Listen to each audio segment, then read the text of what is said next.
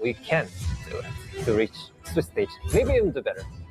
对于中国赛区来说，这也是很重要的事情，因为很多在中国支持我们的粉丝，他们一直是失望的，就是每一年带给他们的消息都是失败的，所以这一次我不想再听到这些东西。这次来到 M7 的外卡赛，我只有一个目标，那就是打进正赛。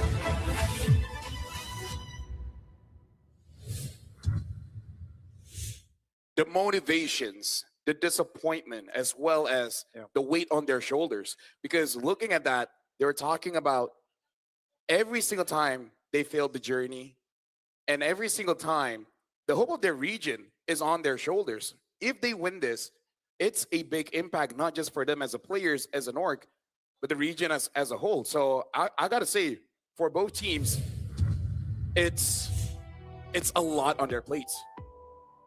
Definitely inspiring potential players later on as well. And they have yet to reach the M7 stage. But Team Zone, with Bankai, I think it's a solid EXP. Going up against Modi, though, it's going to be a tall order. But I really like the recent performance from Zexora. Yep, Bankai, Zexora, Kenny, Bright, as well as K. Promising young men here. But now we got to look at Guangzhou Gaming as well. Modi, X-Ying, May, as well as Owl.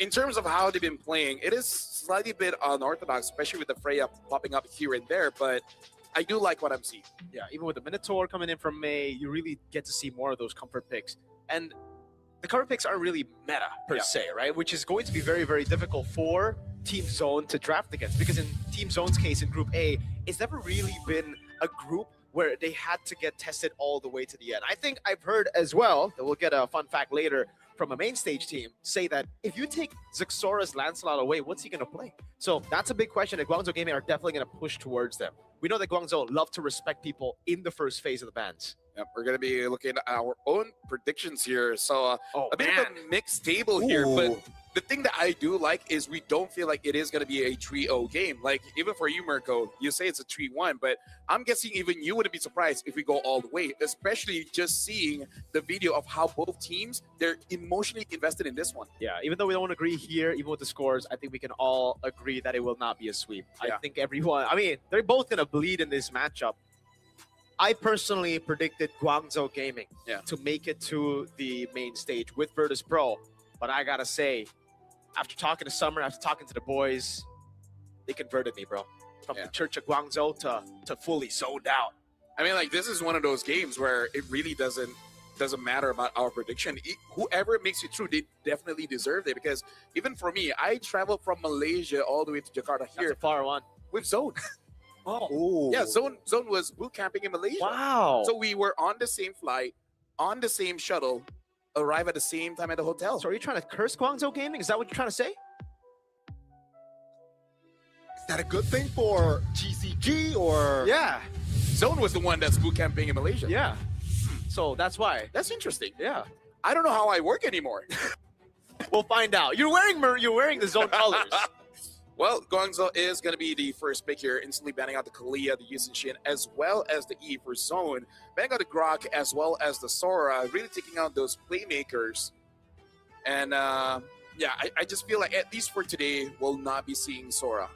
Unless, of course, Valentina is available. I mean, we have yet to see Sora yesterday as well, right? I think teams will approach that route again, but it seems like it's going to be the Shin Bandit out. Wow. GCG.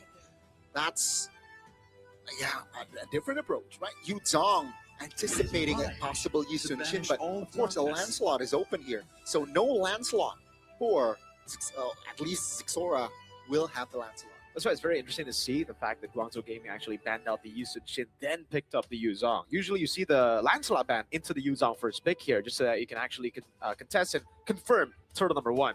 So Zone getting a comfort pick on Zexora, something that again has been criticized by the main stage team that are going to be facing them. I feel like it's okay for game 1 because again, this is a best of 5. You kind of want to test the waters to see like what is the pattern, especially with the rotations coming in. So even if you do lose game 1, you can download some information and then adjust in game number 2. And heck, it might be even better if they win straight out. You might just have a big hit on their confidence.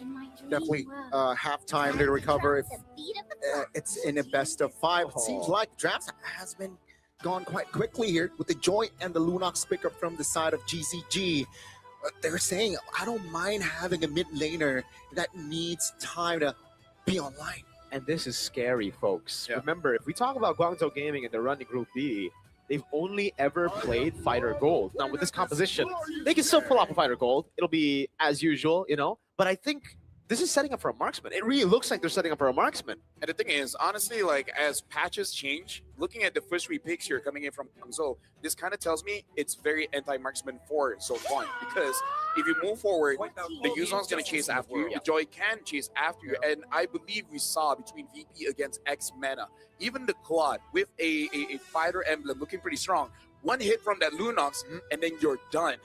And I'll look at here, still only 15 years and 7 months old. Wow. K started playing MLBB when he was 8, so that's like, what, Bro, 7 years? 7 years ago? That's how long ML has been out. it's up. I haven't even 7, 8, I don't know. Yeah. More or Haven't been less. Fantastic. I think I've cast him for like, 6 to 7 years. I was 13 years old 8 years ago. But yeah, what the hell down here, man? So I think Team Zone, they're trying to limit the roamers, and also, like, of course, with the Joe picked off or eliminated, wants to have plenty of space here at the Lancelot, and perhaps that might be the ability.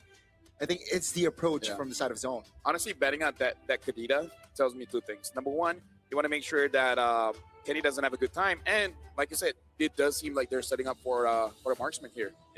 And what better time to actually utilize the man you see on your screen here on a signature marksman pick than now when he's up against a rookie, 15 years old, who's feeling the pressure of the wildcard main stage, or wildcard qualifiers for the main stage here. K is up for, I mean, a lot right now, because there's already so much dive on top of the fact that it looks like Owl is going to get a comfort pick. Now looking at the mids available, we've seen in this kind of situation, people pick up something like the Kagura, the Farsa is still there. But again, with Joy as well as Yuzong, quite a lot of mid laners are kind of off the table. And even if you do pick it up, you just kind of have to deal with it. You have to understand that you will always get chased. That's the thing. That's the tricky part of this composition. They're taking their time. It seems like Zone will lock in the Herod, so they will fight fire with fire. All right. It seems like they don't care if there's dive. Harith is a hero that, you know, is okay if heroes die. Yeah. And honestly, the scaling is still very, very strong. Amazing. So there are 2 choices now for Guangzhou Gaming. They either flex the Lunox into the gold lane, pick up another mid laner, which is, I think, unlikely, or pick up the Claude. It's a good lane against the Harith. You're able to sustain against him even better now with the fighter emblem. So it's just a roam now. Do they go for the signature Minotaur is the question for May. Yeah, because at this point, I kind of feel like it's very hard for the draft to go wrong. They go for the Hylos as well as the Freya. Wow. So at least for now, they're just going for full comfort. We're setting up for a marksman, and we can see that they were really thinking about it. But then they're like, wait, how about we just end it by 11? End it by 13. Yeah.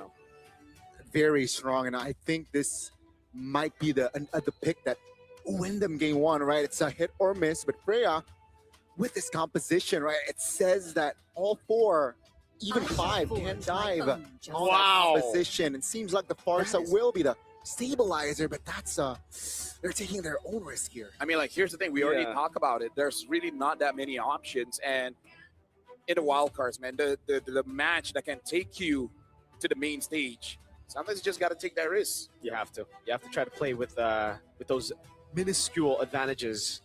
And man, I guess there's something we can say about Guangzhou Gaming already. We were talking about how maybe after taking a 2-0 loss to VP, it might have demoralized them. No, they're sticking to their strong points. And now, ladies and gentlemen, with the draft being completed, as we're jumping in for both teams, quite a lot is on their plate. The regions are watching with the weight of the entire regions on their shoulders. With past disappointments, this is the start of the best of 5 here between Guangzhou and Zone. Let's see who strike first in this best of 5. Will it be GCG or will it be Zone? And it does seem like sign of, well, wow, GCG are very, Yeah. very confident in their formation already, right? I think what they're trying to do is, even though they have the Lunox, they want to go aggressive. I kind of feel like with this, what Guangzhou really wants to do is just try to apply as much pressure as they can and try to see which lane is probably going to be the weakest one, and then try to attack that one. They don't want to lose any forward momentum against Team Zone.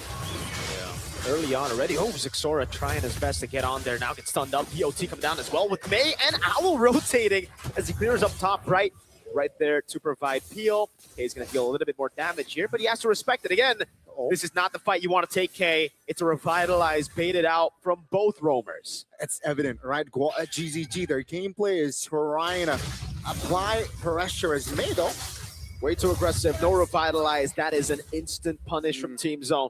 Yep, definitely a big mistake, because we can already see it's very evident that what they want to do is to apply pressure constantly. But the thing about a high loss is that with your first skill, the Law and Order, you do with the move speed, you're able to get out of there. But without that revitalize, that was simply just not worth it. But again, at about 1 minute, hold on, ow!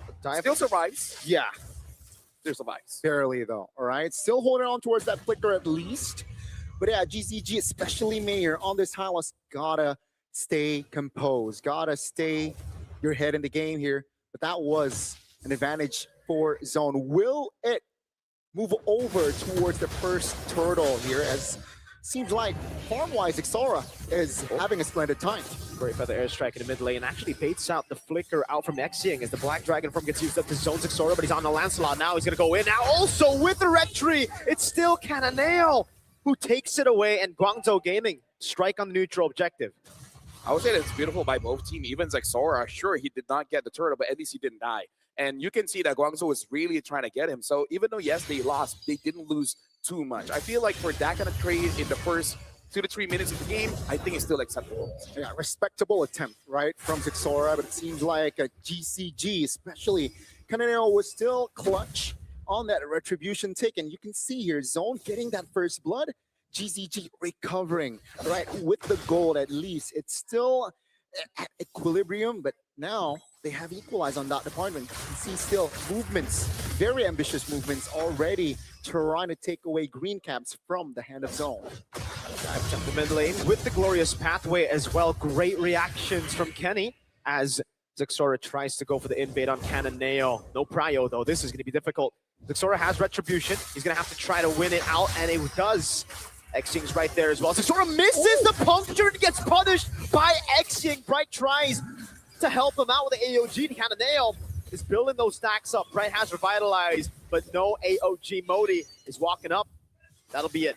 I would say right now, Guangzhou is forcing Team Zone to play on their tempo, because even with that gank commit, forcing out Kenny to use that ult way too early makes it so that there's no way for them to protect Zixora. So he's trying to get out. And honestly, that kind of happened in the first turtle as well. Kenny on this far side, I understand. There's so many people that's chasing after you. You kind of have to preemptively use your ult and try to get as much value as you can before you potentially die or have to get away. But I don't know. I kind of feel like you need to give a bit more protection towards Kenny so that he can actually influence when it really matters.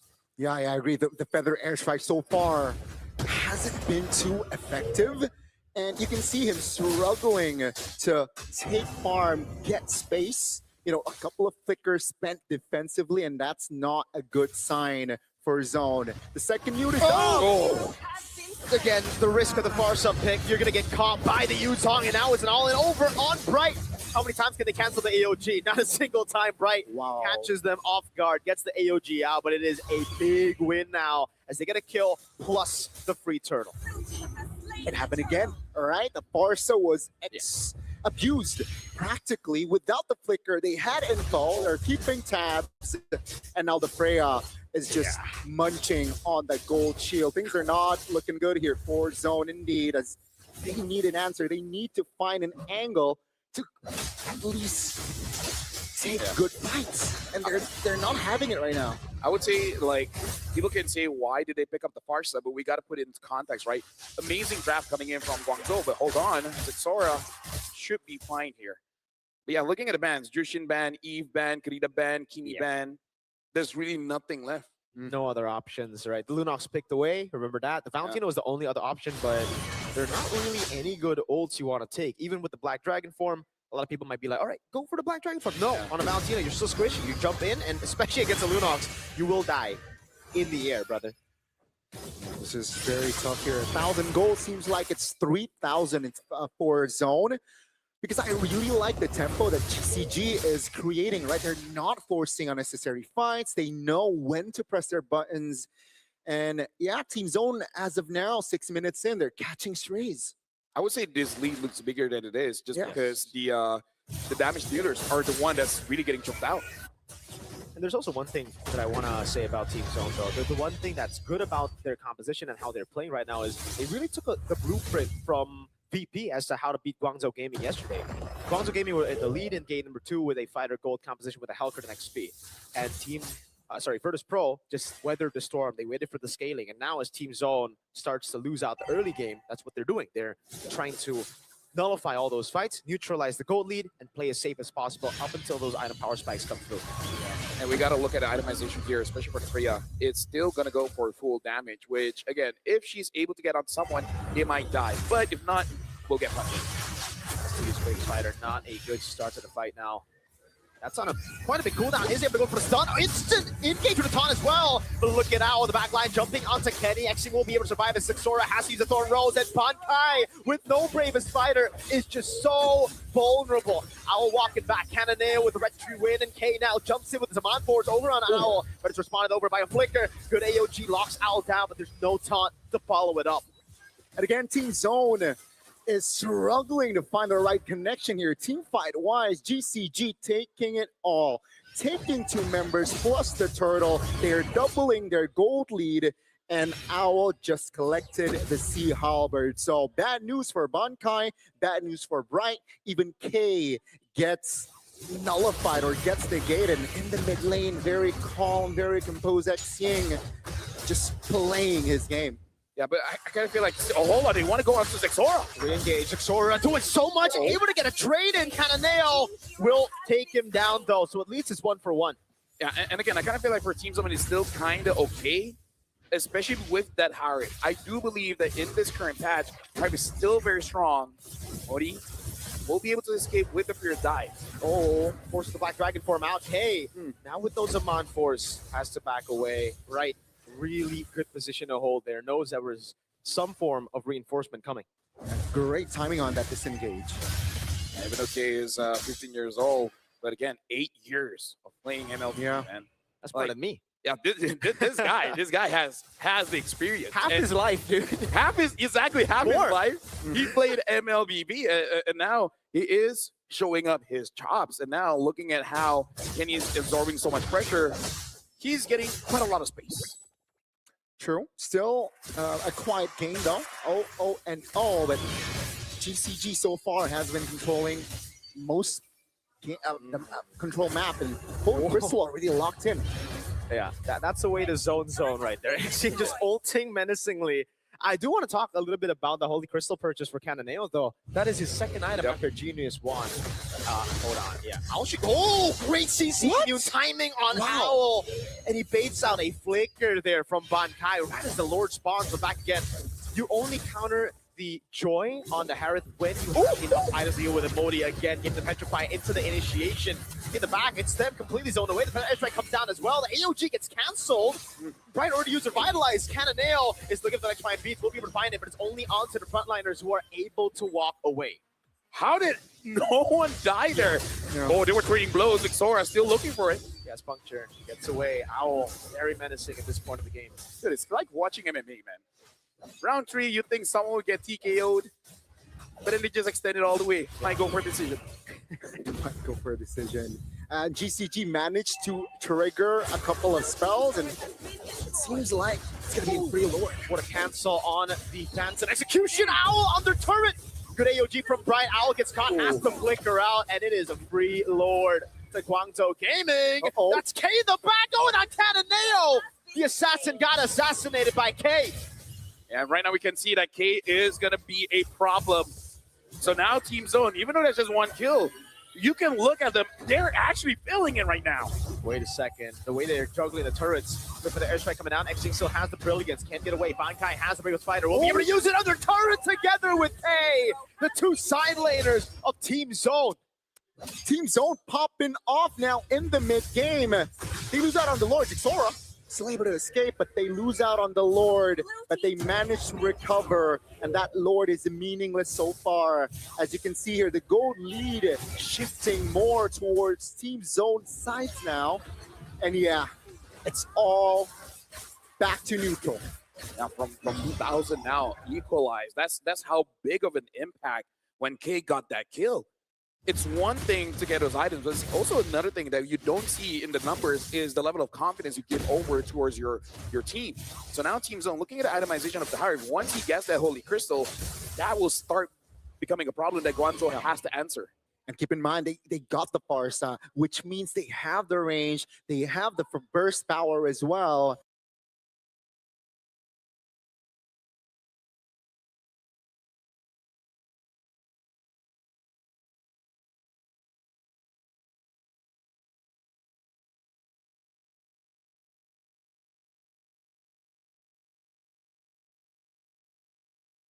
Has that, he will also be a huge threat and an owl as well. So it's also something that Team Zone has to be careful of, the targeting, because they might be spread out because there's just too many threats. Yeah. They can't let their guard down though, Guangzhou game. The fact that they got the Lord and then they let their guard down, they didn't really play properly to disengage. Rather, they actually went back in. It created an angle, a window for Team Zone to punish. So now for Guangzhou, they really got to make sure that their order of starting to fight is good. Al making sure that he doesn't make a mistake. Gets away. He gets away.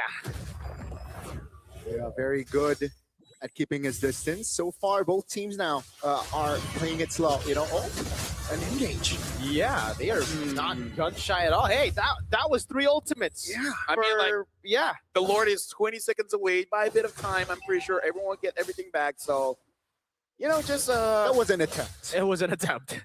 Respectable or not? it was more psychological. Psychological attempt. I like that. Yep. Maybe more for them. Right, to be like, guys, we're brave, right? Yeah. You want to go, bro? Okay, we're brave. I wasn't surprised with the Glorious Pathway commitment, but the Black Dragon form commitment earlier was quite surprising. Zone now has the river control. Yeah, Modi's really low. Xing again jumps in over the Bankai. Has the spider now. That's Owl jumping in. Bankai still going for it. Over Xing able to find it now. SK deals out the damage over on Owl. Knows him on force. There's a window for Guangzhou gaming to punish. Cananeo with the stacks, trying to go and stack it up. Now on 3, but cannot find the opening onto the Lord. But the airstrike in the mid lane, zoning away Owl and Modi. They can't do it. It's Team Zone, the free Lord. Again, Zone is, with their system, they're able to find the right connections. Bottom side is pushed, but Team Zone, they lose out on the first Lord, but they recovered now. It seems like Guangzhou Gaming, they have lost the foundation of that early game. I love the shift of power here, where Team Zone, like you said, they saw what we beat and just waited out, right? Waited out. Eventually, Guangzhou, especially with this kind of draft, they will feel like they have to make a play. Yes. That's the thing about playing double fights. You feel like you have to, even when you don't have to. That's why we saw how easy it is to bait out skills. Once they see an angle, they go for it. They need to commit together. Glorious Pathway with the Black Dragon form used. Despite us thinking it'll be up back when the Lord spawns, it wasn't. Modi got chunked low by the Feather Airstrike, and again, now it's tough for Guangzhou Gaming. They have still good clear, luckily for them, despite having a 2-fighter comp. So far, so good here for Team Zone. Oh, look at the siege. The Dragon used up the zone in the back down. But it is just to defend their base turret in the mid lane as Cananeo clears up top.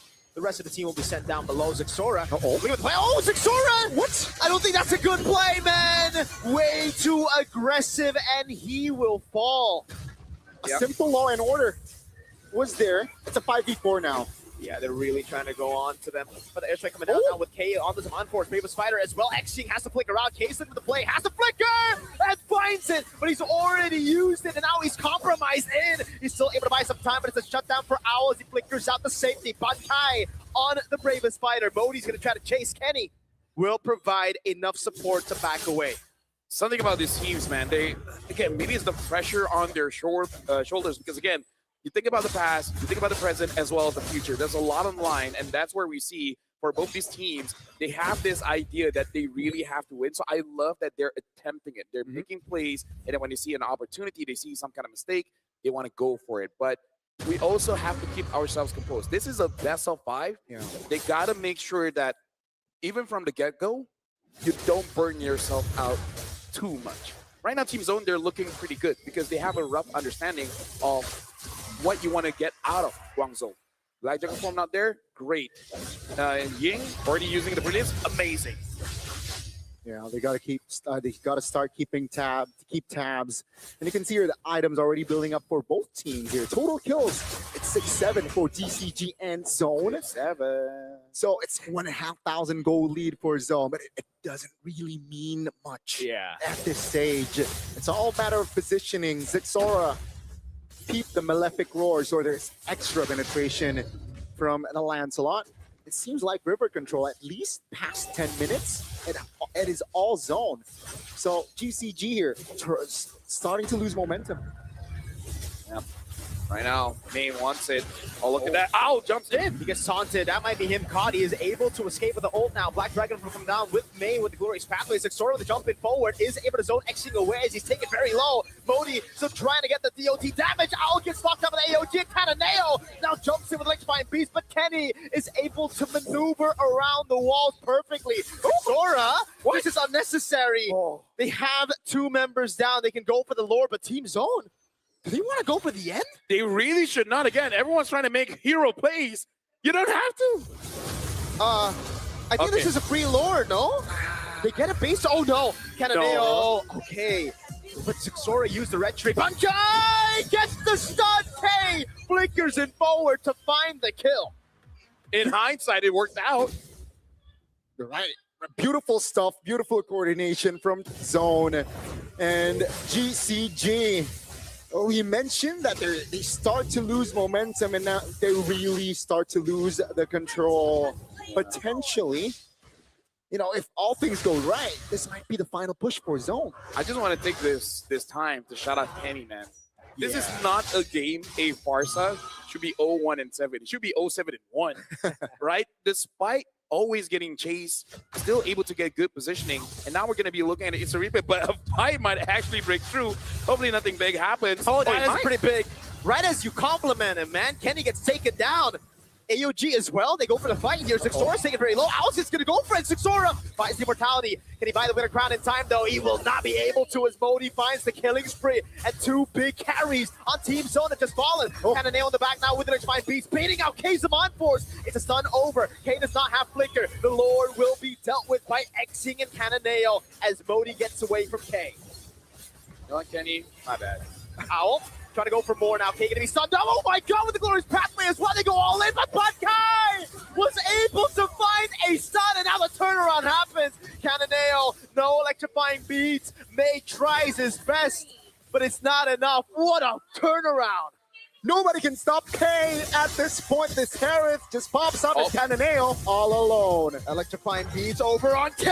Kataneo doing it again. Gets the immortality down as well, but look at the base. This will cost Guangzhou Gaming all of their base turrets. Team Zone right now. Kataneo, can he finish it? Because Kenny's here. Bankai is here. I actually think he can. 10 seconds. That's all he needs. Oh my god, with the AOG as well. Kataneo has to play perfectly. He's able to dash around now. Electrifying Beats as well. Kenny trying to survive with the help to revitalize. The minions have been cleared out. Kataneo finds the kill and Xing respawns. Can they lock the base? Black Dragon coming down. That's a petrify to cancel Zixora's basing attack. Modi gets the kill, and Team Zone crumble in Guangzhou Gaming's base.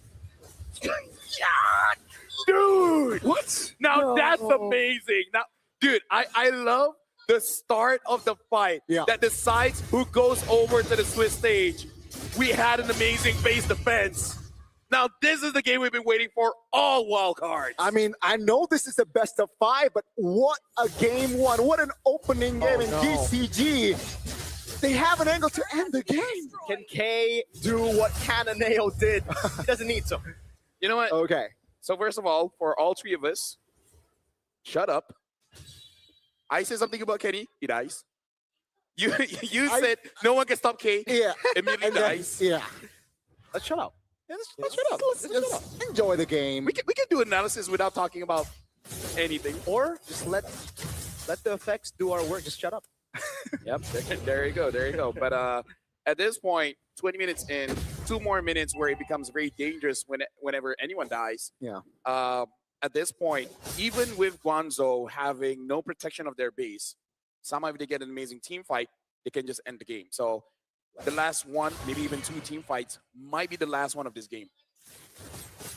Wow. Let's see here. Again, ladies and gentlemen, 3 base turrets taken down, though, from the side of GCG. So that's an advantage from Zone. If they're able to, exploit the lanes, I think they have an edge. But GCG, they got to be perfect, especially in the sword dance. Oh, that is okay. I thought he was gonna get the second hit too.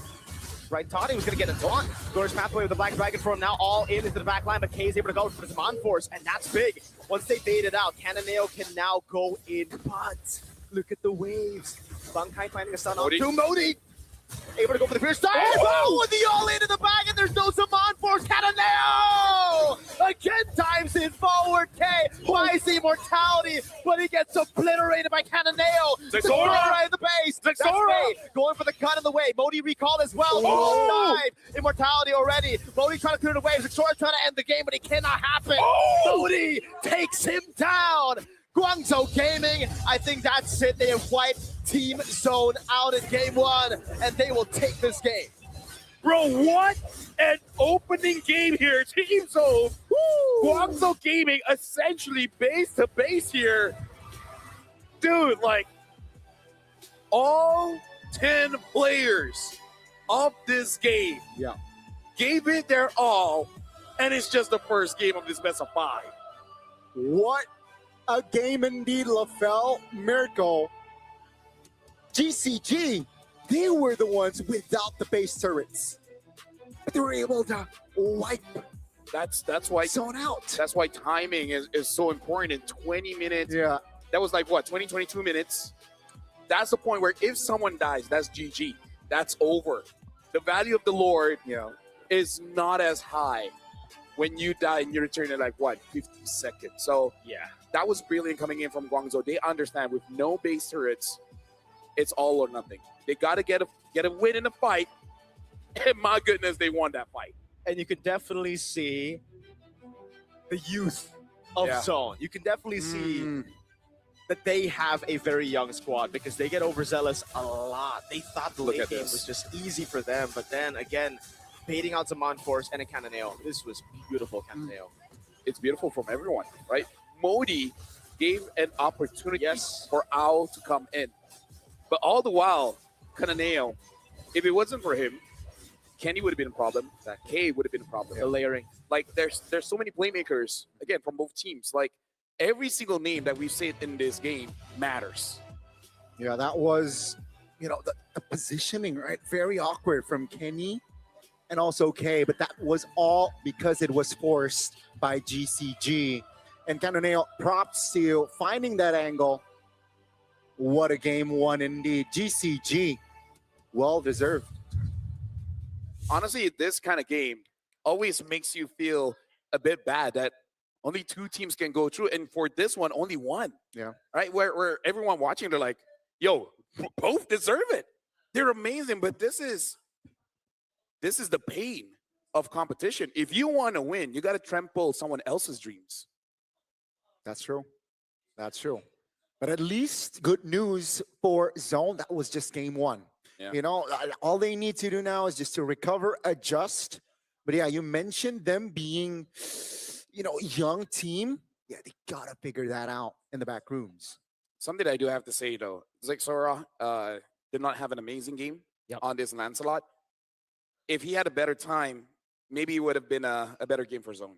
Yeah, I agree. I think for Team Zone, again, it's just the overzealousness, getting Yeah. those positions, not instantly going for Lord and instead going for the fight. Yeah. That ended up actually paying off. So that one we can't actually nitpick, but the other parts of the game definitely with 3 base turrets, that's not how you should play it. You shouldn't be fighting the enemy team Exactly. head on. So right now we are going to be looking at the MVP by Realme here. And again, whoever comes out on stream, they really deserve it, man. I feel like for Zone, Kenny with the cards that he was dealt, great. Mhm. K, we love the Harif. I wonder if there's more, because what if we'll get banned out? Zesar is the only one that, I don't know, maybe nerfs, because he has been here for a while. So he does have that experience, but maybe it's just past Ghost haunting him, And I'd say it's also kind of tilting, Lafel, when you're in a game like this when it's close. Yeah. Usually when you get stomped out, it's another form of tilt, but this is a tilt that you're like, man, what do we do next game? Because we Exactly. played it so well. We took the blueprint of Virtus Pro, we tried to weather the storm, and still, despite getting into our item power spikes, we weren't able to do it. And now again, where we're looking at the MVP. That was by Realme. And the MVP is going over to Cananeo, 6-3-3, 68,000 total damage. But it's really the context. Yeah. It's not because of the KDA. It's not because of the damage. But where did the damage go? Even from the start, right? If you really think about it, Cananeo managed to find that clutch retribution. It was pressured by Zexora, but I think that was what I think built GCG at least to have an okay early game, and then it translates towards the mid, of course, translates towards the late. But yeah, GCG, even though May was caught, but they were able to recover in that early. Yeah, and again, looking back at the highlights, they were pretty close. Again, this really does feel like a boxing match. Someone punches in, someone tries to dodge, bait out a few hits coming in, but all the while, it's really about catching those mistakes in the late game. And I do agree with Mirko, even though the play did work out for them, but out of 10 times, can you confidently say 9 out of 10 times it will work out that way? And especially later on once you get to the main stage, right? Those main stage teams are definitely going to be exploiting those little mistakes. Different stage indeed, right? But this was the momentum, I feel like, for Zone. They were able to find the right angles to, touch base. Yeah. But then, it's just so brawly after minute 15. And this is why, for me personally, especially as a Harith user myself, right? You cannot be walking up when Zaman forces down against a Joy, against anyone really. You're very cycle-based. It really depends on whether you have ult or not. Here for Zone as well, the Force. Beautiful. It was beautifully canceled out by Modi, but even if it wasn't canceled, I think they just have more damage in the end, so they wouldn't have been able to end. Yeah, 2-man petrified there, and then Owl jumping in. Cananeo understanding his objective, going for those damage dealers. This really is a good showcase of good communication, right? Because that chain of events could not have happened if someone else was zoning out, right? If someone else was, their head is back in base, their head is thinking of item swaps. That was beautiful. Speaking of item swaps, now we do have to look at the items here. And Modi only died once, but his War Axe was actually quite late. And again, we do see this kind of use on quite a while where you build the Hunter Strike first and hoping for more damage, translating into more sustain. Modi, 5-1-7, had an amazing game as well. But again, Zone, props to Kenny as well as Cayman. They tried their best. They really tried, right? It seemed like for a minute that Kenny was having an okay game until GCG managed to just steamroll My bad. the position. One force until you mentioned 0-1-7, and then he ends up 1-4-7, bro. Right after you compliment him, he dies 3 times, LaFell. That is, And then only 1 kill. Yeah, that's and it on stayed you. at 7 assists. You didn't get any more kill participation. What do you have to say for yourself, man? What do I have to say for myself? I've been doing this job roughly for how long K has been playing the game. Uh-huh.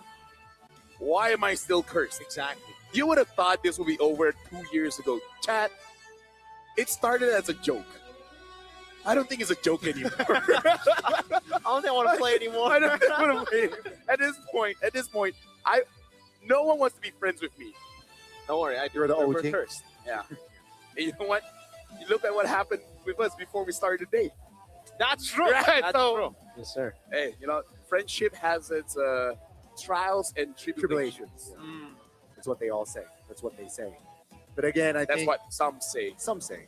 I feel like not a lot Not- of people have thesauruses, you know? What?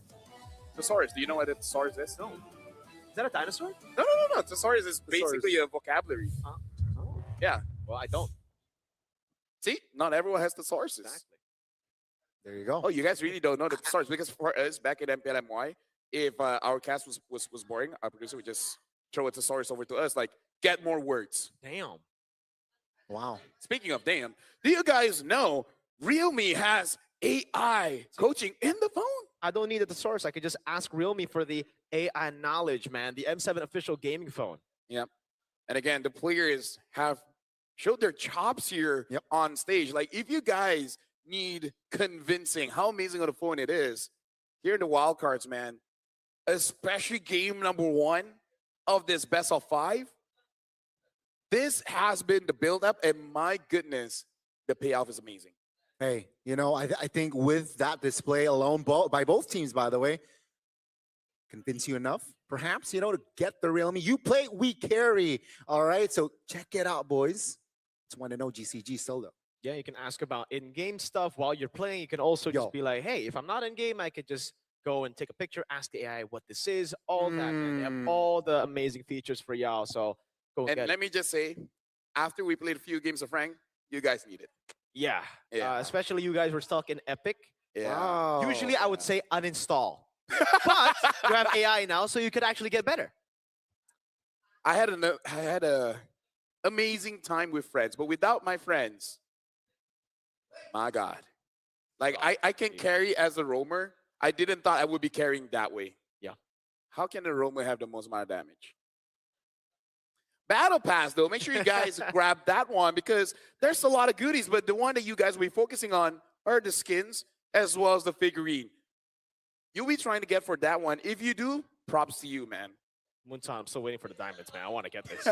Like, dude, love the skins. I'm a Granger player, but I don't have the pass. I got 160 diamonds. Please, I need those diamonds. Yeah, we play with Al. Yeah. She had an amazing Granger game. You know True. what? Shout out to the skin. And she had the skin already. Yeah. Yeah, that's why I had to take MVP from her. I'm like, no, I don't have the skin yet. No I one get gets it. MVP on that skin. No, Mm. in those kind of games, even though as a roamer, and I still see that she has not died yet. If I have to go, I have to go. You know, my life. Wait, that was you were the roamer. I was the mid. I was a roamer. Yeah. You should have killed her. How though? Throw You your just- cool friends. exactly. The team throws the team to her. Don't go towards the wall. Yeah. Just over to them. Okay, noted. And here's the thing. This is the wild cards, but after this will be the Swiss stage. And before the Swiss stage, we do have an opening ceremony. Rise as one. Now that's gonna be interesting, will it not? Yeah, it's gonna be very interesting, as the fella put it. Yes. Rise as one. Gani, do you want to rise as one? R to the I to the S to the E. Damn, bro, Gani. That's all I can say. There you go. Gani's excited That's for all it I can because say. That's all he gets to meet his favorite girl. That's how you group. spell rise, by the way. That's how. Yeah, That's how you spell rise. yeah. Isn't it I know. R-I-C-E? I know what you're spelling. Isn't it RICE? That's rice. Yes. Like I the don't hear- overrated, like the I don't hear a overrated difference. midfielder. That's Nasi. I don't hear a difference. That's Nasi. Rice. Rise and rice. You don't hear the difference. Hey, props to you for not seeing difference, man. Yeah, respect. Let's celebrate. No. Hey, Hey. just that part. Okay, just that part. Just yeah. that part. It's that part. I would dap Thank you goodness up you were here. if you're too far. Hey, no such Okay. thing. It There can you work go. anywhere. go. All right, anywhere, and that's kind of like their gameplay too. It's freestyle It's freestyle. From zone?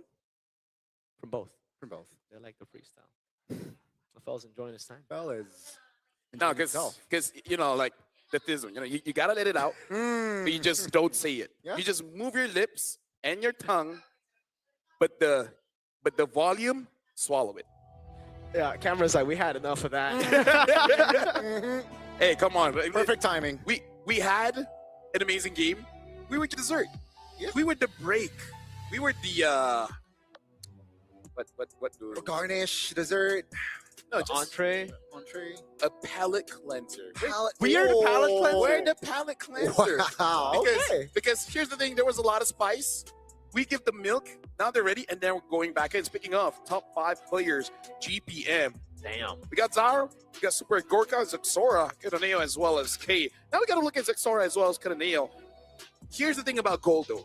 807 and 792, you're like, okay, it's only a few digits off, but bro, when we're talking about per minute, that's huge. Yeah. That's a lot, right? And keep in mind, it's on a jungler as well. So very, very splendid job from Zor. And also Kataneo, you know? But I want to see more, especially from the side of Zone there. In that game, at least, I thought that Hey, Zone has chances to at least turn it around, you know? But no. Mirko, nice you can say, why can't I? Wait. Hey, nice soup. Nice you can say it. By the way, he literally just said, no. People have no idea what we're talking about. But yeah, Whoa. breaking the language barrier. This is a quote by May. He said, we learn key terms needed for in-game communication. Though normal conversations are still a bit weak, I can communicate efficiently enough during matches using phrases like go, go, go, save me, and see me. Wow. At the same time, Kataneo and Al also learn some keywords in Mandarin. Dude, like 大家好, Ni hao. 你好, 谢谢, Big like, chilling. yeah, that one. Ice that cream. was ice cream. Yeah. Breaking the language barrier. That's what we've been doing for all of us. True. Islands all the time. Yeah. We started learning a lot of Malaysian. Yeah, Melayu. Bahasa Melayu, BM. It's very different to Indonesian. Very, very different. Night and day, by the way. I gotta say though, respect to them, because usually if it's like the Indonesian and the Filipino players or the Malaysian players, we wouldn't be saying go, go, go, save me and see me. We'd be saying, Yeah, yeah. exactly. No. Yeah. Exactly. So it's like, hey, props to Okay. them for actually learning You know what? good words. Props to whoever got the quote, because I feel like there were a few words they had to cut out. Yeah. They were like, yes. Maybe not that yes, one. Stop. Yeah. 90% out of that. Yeah. And it's like, okay, sir, after talking to you for like a good 27 minutes, we got 3. Go, go, save me, CC. There you go. Power of language, brothers. Dude, language is amazing. You're amazing. Accents as well.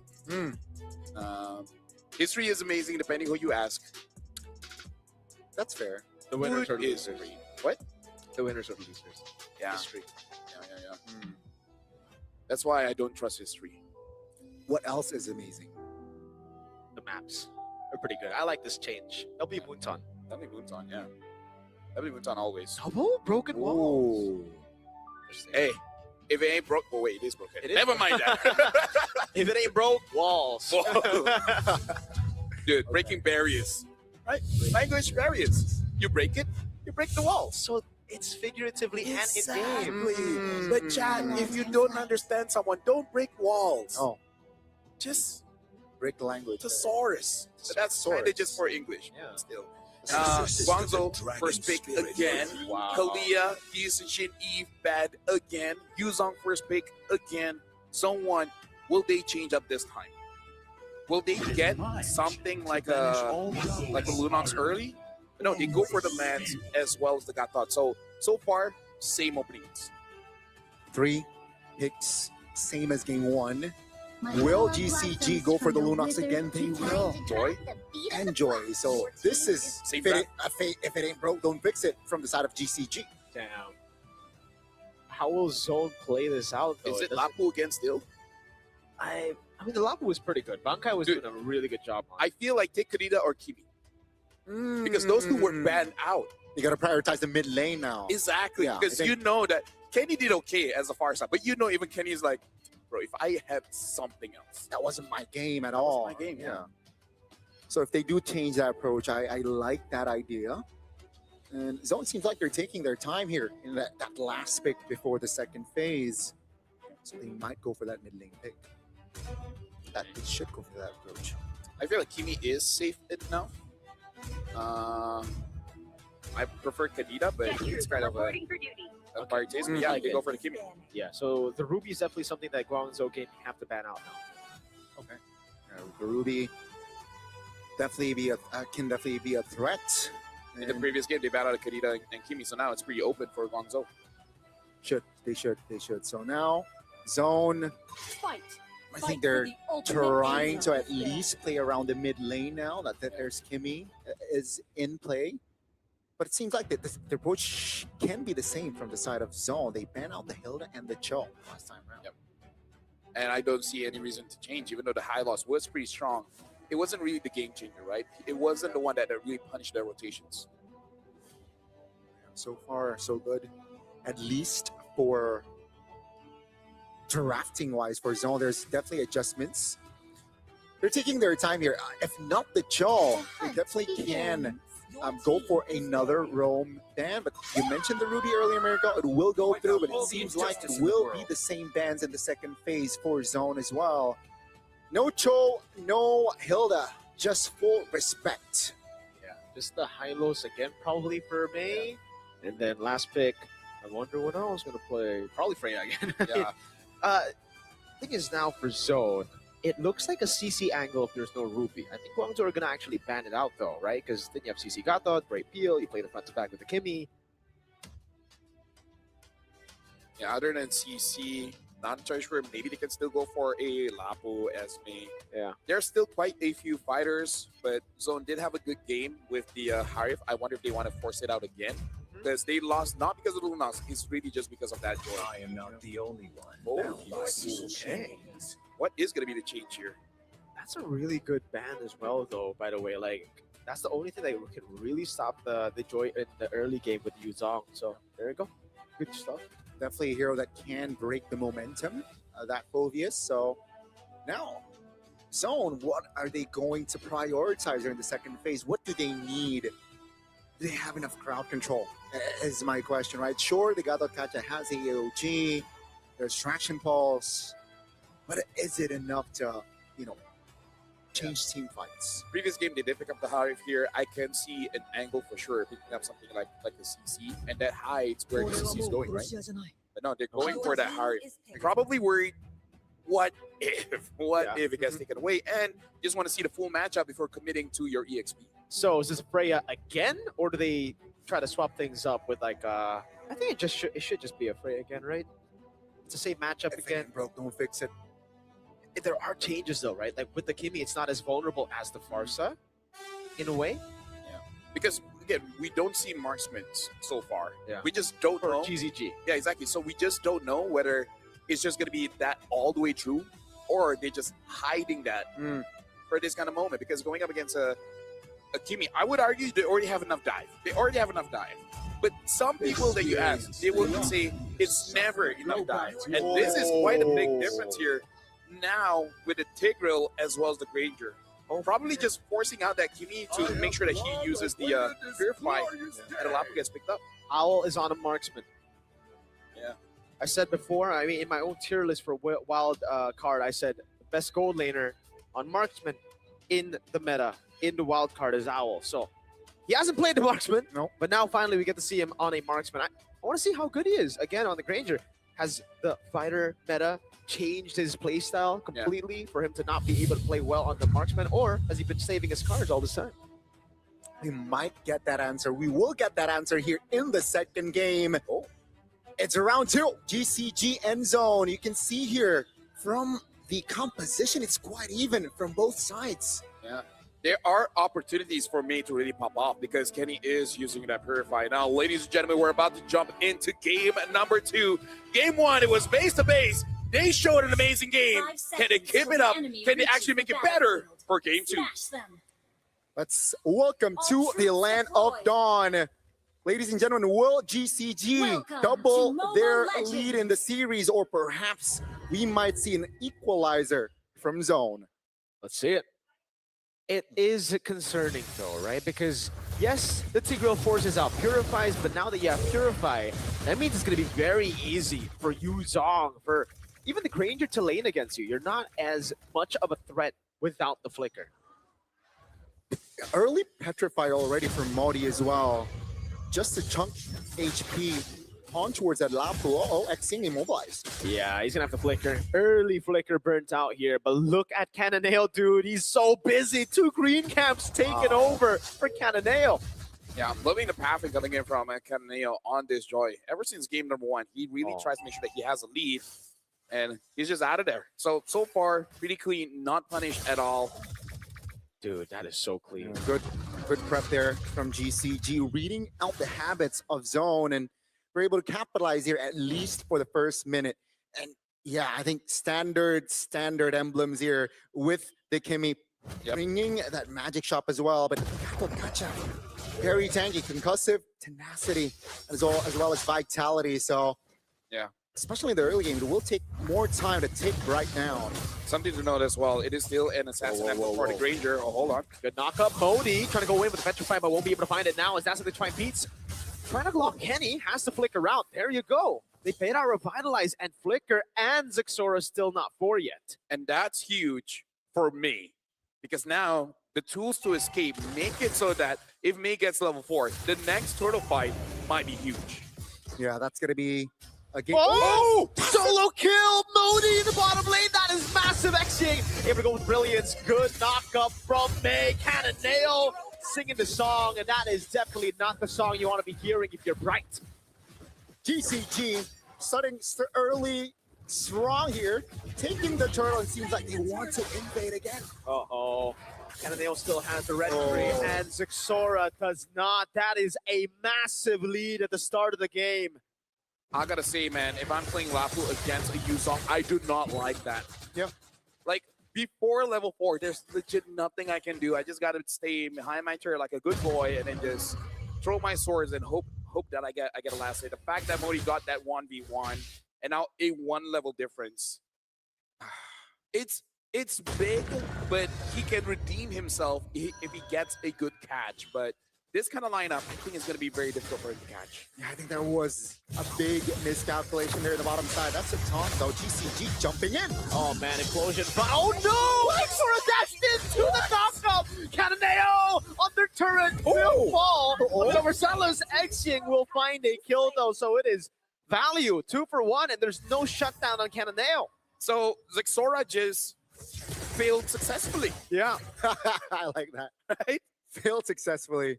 Yeah, he jumped in, got an escape, and take Cananeo down with him. Well, not with him, but alongside him. Yeah. But it's still GCG here. 3 minutes in, 1,500 gold. So again, still a lot of ground to cover if you're Zone.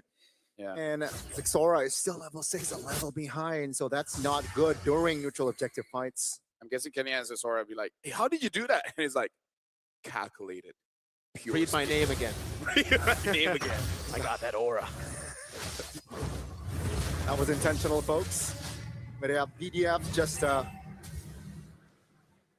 escape, right? So now it's gonna be in neutral. Oh! Not worth it. Yeah, Mei. Oh my. Instant flicker, singing the song again. Bankai Man. wanted to get the kill back. Was that tilt? Because that was so not worth it. Even if he gets a kill, Yeah. it's not worth it. And again, just before the neutral objective fight again, right? So tough luck there, but Bankai, man. Yeah, with a big miscalculation. Someone's got to calm him down. Right? Losing that 1v1 might have activated a part of his brain that needs to be shut off for a while. That's true, man. You get tilted, you get overzealous a lot of times when you get solo killed, and then you go 0-5, and then you lose the game. Relatable. Oh man, X-Ying goes on to Bright. They really want to go on Bright? Yeah, I don't think this is like the best choice, and they don't. Okay, they just made our Revitalize. That's value, dude. So overall for Guangzhou, looking good. But we saw in game number 1, things can definitely turn around at about 7 to 8 minutes. So there's still hope. You know, Team Zone just got to kill 2-3 people and then they're good. They're really occupying the top lane, though. Oh no. Yeah, Implosion, Purify coming out as well, but now he doesn't have anything. Modi in the backline, able to find a Petrify on Kenny, the OT Cananeo. Looking for the angle, electrified beats onto Zixora. That's Bankao getting the kill in the end. X-Ying under turret, finding the double on K, and it is such a big win again for Guangzhou Gaming. They got the shutdown, though, so perhaps that might help bump his gold up, but it's still just GCG taking all they can here in the jungles of Zone, and that's a turret top as well. More ground for GCG to play around with. Take a look at Zixora. By the way, if you guys haven't bought the M7 Fast, look at Owl. Right? It's cool. Is that why all played Dude. Granger? Because Owl's gonna Dude, play Granger? We just talked about it. Oh, I completely forgot about it, dude. It's the ADHD, man. Caster Bless. Caster Bless. We called the draft during a sponsor segment. That's true. We're kind of good. It's almost like a deal for it, Back up. Yeah. They should pay us maybe just a bit more. Maybe a lot. It's like a Maybe a lot, you know? no. Maybe a car or something. Oh, I would love that. Yeah. But anyways, right now again, Team Zone. They're looking okay. Just play around K. K can give you that miracle. Can he do it though? Yeah. Can he do it with the purifies up? Yes, he can. Oh, yes, he can, May! What an implosion, and then the petrify! It is beautiful from Guangzhou Gaming. Right as the AOG out, Zixora has the aura, but he cannot deal with Cannoneo, who's on a killing spree. And now Owl looking for the next, or actually his first Sky Piercer stack. He's still 0-0-4. Man, again, the coordination has been so on point. The calls has been precise here for GCG. They lose 2 members, but it doesn't really matter. They got the final turtle, and Zone, it's just looking from bad to worse from here and out. If they're not able to stop the momentum, GCG, they might double their lead here in the series. Let me just say, as a roamer, I'm pretty sure the roamers watching this game right now, they're like, where's the instant replay? Let us watch that again. I wanna watch that dash again. in, get the implosion. Again, you were setting it up before the fight even happened. Can they even do it? Uh-oh. Yes, they can. Oh my D. Oh, my CCU. Okay, he gets out. He gets a turret down below, but now it's a 1v1, and it's Cannoneo, who is so far ahead of him. Zixora with Phantom Execution able to clear out the wave here, so there's not going to be a turret take, at least for now. But yeah, Cannoneo will get a turret down below. More turret down. Oh, Zixora still able to get that purple though. So yeah, 4,000 gold here practically for GCG. Team Zone, and they're just like game 1. No. Raise. Great Petrify. Oh, Kenny solo. Owl can't get the last shot in. Zixora with Phantom Execution back. That's a flicker out from Exing. Taking a bit too many shots on the turret, but he gets a tier 1 for free, so that's all G. Something we got to talk about is that we see the effect of losing that 1v1, what it does to you. And look at the fact when you win that 1v1, man. Oh, yeah. Dude, Modi this game, man. He's in his prime. He's a 0 brother. That's his name, by That's the way, his folks. name. That's Mo. Mo is 0. D is brother. Wow. And May wants to bait out AOGs. It's kind of like, hey, may I come in? Mo D. Mo. No, that's not really an answer, but you know, I tried that. Good It's attempt. kind of like asking Team Zone because, you know, zoning people away. It's like, me, I come in. Okay. I see you. I see you. I would say 10 out of 10, but No. Zeta out. No, we start with 2. And then we jump up. Okay. I like that. I like that idea. Modi has the Hunter Strike and the War Axe, so yeah. That's I think more than enough at this stage, right? 9 minutes in, you're enough to tank and also engage with that Yuzong. But man, I like the control again from GCG, not forcing unnecessary fights, controlling the far lane in the most time. And take a look at the Lord. It melts down with the help of Xing. That's one of the big advantage when you do have a Lunox, man. It makes it so uncontestable by your opponents, right? Because even if you want to go in, the chances of you getting that lore turtle, whatever, it's so low. And now Ying having that Wishing Lantern as well. Team Zone, they need a big setup. K is waiting for that setup. Doesn't matter if it's coming in from Kenny, Bright, Bankai, but with the difference of items here that Guangzhou Gaming has, they have a lot of shred. Whoever goes in, I feel like Team Zone minimum 2 will go down. Yeah.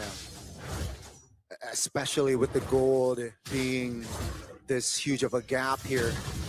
Zone's gonna struggle. GCG seems like they will be more direct though, right? Game 1, mind you, 10 minutes in, they start to lose control. Zone got something here in this phase, but it seems like it's a different game. GCG more direct, more discipline. And that's why Zone is struggling to find an equalizer or a trade. Let's see though, GCG, they might take a base turret or two.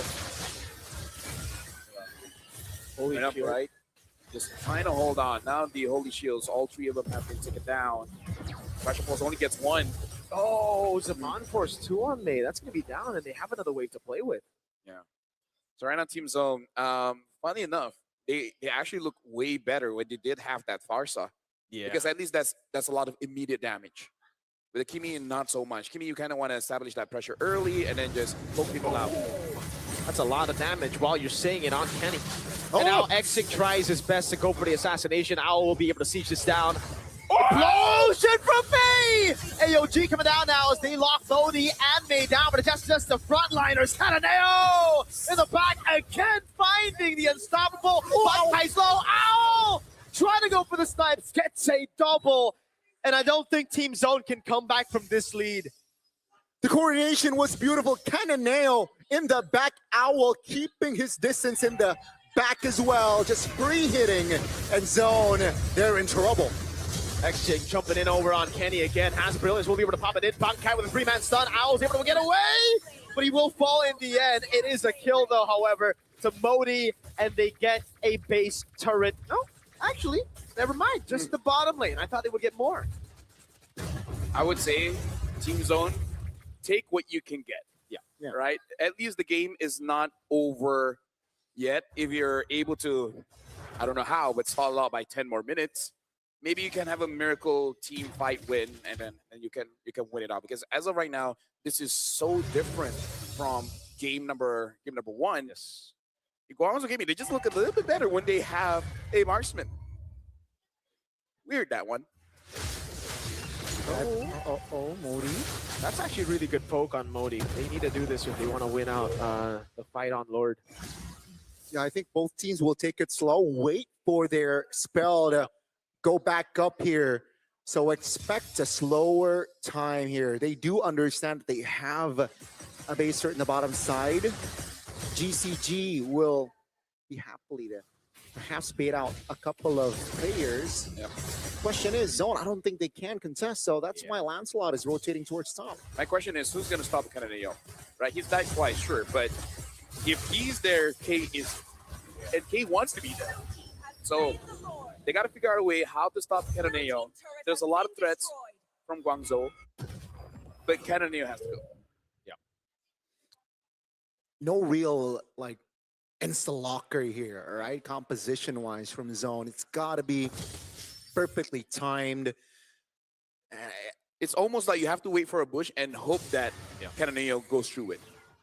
That's why Ruby Phobia's ban was amazing. Yeah. Again, it feels like a game one. It feels like game one, where Kananeo was able to just find this angle to take the damage dealer down. And now we can see item check. One more item for Kananeo to be full. And there you go. He has the glaive in time. So that's a full item joy. And perhaps this might be the final push of game two. The good and bad is the fleeting. Oh, it's like Sword taking way too much damage from Owl. Yeah, so much damage under that Sonata. Base turret taken down in the mid lane with the bottom lane already taken out. The Lord's going to be marching into the base, and that's, again, a free turn up top. Kenny's on force already. May jumps in with the implosion, finds Kenny. He is able to flicker out back to the fountain now, but Bright's going to be very, very low. DOT taken down as Modi finds Petrifying. The Lord is on the base. Sora kited the AOG from Bright into the shove from May, and that's another Sky Piercer stack for Owl. Right now. Oh no, he has him on force, but he's battling out again. Actually, he finds a synchro vision. They're trying to end the game. May goes for an implosion. No, Purify. Owl getting the kill. Kenny low. Owl with a double going on Bankai, who's trying his best to try to survive in this game. Guangzhou Gaming with match point. Match point. At that point, you see the value of the fleeting time on the Tigreal, making it so that when you're the one baits out that Purify, and when the Purify is down, you re-engage back in. Beautiful performance by Guangzhou, this time making it very clear who's on top.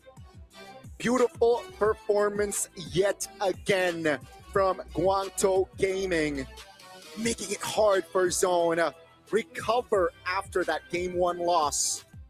And now they double their lead. 1 game away for GCG to advance to the main stage. And this is where questions are going to be asked over to the young team, the younger team, Zone. Do they have the mental fortitude to come back in a series like this? Because believe it or not, yes, Guangzhou Gaming have the match point, but this is what they had as well in the Chinese qualifiers. In the finals, Tianfeng Yaoguai were able to reverse sweep Guangzhou Gaming. But if we're going to talk about stories, man, we got to go back to our original story here. China has not survived the wildcards all throughout. This might be the time. This might be the first time they qualify to the Swiss stage. I mean, 2 teams here. Like this is a big setup. Everyone was waiting for the China teams to pop off, and now, bro, they're so strong. So far, so good. All according to plan. If you are in the GCG side, but on the other side, Zone, what happened, right? Game 1 was much closer. If you really think about it, game 2, all hell breaks loose. The way that I'm seeing this, either the Joy has to go or the Lancelot has to go. Because I gotta say, game number 1, jitters, nervousness. But game number 2, there was really not much. There were, glimpses, but glimpses isn't enough to get a win. Yeah, I think the Gata Kacha might need to go. Yeah. If they want to go Lancelot, maybe they could combo it together with Lancelot. Lunox in the start denied that pick away because Xing, not only is he dealing so much damage, it's so easy to survive with the Brilliance. He just goes in, invulnerable, and it just stops that momentum from Zone a lot of times. And also, I like the idea of the drafts, but I think game 2, the real start of disaster was Bankai, man. Yeah. Lapu Lapu was soloed before the first hurdle. MVP though. Yeah, we got to look at the MVP by Real Me here, and it's May on this Tigreal. And again, this is pretty brave as a Warren picking up that fleeting time, but hey, he made it work because even if he dies, as long as he gets that set, as long as he gets that implosion, it's all good. Now, when we're looking at the items, sure, there are quite a few things that we can look for, but let's talk about what are the potential strategies that Zone might try, because let's recap on their ban. They ban out the Grog, the Sora, as well as the Jushin. I kind of feel like Sora as well as Jushin, perfectly fine, right? Okay for them to ban out. I wonder if they can use a Grog, maybe let the Grog go, because at this point, you're challenging Guangzhou to either first pick a Grog, or if they first pick a Yuzong, you take that Grog. I like that idea. I like that idea. I think it forces, it forces GCG to perhaps in this series at least. Oh, okay. I like this. We got the caster cam. Caster cam. Okay, that's interesting. But yeah, back to the highlights. Zone, they were all over the place game 2. I gotta say, there wasn't a real game plan after that third turtle to come back, and GCG just mull over. Oh, and that's set, man. Going in, get that implosion, that's huge. And even though May is the MVP, we got to talk about Modi, man. This Yuzong is a problem. I'm okay with it getting banned, but yeah, you got to take something else out, because Bankai needs to be a part of the game. And he cannot be a part of the game if he's going up against these Yuzong. Yeah. And I think this is something that we caught on very early as well. As early as match number 1 for Zone, when they were up against Zeta. It could be nerves. It looked to be nerves as they, again, after losing or after performing like that, they recovered really well. But Bankai was losing in the matchup against Junichi all the way from match number 1. And that's something that could be exploited, especially when you're seeing someone as skilled as Modi on a pick like this. So, bully laner plus Modi, bro. And the problem with Yuzong is that there's not many counters. At most, it's just a Deadly. Deadly, yeah, exactly. You can't really win against a Yuzong unless the Yuzong Furious dies inside of the turret and stays there. Which, funny enough, has happened quite a few times in rank. But here, not really. I don't think so. Yeah. At least. But yeah, Yuzong, it's a tough, lane to go up against. So it's tricky for Bankai, but 2 early deaths from Bankai is not going to be a good sign for Zone. Let's take a look at the items here real quick. Yeah, Glaive, and then you mentioned May Fleeting Time. I really like that idea as well. 15 assists on this TIG, and a lot of setups were because of May. Yeah, the first item was that building top Dominance. sweep first, having the other items, and actually the dominance was the third item. Yeah, he Delayed it. He built up the Radiant first, making sure that Kenny will not be able to influence his position, and then afterwards just have all these amazing plays. Something's got to change, and the one that's got to make that change is probably Zone 1, because Game 2 was so far off from Game 1, and they just changed one pick. And we did say that one pick in Game number 1, that was desperation, and yet it looked better. Yeah, the Farsa pick, keep in mind, folks, it was picked Game 1. Game 2, the adjustment was made by Zone, picking up a mid lane in the first phase, but their outcome was still the same. Yeah.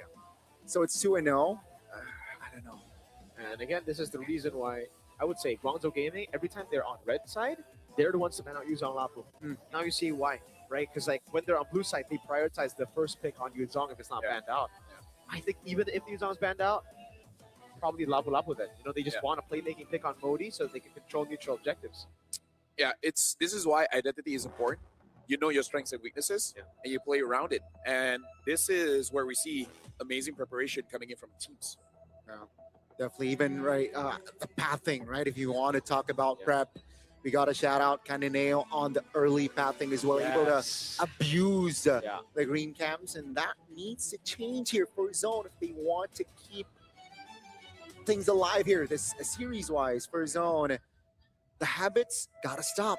They gotta play unpredictable here for Zone. I would say unpredictable, but at the same time, it has to make sense. Because again, sometimes just go a little bit too local, all right? We've seen certain drafts here in wild cards where they're just like, there's really no win condition, or the win condition is extremely slim. I feel like don't be overly complicated. It's just that you just gotta acknowledge what's the real problem, and it has to be addressed. Yeah, and here's the thing: everything that has been done by Guangzhou is all in those details, from the bans to the first pick Yuzong and the pathing. All of this enabled them to have an amazing game, and you guys can have that same experience too, because Visa is our official payment partner, and they care about the details, and that's why. Even for me, when I'm traveling around, Visa makes it so easy for me to get anything I need here in Jakarta. So thank you very much, Visa, our official payment partner for M7. Yeah. Donnie, since you want to get the M7 pass all the way to level 150, The security card is there. and you don't have the diamonds, Nope. here, buy yourself the diamonds with the Visa card, right? The code is like 1 4 something. Thank you. 1, 2, 3. 1, 2, 3. But we won't tell them the number, so it's okay. Well, now we gotta talk about a skin as well, and it's it's the Eden skin, the Vermin 9, from 9 January all the way to the 31st of January. Just log in 13 days to get for free, which you would think for us it would be easy, but considering the schedule that we have, we will try. We will try. 13 days is a lot of days, man. I think I'm just gonna call Poppy Moonton and be like, yo, diamonds, please. Poppy Moonton. Poppy Moonton. That's what we call him. Yep. But if they don't give us diamonds, then it's just Moonton. No Poppy. Fair enough. Or maybe we want to Poppy went out for milk, and never came back. and Poppy milk is hard to find. Very. The best he got was yogurt. And now we gotta talk about Gotagacha as well. The Solar Spark skin. Level up the M7 pass to level 45. Only to get- 45? Child's play. To get this skin, look at him. Gone, do the pose. Do the pose, Gone. Do the In a pose way, as well. at least for Mars, this is also a Kufra pose. Right. No, it's Oh, this, you're right. Bam. And then like he does this. Yeah. Dude, that guy's funny. Shout Should out. be a caster. Yeah. No, that's the great thing about being a Malaysia caster. We know how our games look like, Okay. so we gotta make it funny. Yep. So now we're So- going for a short break because I believe for both teams, This is match point. They need all the time that they can get to All of it. re-strategize. So we're going for a short break, but when we return, potentially it's either going to be the final game of this best of 5 or the start of reverse sweep. See you guys then.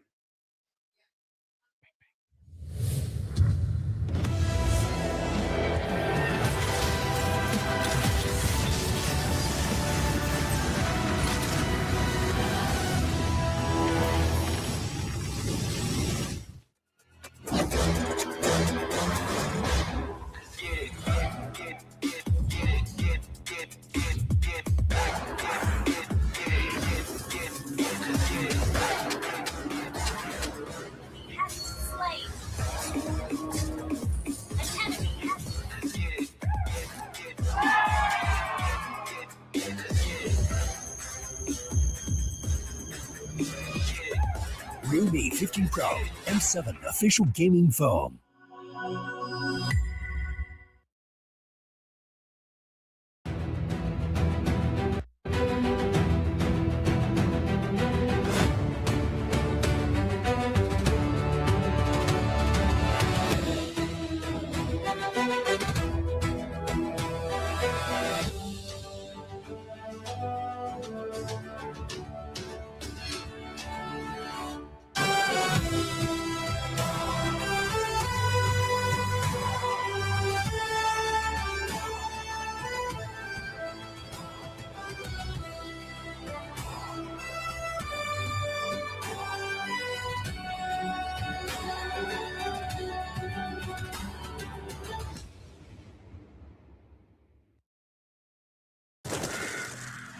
Nothing can withstand the withering. Against the endless erosion, my strength grew weaker by the day.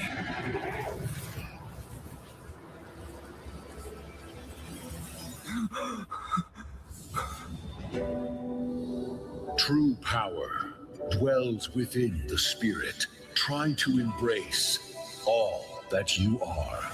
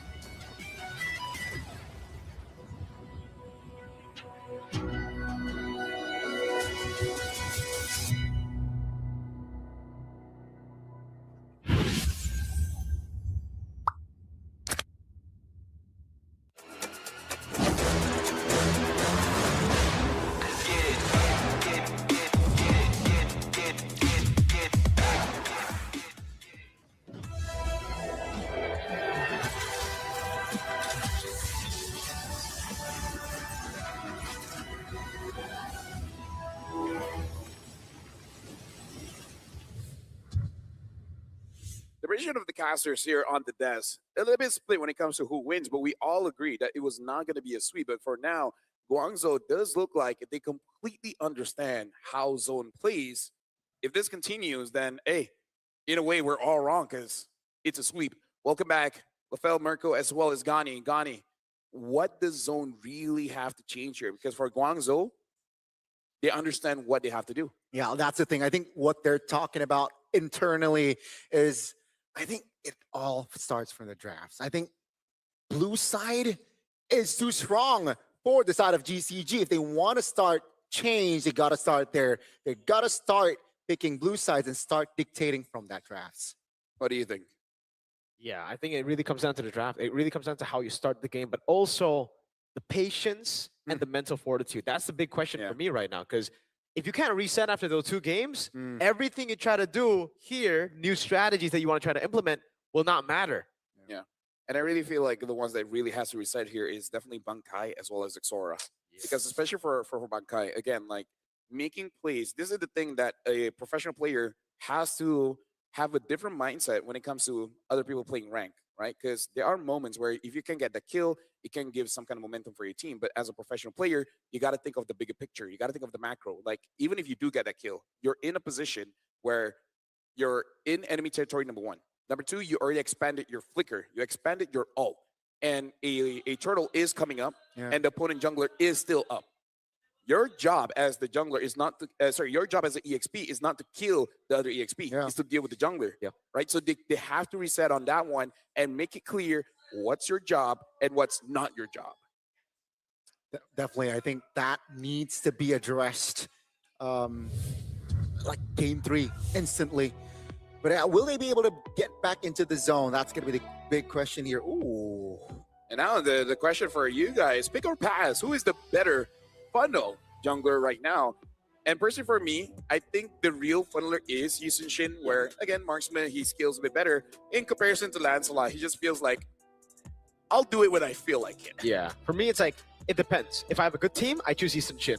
If I am playing alone, I'll go Lancelot. Because like Lancelot's so You good use Lancelot with us. Let me... yeah. All right. Yeah. No, but to be fair, I asked you guys, should I Yisun Shin or Lance? So you make you're like, just go Lance. Well, our EXP was Zilong, so... Yeah, so it's like, we're not really playing with like a full stack team. If we are, and there's no Yuzong, I'd go Yisun Shin, brother. I think we'll end games much quicker. Thing is though, when I have a Zilong XP, or when I have a Bruno Gold that does nothing the entire game, I'm going Lance. Fair argument, right? I think that's a fair argument. Good catch, though, on the Lancelot pickup by Mirko. Good catch, y'all. Mirko was like trying to... Yeah. This is you He's guys. like- If I'm with a bad team, Lancelot all day. I'm like, yeah. What did he pick earlier? Were we just playing earlier? We played like 5 games of Lancelot. Yeah. You even took MVPs from more deserving people in that game. but More deserving. Hey, we all played good. We all played good. You just came in when it was convenient. Maybe not the Zilong. Yeah, maybe not so long. Just everybody else. Yeah, give me that. Shout outs to whoever that Zilong was in our game. Yeah, we just recruited because we didn't have 5. Yeah. Shout outs to Moontime for adding the recruitment because we would have been stuck. It's so hard when all your friends just doesn't want to play with you anymore. Yeah. They would prefer going for like video shoots, eating, makeup and stuff. Doing an actual like job. Dude, like your job means nothing if you don't play rank with us. Exactly, dude. Like, what is money for if you're not even high rank? There you go. Get a life, man. Yeah. Or don't. Or Don't get a life, man. Come to us. You know, play some MLB. Well, the map reveal here. Danger. Expanding rivers. All right. You like rivers? Dude, because I'm disappointed. I want to see dangerous grass. Okay. Yeah. Hey, at least it's not broken walls again. Yeah. Hey, but hey, you know what I always say? You cannot spell broken walls without okay. You cannot spell broken without. Okay. Yeah. You can't spell broken walls without okay. That's Hey, cool. and there's no what? Huh? Yeah. There's no I in victory. There is an There I in is an victory. Oh, there is an I in Yeah. victory. But there is no I. But there's no in you lose. in victory What is you for? because you're a Actually, that might be a good taunt.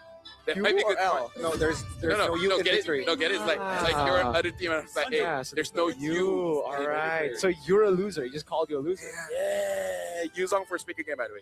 Oh, But this time, oh yeah. Wait, Hey-Man, you said. Oh, sorry. Zone is Yeah. on blue. Yeah. Hey, they're doing the thing. they're doing the thing. They're doing the thing. They're switching it up. So Zone 1 for Spick already changing quite a lot. We gotta highlight this. They banned out the Lunox as well as the Joy. This is more on, instead of meta, just banning out what your opponent really wants. Game 1, game 2, it was just got such an overpower zone in that game, or both games. And zone, they understand that, they eliminate that. And let's see here with the last pick in that first phase, what will it be? It's gonna be the Hilda, the hero that was banned in the second phase.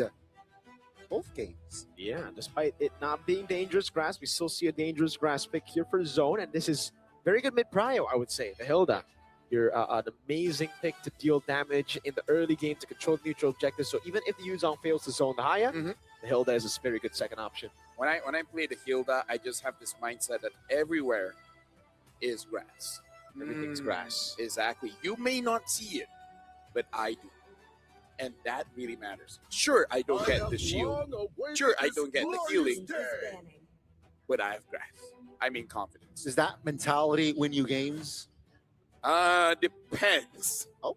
Who I play with. Yeah. If I have a Zilong EXP, Probably not.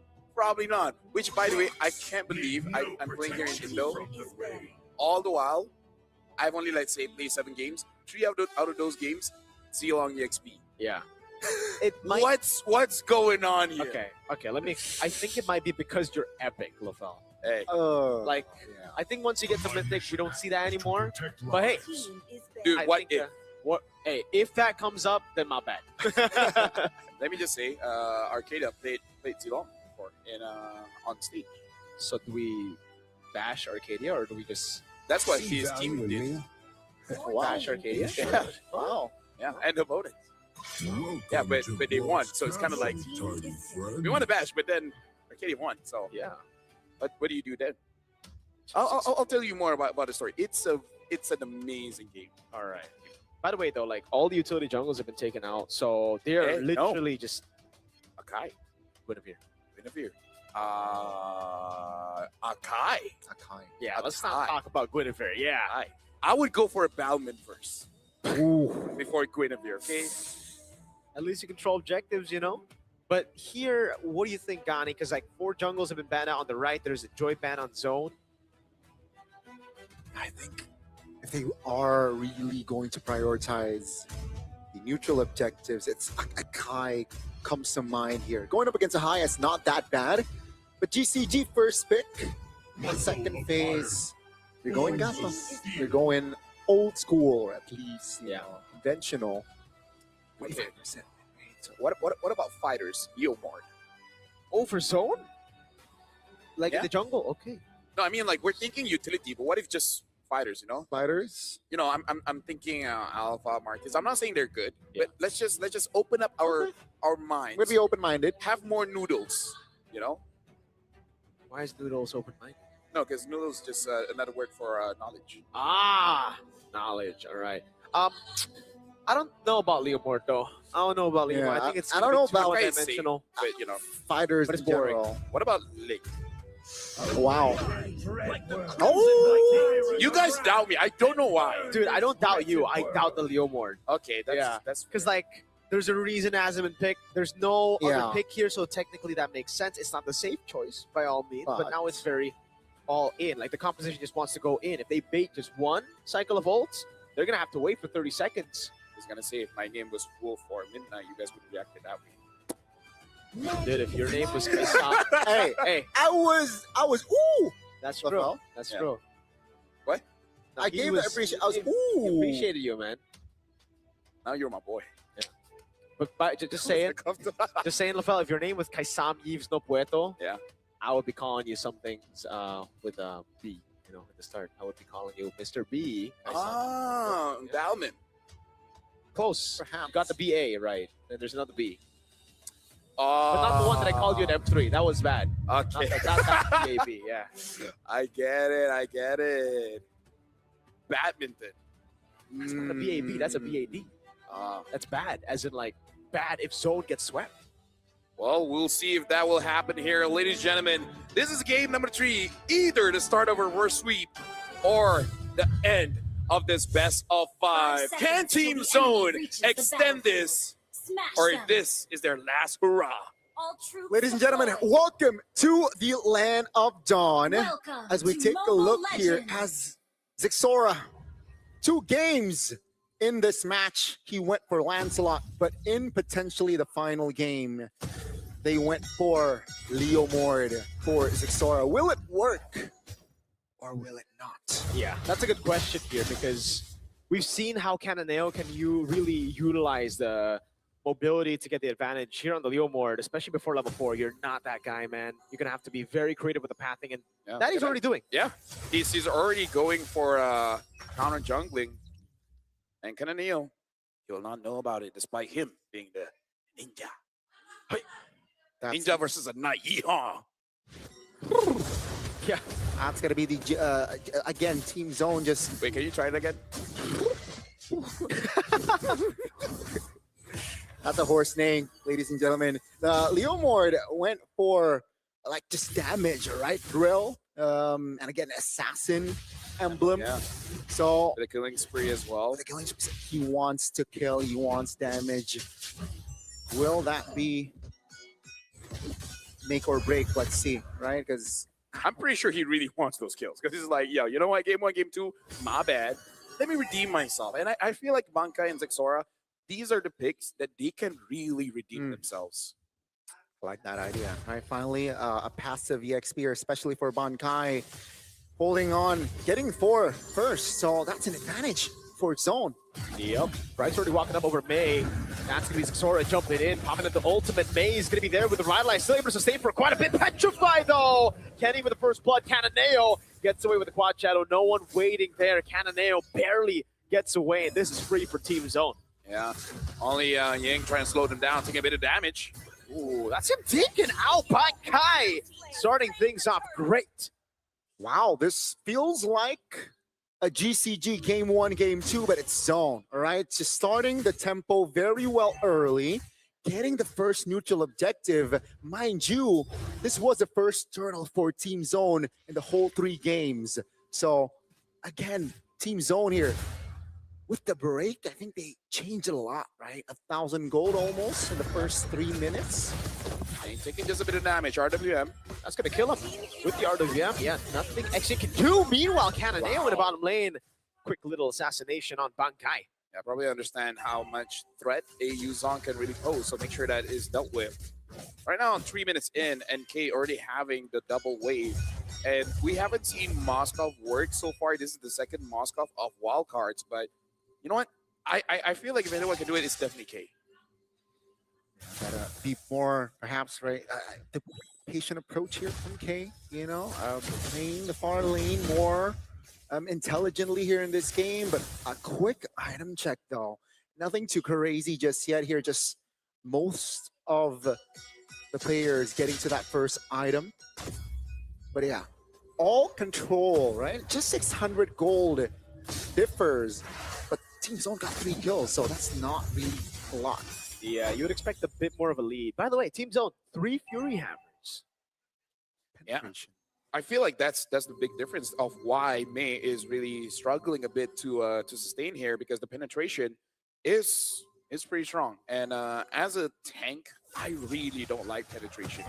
I prefer someone just slaps me instead of stabbing me. Yeah. Less painful. I share the same I mean, like, feeling. if you guys have never been stabbed before, I'm pretty sure everyone has been injected, taking shots. Yeah. So it's kind of like that. Oh, wait. Black Dragon form already used before Turtle. That is a big win for Guangzhou Gaming, no? Yeah, but that's just Bankai. He just does that, you know? Just rotate fast. Just No, rotate. no. He was losing out in the 1v1 against Modi, and now he won't have it. Owl's walking up already. Zexora has to back away, gets it.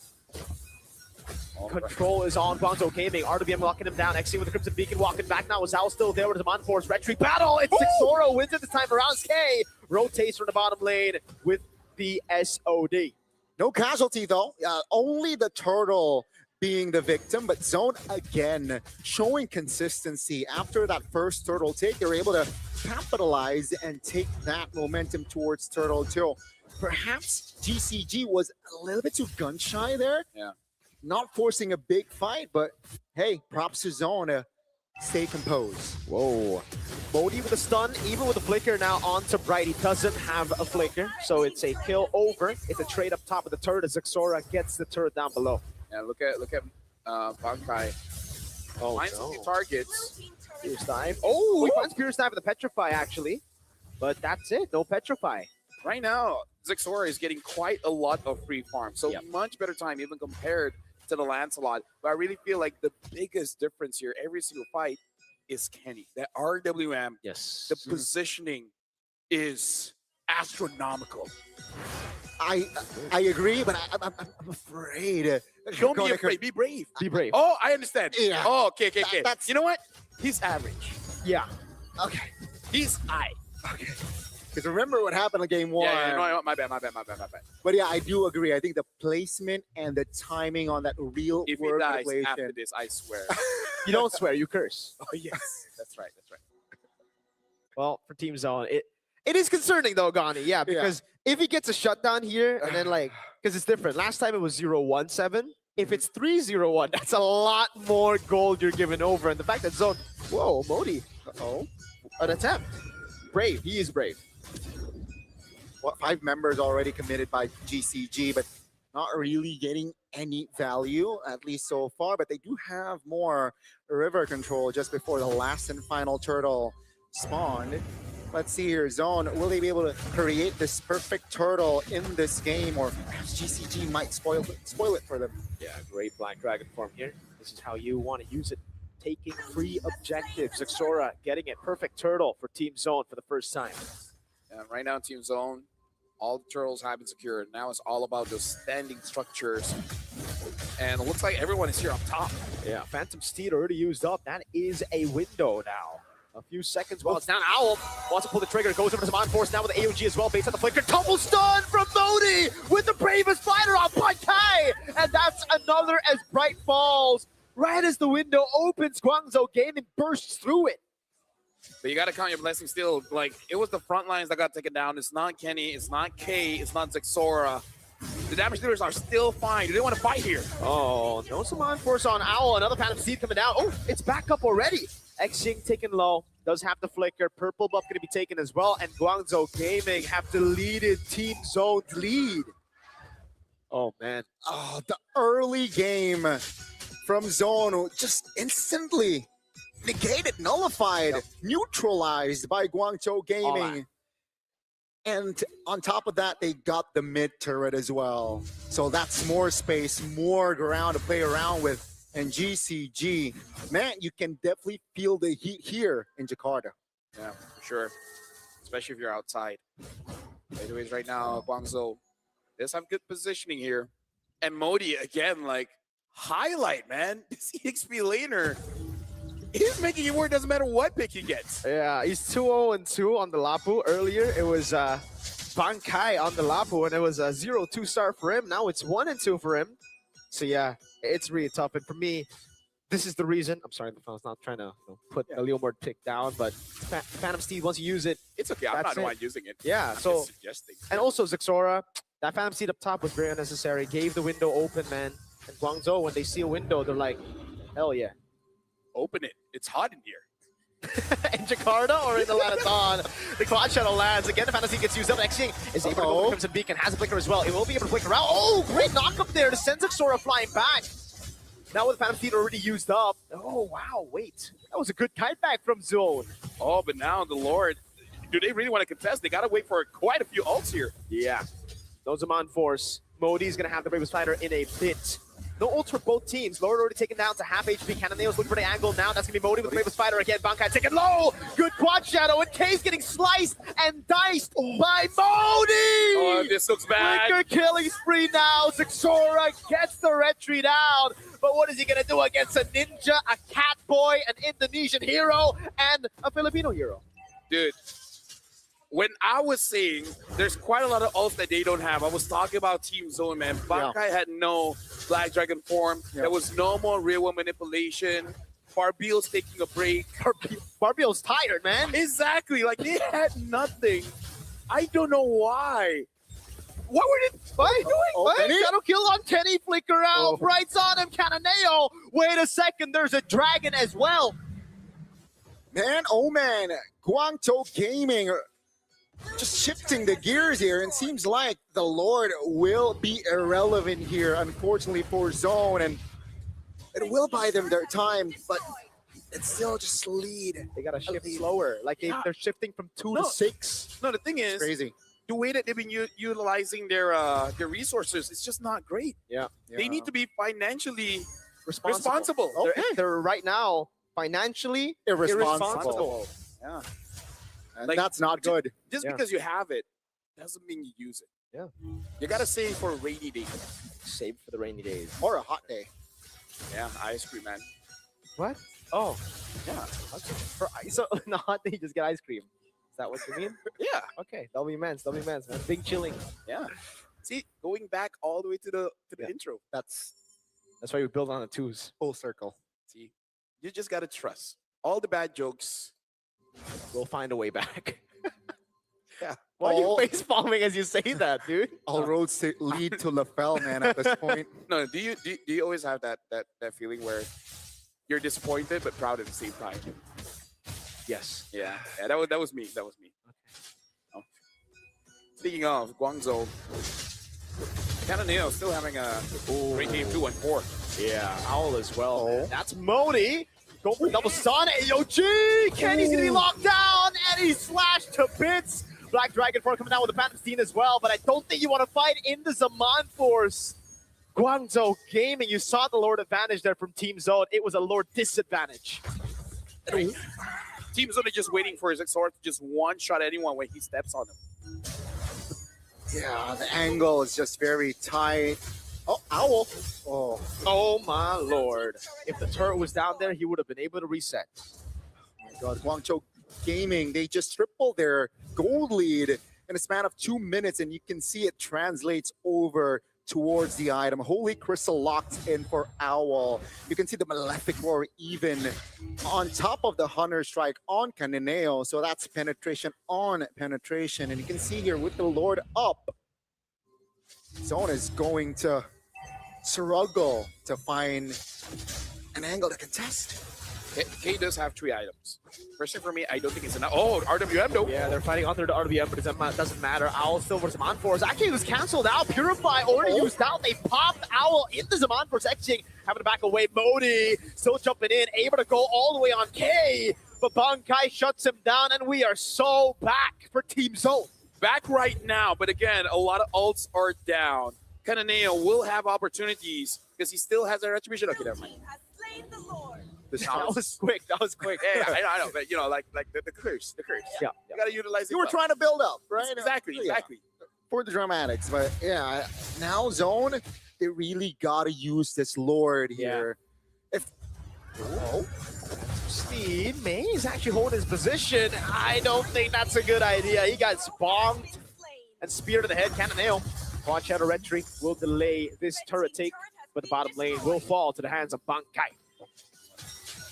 So right now, Guangzhou, in terms of wave clear, it's okay. It's not the best, but it's not the worst. Probably going to be able to do something. I don't think Team Zone can end the game just yet. At most, maybe they just can get one inhibitor. Ooh, with the black. Oh, my God! RWM from Kenny! Exiting in the back, falling down. Kenny, you mad lad. Cananeo with the quad shadow, petrified down. Modi trying to go for the stun, but now with just Cananeo, I think yes they can. And also with the damage, a spear to the face of the Hayabusa. Team Zone gets the first game in the series. Ladies and gentlemen, looks like it's not going to be a sweep. After the break, they figured it out, man. Shout out to Team Zone as well as their coaching staff. Able to come back, able to reset. Able to prolong the series, and they are still alive here, ladies and gentlemen, in the fight for the main stage. They have fought here in Game 3, and they have forced a Game 4. And GCG, they are the ones now who needs adjustment. And Guangzhou Gaming, just a few months back, were in they this lived very position. Ooh. After a match point secured, they started losing, and slowly but surely, their opponent came back. You don't need to be at the end of your life to have that flashbacks, man. Yep. Sometimes just it hurts the most when you're so close they can touch it. Imagine someone take a spoonful of nasi goreng and then just hover it in front of your nose. And as much as you extend your mouth and your tongue, it's just not long enough. And you don't get that nasi. That's goreng. torture. That is torture. That is what we in the industry say, not cool, bro. Cool, bro. Yeah. Just this industry, though. A few others have copied us. Okay. Not cool, bro. Not cool, bro. So, shout outs to Zone. I really feel like the biggest changes was definitely the E. Yes. Like everyone else had their moments, you know, Manka on the Yuzong, the Leo Moore, but really, if it wasn't for Kenny on that Eve, Especially that last sequence, right? He locked 2 members. Yeah. Right on the edge. Right Beautiful. on the edge. And that is just, signed, sealed, delivered. Done. 2-1. Whoa. That's signed, sealed, delivered. Okay. Yes, sir. That's a 3 times. But all blue side won yeah, in the series. So, blue is Guangzhou, strong. are they going to go blue? Why not? Why not? Right? Because if you look at the numbers, and who doesn't look at numbers? Who doesn't look at? Yeah, I actually don't look at numbers. But yeah, you know what? Never mind. We're gonna be looking at the MVP. Rato is by Realme, official gaming phone here, and the MVP is Kennyman 4-1-7. I am so happy. I said something nice, and it didn't go bad. Yeah. He only died once. Yeah, was that my fault? Wait. In the game, you complimented him. He was 1-4-7. Now he's 4-1-7. Oh. You know about me, man. I love shapes. What? Oh, full circle. Okay. Got it. Okay. Just a circle, though? Or Triangles. Did they have a triangle in that game? Because it's almost a Squid Game draft. There you have a square, right? They have a rectangle. They got a circle. Can I twist anything so that it can be a triangle? thinking? Yeah, let's just highlights. Moskov. Oh, Here. I guess, yeah. Yeah. I can see it. if you have good imagination, you can see. If you don't see it, then you just don't have good imagination. Yep. I don't know what to tell you. Let's talk about the highlights here, Gotti. Definitely. I mean, it looked good for the side of Zone in the early game, especially the first 3 turtles. But this was, again, just GCG. I think mid-game, they're a different breed, right? They started to get connections. They started to get trades in.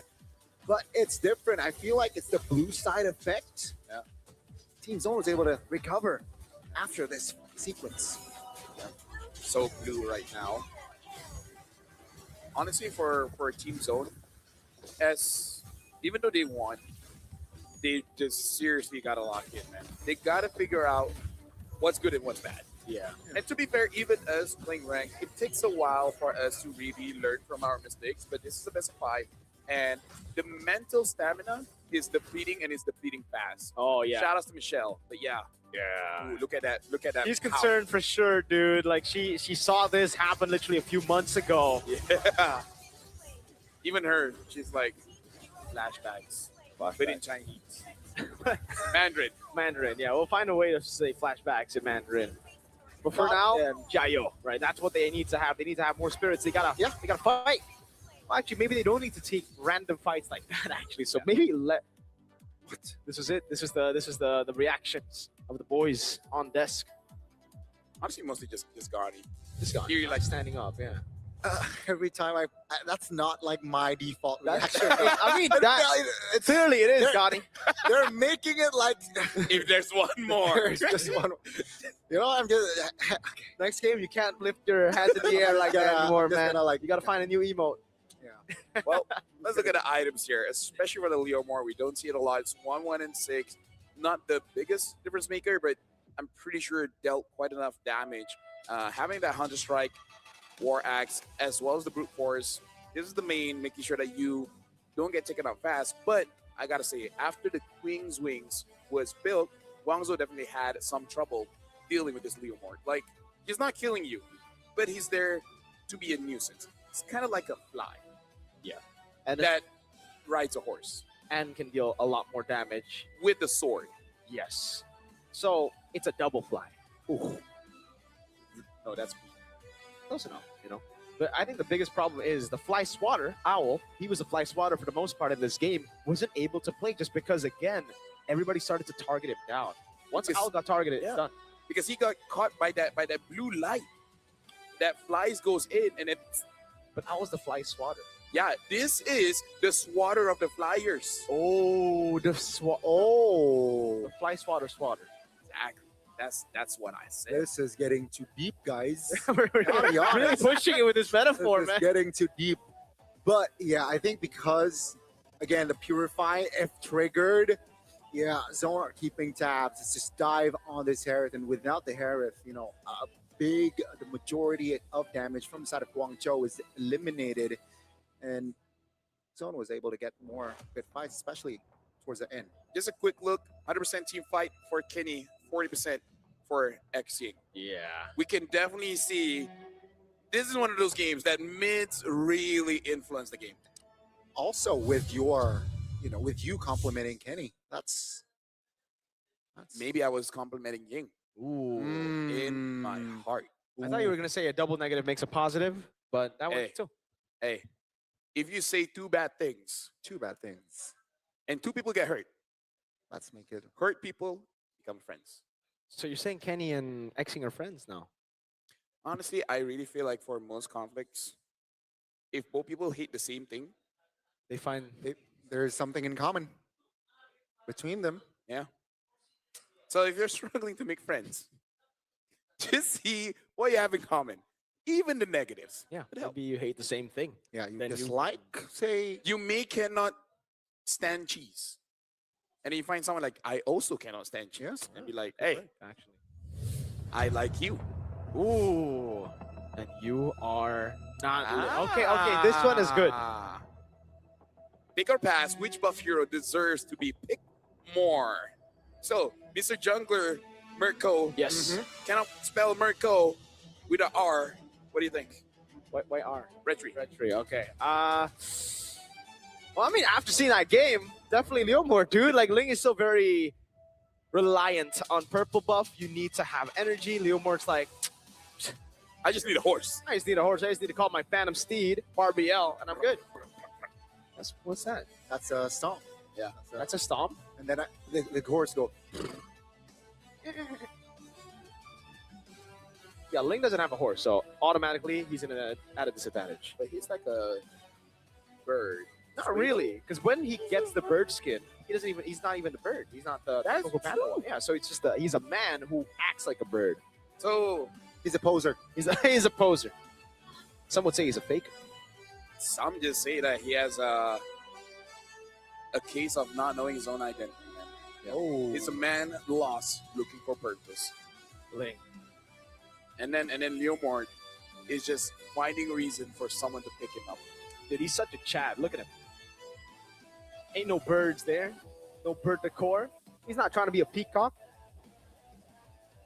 now I am He's interested. a nightmare. He's a nightmare. Nightmare. Get it? Because mare means horse. Oh, okay. And he's a knight. Okay. Hey, That's dude. why you guys need the thesaurus. Dude, that's I good. That's need good, that. you know? Nice, yeah. That's good. That was good. Night. Nightmare. Yeah, night Yeah. and mare. So he's the nightmare. The nightmare. Education is important, folks. Education is important I do recommend it.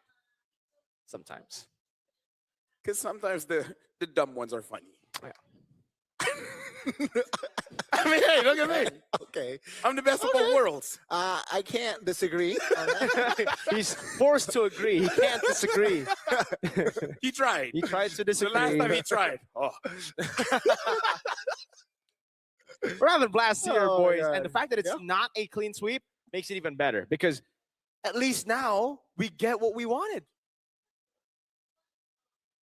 Right? more pay? Okay. I mean, yeah. More games. No More games. sweeps. No sweep. Dude, Sweeps. Yeah. I hate brooms.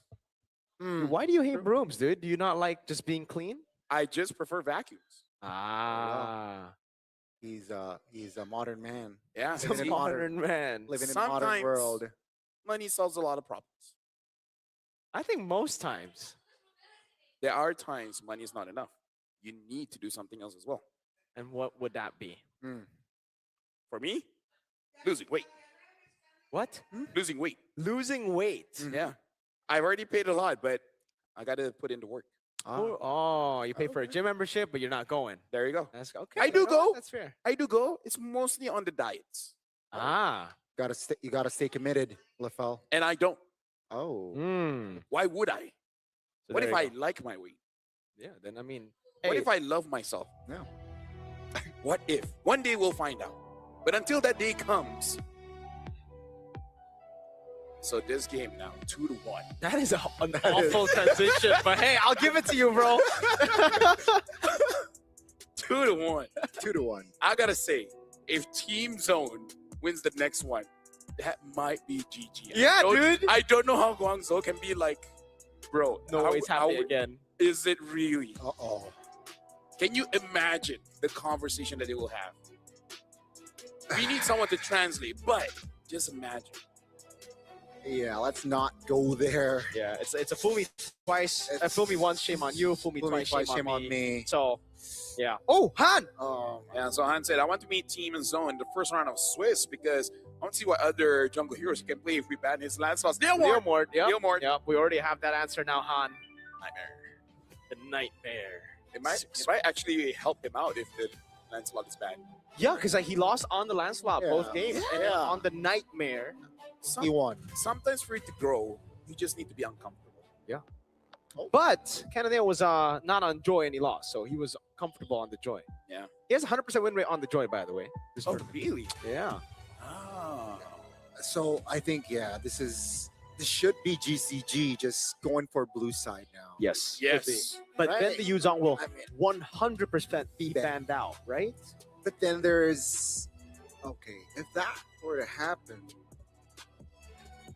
you just go for Lapu first pick or I think Eve first pick. Eve first pick? Especially when the Juicing is still up for grabs, right? Like that. There's no Yuzong. I think the Eve gets immense value. So let's see. Oh no, it's back to the Guangzhou No. Gaming. 2 wins on dangerous grass.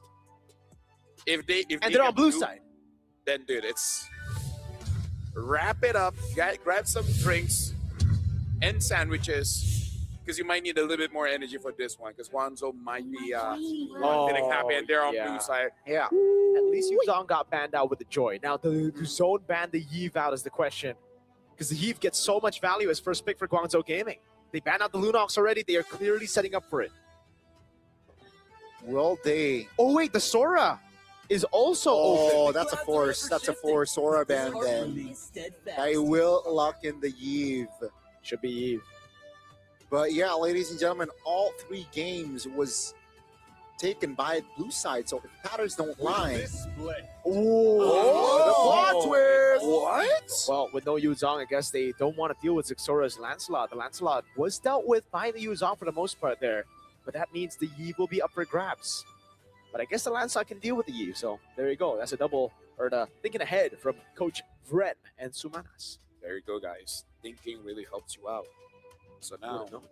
I do feel like Eve is very solid, but what's going to be the accompanying it? The Grok was banned in the second phase, so it does seem like Zone is not really A fan? yeah. Maybe they can just pick up a Lapu. Yeah. Right? Eve Lapu sounds pretty good. Make sure that Modi doesn't get, both those picks. I like the Lapu pick, but Bankai needs to reset after remember game 2 on that Lapu. But it seems like they will change their approach here. They will not prioritize, of course, the Yi. The Jushin and Arlet though will be picked up from the side of Zone. I can respect it, but at the same time, we saw the matchup, and Eve is so good at that one. So Grok pick, this has to be Eve, and that's already Wow. Yeah, interesting. The plot thickens yet again. Why Esmeralda here? I'm guessing because there's just no Shred, right? There's no Lunox, and if you're Zone, you're definitely not thinking of the carry pick now. You're definitely thinking of an assassin or a jungler first, because Guangzhou Gaming will try to do what they did earlier. Though I think Zone will just take it. They're like, yo, we played the Leomord earlier. We have a lot of heroes. they go for God thought. Because in my head, I'm really thinking, what if they just go all in on the Arlet, which honestly with Bankai's performance, maybe not, but I was thinking either Fredrin there, Among the planes exists the Fredrin or Arkai, equilibrium. right? But either ways, right now, Zone 1 does ban out that Eve. I feel like just to be safe, maybe ban out Kadita as well. Right, I think that definitely can Or be an Kimi. approach. Right, yeah. Kimi is also an option here for the side of GCG. But GZG now, they will look to ban and limit the gold laners. They do not want to deal with Cases Herod. Yeah, should be the carry next, right? With the Harith. And for Zone, yeah, I agree. It's either, I think Kimi would be a better ban looking at the composition of Guangzhou Gaming over to Kadita. I'm just worried because here, me being headcanon, right? If Bankai is not having a good time, right? And then you just exploit that, right? The Kadita goes to the EXP and just make sure he's the first to die. That might set him up for failure. So it's more of a psychological pick rather than, you know, draft specific. I am vengeance. Definitely, right? With the bush control that Kadita has, definitely can, you know, force the opponent to overthink. Yeah. It's gonna be the Kimi and the Moskov banned out. I like the change here. They try to ban out Zexora. Turns out Zexora has plenty of heroes, so they are not going to do it again. Instead, they're going to try to lock down the youngest member in M7. 15 years, 7 months, okay? In the gold lane, no Moskov, no Harith. Remember, Owl has plenty of heroes in the gold lane. The Claude will be prioritized by Zone, and that means Guangzhou Gaming can get a matchup win for Owl in the gold lane. The question is, are they going to go for carry or go back to the Freya? Right? I personally think the carry would be pretty good here. But, you know, they have shown that they are pretty comfortable having that Freya, having quite a lot of dives. Yeah. Definitely a problem here with the dive potential from the side of Guangzhou Gaming. But, yeah, I mean, right, 3 heroes as of now definitely can dive towards it back. I think both teams just want to go at it, right, so far. Yeah. 2 playmakers already from Zone. Mid laner. Yeah. Carry locked in alongside Lilia. We've been waiting for the Lilia pick. I'm guessing Guangzhou Gaming are also expecting a utility jungle from Zone. So if that's the case, Lilia does get value, and that's why Zone are forced to be like, all right, let's not go for the Fredrin. We have to go for something else because carry Lilia will shred Fredrin. Let me just say, I'm pretty okay with both drives. I really don't know which one really has the advantage. I agree. This is rather 50-50. Definitely a toss of a coin here in the, again, ladies and gentlemen, a potential final game between GZG going up against Zone. According to the numbers, though, the damage potential from Zone is slightly lacking. Yeah. Counter index and line rating, though, favors Zone. So we'll see how they'll be able to utilize this K on a Claude. Yep. Ladies and gentlemen, we are jumping into game number 4 here, where this looks like it might be the start of Zone's comeback. But all the while, flashbacks coming back to Guangzhou. They want to finish it, and they want to finish it now. Welcome, ladies and gentlemen, to the Land of Dawn. And let's see here. GZG. Will they be able to take that step? Ooh, Xing, Flicker, Lilia. Despite going up against 2 playmakers on that Arlet and Gatot Kacha. Very ambitious, I gotta say. Yeah. Nothing else too crazy, it seems, with the emblems, Yeah. I really feel like it's mostly just on the turtle fight later on. Modi with Vengeance, by the way. That's the first time for Esmeralda so far in Wildcard. Maybe it's just for that Claude, right? Making it so that you just fight back. But the Vengeance has been nerfed, so it doesn't hurt that much. Yeah. Good read there by the members of Guangzhou Gaming. It's able to spot Zexora out, though. Still got the green camp. Now, let's take a dive on towards the talent. Inspire for that Esmeralda with a support emblem as well. So more rotations coming from this Esmeralda already, or early rotation towards the bottom side of the map there. Good. Yeah, and Kenny also using Rupture here, so want a little bit more damage coming in from this Jushin, which again, we did see the numbers earlier on. They are lacking in a bit of damage, so maybe even an early Sky Piercer. You know? Maybe, we'll see.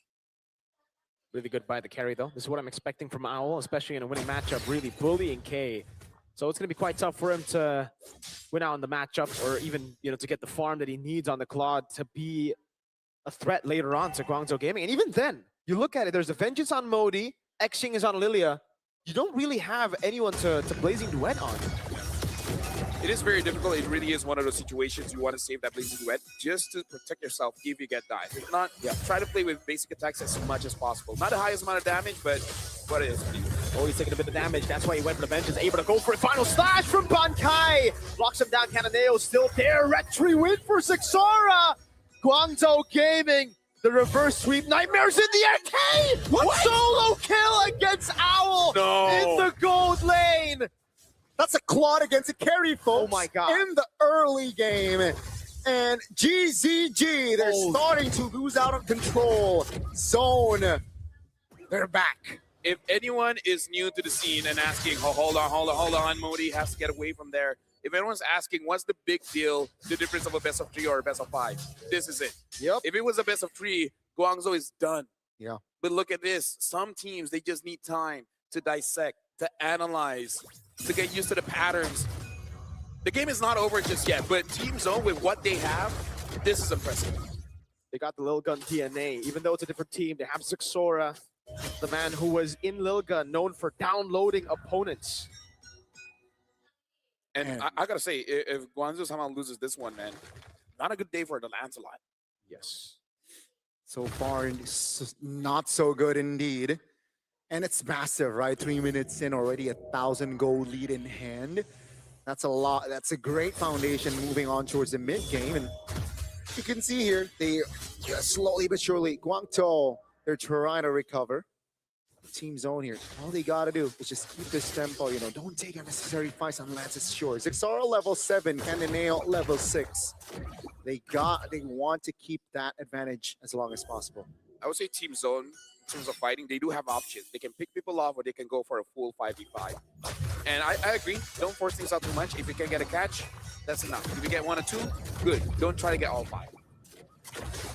Keeping things tidy here from Zone. Oh, it's for an opening, just May though, so no real commitment. And again, I really like what they're doing, right? Keeping the control. 4 minutes, okay, there's a turtle. Cananeo is still level 6, by the way. And they're using this advantage. Oh, tech charge up the fine, but it's only Bright. Kenny has used the Crimson Beacon. Now Owl gonna be caught, has to flicker around. Final slash to the back, now gone. If he able to get used black shoes. Xing still counting away against Bright. Somehow no deaths, despite the big abilities being used. And I would say that's really the only way Guangzhou can really turn things around with a big tech charge. But only hitting 1, that's not enough. Yeah, and look at the lockdown for the Vengeance resets. Bankai actually taking it again, and it will be able to zone Guangzhou Gaming away. Actually, the final slash again on May. Won't over commit. Team Zone with another free turtle. A great execution yet again from Zone. 1,500 goldie, no casualty. I like the control here, but slowly but surely again, Zone is just gaining more ground here in the Land of Dawn. They're threatening to take 2 turrets at the same time, top and bottom. It seems like they want to commit on towards the top. Yeah, Modi caught. That's the shadow kill. Modi is actually very tanky, so there's not a lot of kill threat on him. He gets away. Yeah, but again, it's all about extending the lead and choking out your opponents off that lead. This is very macro gameplay where you're just denying. You're denying as much as you can. And Guangzhou, what is the avenue? What are they waiting for besides Owl? Owl will be there, but eventually. But they need a bridge. Who's going to be that bridge? They're trying to look for that bridge. They're trying to build that bridge as soon as possible. And it seems like they're, I also, oh man, has a tech charge to escape. So yeah, that's going to be A-okay for May, but that's again an advantage. Top lane though, got to be careful again. Guangzhou Gaming, I like what they're doing as well. Staying passive, you know, oh, bottom side. Ooh. Yeah, again, just so good at keeping their distance so far. Constant pressure. It's like they owe the money. You keep texting them, you keep calling them, even if they don't pick up, you just keep on adding that pressure. Guangzhou Gaming are barely getting out, right? You see the debt collector on the door, and then they get out. Trying to go in there with a tech charge. Now won't have a tech charge. Will be able to flicker out to safety. Kenny actually using Crimson Beacon as well. Modi falling star moving on Kenny. Not enough damage to shred him down. Final slash committed down, but K is able to get a turret in the bottom lane. So that was a win for Team Zone as they distracted a lot of the members. Owl is in a awkward position. Gets away. That's good that you can say get away, still having that flicker. So it's good that he doesn't panic as well. But Guangzou gotta keep their heads in the game. There's a lot of visibilities here. Final slash, Xing able to get out now. Modi in the midst of it all, jumping with a falling star move. That's a red 3 from Zixora. As Meg's gonna get taken low. No flicker this time around. A knock him on Modi. He used the vengeance earlier. The shadow kill shreds him down. Owl nowhere near the item power spikes. Zixora with a double. Perfect turtle as well. Why did they not pick up the Eve? I'm sorry to bring this back up. Their first 3 picks was that land and then the Grot. Okay. But then why did it not? Esmeralda. Esmeralda is good still, but yeah, I don't know, man. This is the decade where, like, if you had an Eve, this would not look like this. Absolutely. Yeah. Kenny would not be as online as he is right now. Look at Kenny. He's doing everything. And Xing, on the other hand, hasn't been able to do much aside from surviving. Yeah, quiet game definitely from Xing, right? So far. But I do gotta say here, right, for GZG, their high ground is looking quite strong. So what? If I'm in the position of GZG, I would just let go of all this turret and perhaps wait for the late game. Oh, that's a charge. Yeah, they go in, but Bankai still able to survive. Owl the back line. Oh my goodness, even he wasn't expecting that. K with a blazing duet on Cannon Nail. BMI away. Zone pushing, pulling further away from Guangzhou Gaming. Gentlemen, this feels over. It does. This It feels inevitable. Yeah. Like, at this point, if Team Zone loses, it's really on them. They have full control, and they're not getting weaker. In fact, they're getting stronger. So, I don't see a way that they can really throw this one. Let's say this is a very healthy lead. Ladies and gentlemen, 6,000 in the first 9 minutes of the game. And you can see here, 3 items already for K. That's the Golden Staff, that's the DHS, and the Corrosion Scythe already. So, yeah, K is going to be active to look for fights. And again, you know, on the other side, they need more farm for Guangzhou Gaming. A lot more A far. lot more farm. So all they need to do here from Zone is just to take this Lord, play disciplinedly, and try to look for angles. And their siege is actually pretty good now. Yes. Very Claude. Very. Anyone comes in, you got to deal with the Gatot as well as the Arlet. Dude, I don't know how Guangzhou can stop it. And even if they do, they're going to bleed quite a lot. They are feeling it. Guangzhou Gaming are feeling it. The same pattern, the same fear that they had just experienced in the Chinese qualifiers. It's kind of like, if you're losing that way, I'm pretty sure they're like, I would prefer this 0-3, you know? Oh, yeah. At least not the same way. Oh, no. She getting her hopes up all the way. Zixora. Oh, canceled out by Cannonale. Yeah, but still, it's all about applying that pressure. And I like that Team Zone, everyone understands, just apply pressure. This does not mean we're going all in. No Holy Shield top. Not a good sign here for GZG and Team Zone. They're taking it slow as well. I like what they're doing here, not overcommitting, and they want to siege 1 by 1. Tech charge over on Bankai. That's been falling Sarman used up as well. Modi already using the Vengeance, pulled back again with a shadow kill used. Oh, what a final slash by Bankai! Owl locked down completely, blazing new out of the fadeaway kill! Xing having to flicker out. They have good wave clear, but they are getting demolished by Team Zone. They're about to pull it off. They are back to level. The best of 5 has turned to a best of 1. Coming back to our conversation before this even started. If Zone wins this one, it might be over. Because again, you got to deal with that mental struggle. We're looking at the players right now, and you can see it on their faces. They're like blank. Their minds just went silent. For better or for worse, they're thinking about a lot of things at this point. And it's the complete opposite when you see Team Zone. They are flowing. They're definitely in the zone here. That break, that 2-0 break was a game changer in this series because, ladies and gentlemen, Zone got game 3 and game 4, and they look strong. They are back They are in the zone, and they are looking very strong. And GCG starting to lose control even from the drafts. Yeah. I think they got complacent. Yeah. Now the blue side is not 100%. No, I think they just, in a way, got overwhelmed. Because we talked about this, right? When you lose, especially after a big win, you start to overthink. That's what we saw, right? When it comes to the draft, it could have been a very simple draft. We called the picks, and I understand that the teams will have a different opinion, but at the same time, sometimes the easy answer is the correct one. And we got to talk about the change of Team Zone. Big change, which is now when someone tosses out an ability, doesn't matter if it's an all or whatever, it really is just to get resources, right? Yep. Trying to get advantage, trying to create that pressure. No one else follow up. We don't need that. This is the most methodical Team Zone has looked so far. Very good system indeed. I like their execution from the drafts, early, late, mid. It was just it wasn't comebackable at that point, right? Mid game. And so unfortunate for GZG. All momentum gone now, Yeah. right? They were ahead 2-0, And they had to work so hard, especially game number 1. Exactly. And the last 2 games have been stomps for Team Zone, dude. Like, Zone has just gotten in the zone somehow after that break. Luckily, I guess for Gonzo Gaming, I believe there's going to be another break here.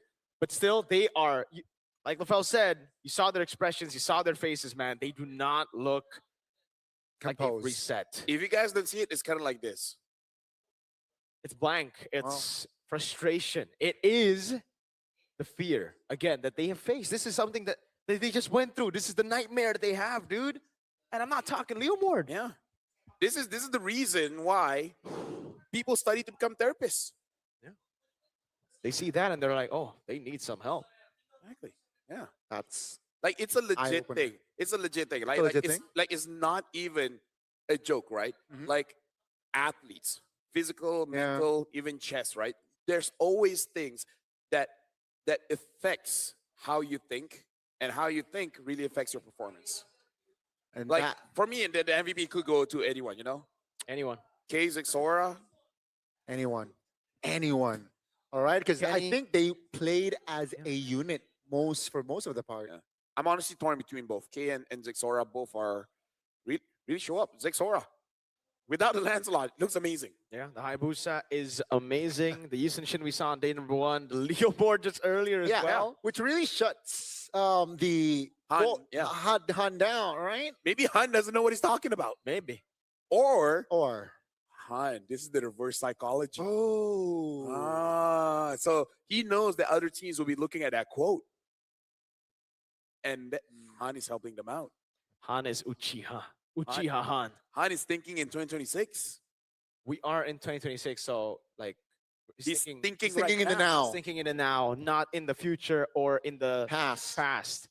I like that. I like that. We're going to be looking at the MVP by Realme here. And a spectacular performance all around. The game ended at what? Less than 11 minutes. Oh yeah. Yeah, and Bankai gets the MVP. Deserves it too. But here's the thing. This is the best performance he had so far Yes. in today's match. I agree. I think he was one of the playmakers, if not the sole playmaker here, trying to enable. And if we see here, even from the early game, right? Oh, that was good. Without Bankai's first blood, it wouldn't help Team Zone's turtle take. Oh, we get to see this. Oh, the Oh solo! my lord. Oh, Miscalculation. Miscalculation. Owl. Maybe playing the fighters too much. And again, losing a bit of the comfort he had on the marksman. Kay really showing that 8 years of experience. Absolutely. I was a SEA Games gold medalist, by the way. Kay just solo killed a SEA Games gold medalist. Kay's just And on a losing matchup too. Yeah. yeah. Dude, UK. Kay might be the up and coming. He just tells everyone, it's like, hey, I wasn't born yesterday. I was born 15 years and 7 months ago. Just to let you know. So you can calculate around when's my birthday. Yeah. How many did I get? Maybe give me a gold medal. I was really impressed by by Zone. Again, the biggest hurdle for me that I thought for Zone, is whether they would have the mental fortitude to reset. Because, dude, they are a young team. They got 3 of the youngest players in M Series here. And the fact that they were able to reset against such... Dude, you saw it in the VTs, man. Summer said, we are a team that were just... We were nobodies, man. No sponsors, no nothing. Sponsors. Look at the shirt is completely empty, blank. And we were... But how do they reset? Do they just be like, because they're young, like, so like 6, 7? Maybe. Oh. Maybe it's brain rot. Maybe brain rot's the way to reset. Dude. Just meme each other and they're like, we're good now. Yeah. Maybe Summer's like, guys, 6, 7. And then they're like, we're back. That Dude, is... if that's how they do it, Your generation, Marco. Yo, my generation. Your generation, by the way. Is it my generation? Or is... I think that's like Gen Alpha, no? Like 15, I don't know. Well, maybe he is Gen Z. They'll be Gen Z. LaFell, that's a question you need to ask. How do they reset if they win? Because this is one of the resets of all time. yes, this is one of them. 10 minutes and 57 seconds. 11-1, and Zone has 1 in their name. Wow. What is one, Mongolia? Not sure. I'm not even gonna attempt it. Yeah. By the way, look at the itemization on Bankai. Usually you see a Fury Hammer into... He just went Fury Hammer into Brute Force Breastplate and an Oracle, right? Yeah, so yeah. it's a very, like, sustainable Sustainable build, plus durability. capacity as Yeah. well. Yeah. No Rose Gold, too. He was just... It's just the basic. He wants to keep himself alive, wants to get the tenacity. At least they all have... Never mind, I spoke too soon. Not all have 100%. Not Yeah. for all. Al really didn't have a good team there, and maybe this is why we've been seeing quite a lot of fighters. Because the thing is, Al can use marksman, but the thing about professional players is when there's a new patch, they lock it, and they lock it hard. So when you train for 4 months for a fighter, and then all of a sudden Munta just decides, you know what, M7 marksmans are back, and it's like, bro, I only have like a few days. And again, just to put in more context, at this short period before the start of the wildcards, it's very difficult to get scrims. Right? You may get scrim partners, but they're not of the level of your opponents. All right? If you have good connections, maybe you can get it. But if you don't, it's very difficult. So, you know, maybe just locked in too much on training those fighters. Haven't trained too much on the marksman. So with that being said, we are going for a break. We saw how that influenced Zone 1. We'll see if we can influence Guangzhou Gaming. We'll be right back after this.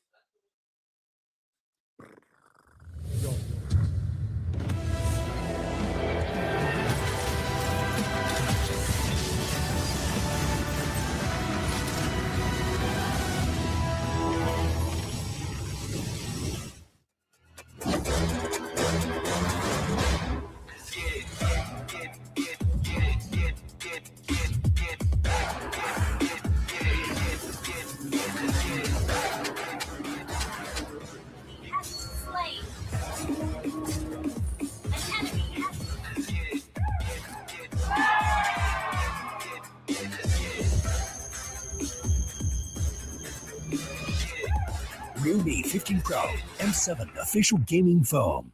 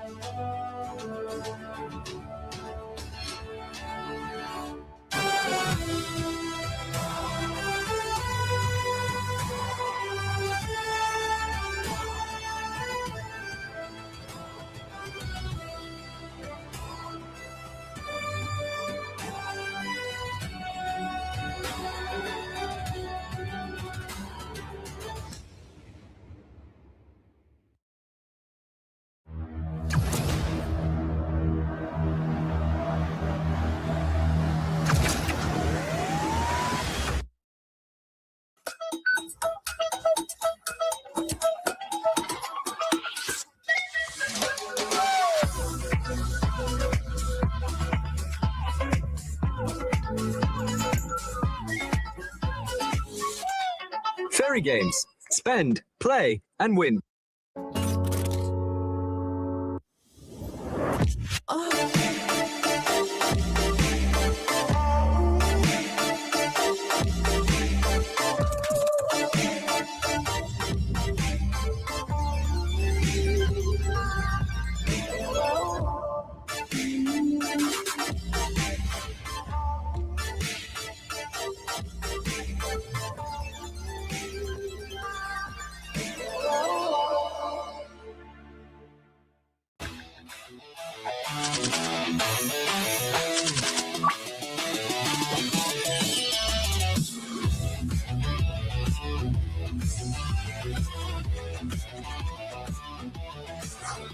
Are your M4 World Champions, winning the game, getting the checkmate, setting everything up right now.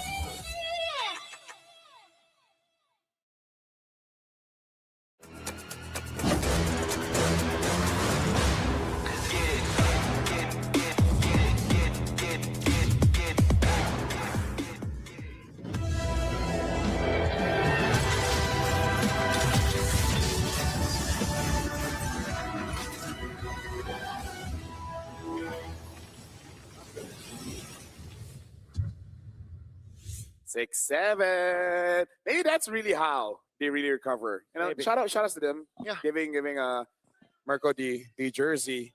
I hope this doesn't curse them, because let me just say, if we do this, Yeah, Wow. dude. and then oh they my lost, Lord. bro. I do not take responsibility for this. Hey. Summer, the coach, and Zexora wanted to give this to me, so it's not me. I didn't want to curse them. Okay, Full disclosure. it's a Yeah, but voluntary. after this, they'll just come up to you like, It's your fault. and they just stare in the eyes, be like, "What'd you do?" That's what I did. Literally, I mean, So Oh my downloaded. Damn. Channeling the Mongolian downloaders DNA. I mean, like, if we watch Physical Asia, man, oh yeah, I love thing- that reference. Yes, the sir. thing All right. about Team Mongolia is that, yes, physically they're strong, but their strategies, man. Their Their strategies. brains. Exactly. Yeah, They don't mind brains. taking some losses where they're like, okay, so what do we do next? yeah. I love the message of that show, though. It's like it doesn't matter how good you are physically. Physical- It just, you know what matters the most? Host country. Anyways, let's talk Okay. about. Okay. Oh, the players are there. Yeah, players Oh, are there. yeah. They're ready. They're looking good. I was about to say something and then I caught myself off guard, but it's okay. GZG. Yeah, you got me on guard for that one. Yeah. I was legit waiting. What's the message? I thought just be better. But then, But no. Yeah. for those that know, you know. You know. You know. You know. Mm. You know. Shout out my boy Bobby Knuckles. Yeah, great show still. Great show. Let's do one talents version. You know, Oh. like us, Ooh. Against each other, like or ID. against someone else. Maybe. Oh, by the way, that's what I was gonna say. All right, downloading. We thought it was gone. The downloading thing. It just turns out they just have bad internet. They took a long longer. Is in Jakarta? Probably. It's We don't all have the according best to internet, bro. Said during the media day, he said, we will get first place in Group A.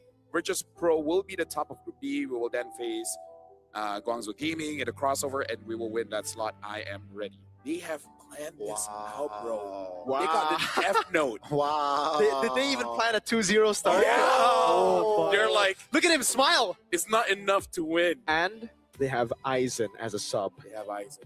They have Aizen, the mastermind. Katsugetsu. It's a Bleach reference. Yeah. Oh, And I'm not yeah, talking. okay. Yeah, Aizen is so strong, he don't need a Bankai. okay. Yeah. Thank you for That's why when Giving me Bankai info. plays, Aizen does Aizen it. is not there, yeah. It would be too OP. Yeah. And then a contradiction, I would say. A A contradiction. contradiction. But yeah, honestly, it would be insane if like this. we want to lose 0-2 so that when we win, they will always remember us. Look at that concentration. That's Kenny. He looks like Heiz. Your goat! My goat. Is he now your goat? Maybe, but There's some context for y'all. When Gani's goat plays and Gani's present, he never loses. So, Which one, Gani or Highs? both. Wow. there you go. But man, Now I'm cultured. You're cultured. you were. You guys don't see this, but we're dabbing up. Yeah. But man, okay. GZG, they gotta Lock in, man. They gotta simplify. I'm just gonna say it that way. Simplify. They overthink the Yes. drafts. Look at me. Last game. I don't think too much. Yeah, I'm successful enough. yeah. You are very You're successful. very successful. Just dude. think enough. Just Not think. too much. Thinking- Consequences is later. You sometimes just do. Don't apologize. There you go. Oh no, so Wait. don't just do. Don't ask for permission. Apologize. Apologize later. I do apologize sometimes. If I forget, that's on me. That might be on the other. Yeah. It's not really on you 100%. Cananeo. Is I- he locked in? I like my friends. They encourage the best parts of me. Yes, sir. That's why we're friends. Okay, look at this. Look at this. Oh, Al does not look happy, man. Well, he shouldn't be happy, but like I thought he would be more Yeah, I know. thrilled for a game 5 here. Let's see. Just Okay. just go to the good old, right? Find a way to get Lapu or Yuzong if available, which maybe not. Comfortable mid. If Al likes Freya, just give Freya. Doesn't matter if you need it or not. Because game number 1, he went to late game, and the draft still works. I think this might be the time for comfort over meta. Indeed. I agree. Right? Yeah. So let's see here. Game 5, the last hurrah. The draft seems like GCG. They will Yeah. go blue. Okay. No Joy, no Yuzong. Same approach. Among the Game 4. planes They exists ban Eve. the They want to go for equilibrium first pick Juice in, but then time Zone was made for. Sora. have a decision. Do you want to ban Sora? Pick up the Valentina. Go up against the Juicin. This is the risk. They banned Juicin. They want the Valentina Sora matchup. The risk is in the air. Guangzhou Gaming. Sora, Valen. I feel like they're threatening GCG. Yes. Forcing them to overthink. ever shifting. There you go. That might be the overthink because the Valen is there. Exactly. Zone are zoned in. Valen, Gani. I would say Valen Lapu. Or Valen. hide this Valen that might go to the EXP. Right? Oh, Right? Valen Okay. Gatot. Balangato Tacha. Yeah, something like that. Like maybe EXP later just to Could be. Just a save, right? Just in flex. case. And yeah, again, the Sora pick, it's just make or break, right? Will it influence? Will it be that impactful? On their last game as well, it's gonna be brutal. Zone taking their time here in their first couple of picks. It's gonna be Gacha and Oh. no Valentina. Unless they have a different counter or they want to force Guangzhou Gaming to pick up that Valentina. Right? Because if you force Guangzhou Gaming to pick up the Valentina to deny that counter, they're losing on one thing, and that's range. Yeah. Right? And that could be huge for Zone later on. This is why this couple They're of picks- overthinking. that they're trying to make GCG overthink. It's gonna be Lunox, you know, the hero that won them their first couple of games. Oh, Lord. The Fanny Wow. Okay, in the first phase. No, in the first phase, 0%. win this rate. is a gamble, man. Yeah. It has to be in game 5, right? It I has I to. wanted them to keep it simple. I don't know how to feel about this. This is Maybe this is simple to them. nuts. Maybe True. it's just pure comfort from what they've been playing, what they've been training. And again, for Zone, they don't have a simple answer to this. Not yet. The Gata and Haya are not lockers. You go Do you Ruby? Is that Is it too too early to is show it too responsive? Yeah.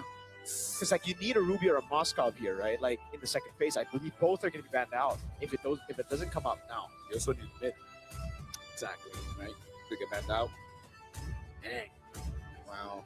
tough call for Zone. Forge my own Oh. justice. Your team is Far ready. side. I don't know about the first pick. Like it makes sense against the Yep. matchup of Lunox, but Sora Fanny, It's a bold pick. it is Here's the a thing. bold pick.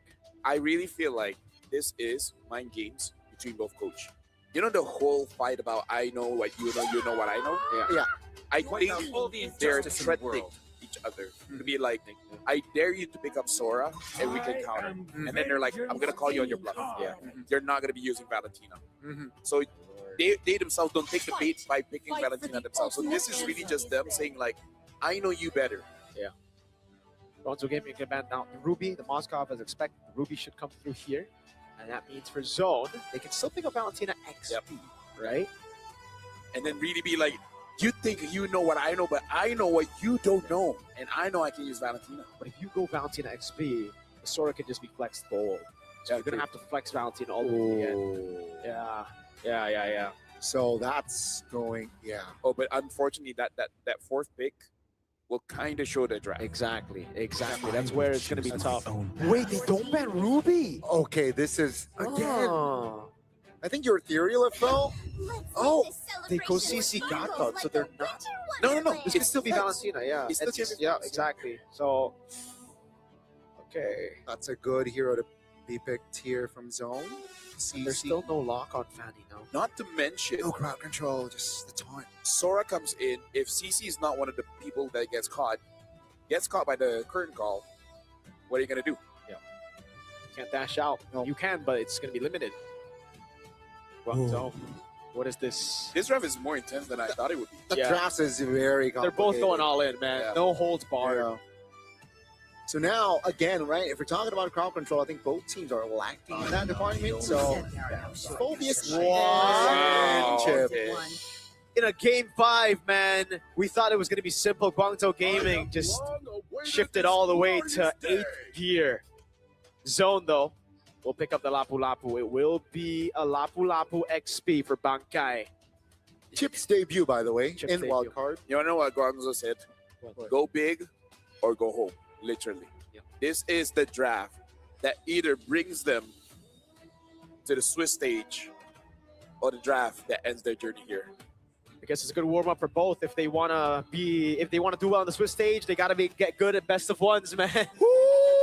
This is nerve-wracking, ladies and gentlemen. This is the final game between Zone and Guangzhou Gaming. Ladies and gentlemen, if you were here ever since game number 1 between Zone and Guangzhou, you understand the emotions here. You understand the momentum. You understand what all these players are coming through. Welcome to the Land of Dawn. This is going to be the final game between both teams. Welcome to Let's see. Mobile Legends. It seems like 4 flickers will be committed. 4 spells from the side of Guangzhou Gaming, and for Zone, it's a little mix of flicker, revitalize, and vengeance. So again, just from that approach, it's already Guangzhou Gaming. They're going all in here.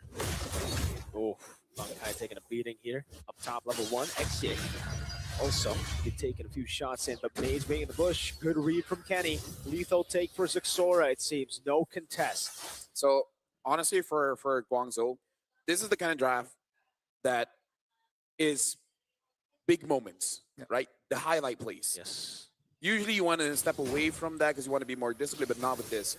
Highlight plays and coming from Cataneo, from May, from Owl, right? So this is really something that will test your instincts.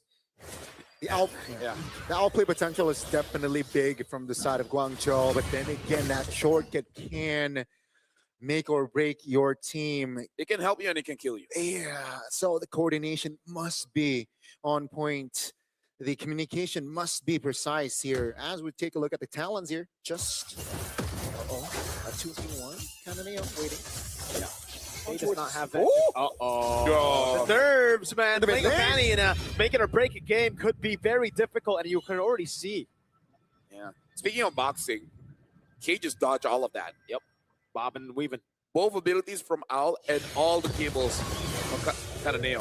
Big Exy would flicker out. That's going to be Cataneo with the cutthroat over. Does he find the cables? Revitalize as well there, but it doesn't matter. Quad Shadow landed. Zixora is there, but he has to back away. First blood to Guangzhou Gaming.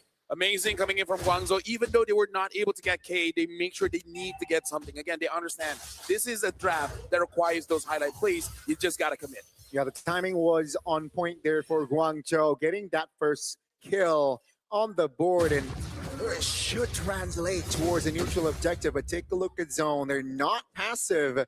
They're on it. They're the first one to control the river, and this might neutralize the lead that Guangzhou has. Oh, tries to go in, doesn't have the shortcut, or rather will not commit it, knows that the Fanny does not have purple buff just yet. Heaven's Wrath, oh! The Vengeance actually turned the damage back onto him with the help of the current call. Yeah. Good play coming in. Quite a lot of damage at level 4 here. Good respect from coming in from K using the Vengeance. And again, we do also have the highlight. Looks like it maybe just Al has been training too much on those fighters. Not going to commit for a marksman here in the final game of their best of 5. Now, in terms of looking for opportunities, it's Team Zone that has to be really careful, and at the same time, to always be ready for a fight. That Owl doing so much. Cannonale knows there's no vengeance cutthroat available. Curtain Call locks him down for a bit, but the last turret shot did not come through, and now he's 2-0.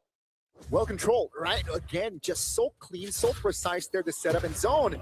I feel like they can take it right in the chin here. The first early game, what they need to do is not getting too over, I guess, panic, right? Yeah. They gotta stay composed, and things are okay at least. Look at the respect given to May.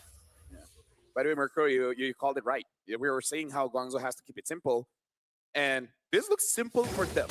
You know, I'll trade a bit. When you feel like it's good, call on me. I'll come and finish the job. Like, the heroes that they use are highly mechanical reliant, but at the same time, the idea, the concept, the execution is straightforward in nature.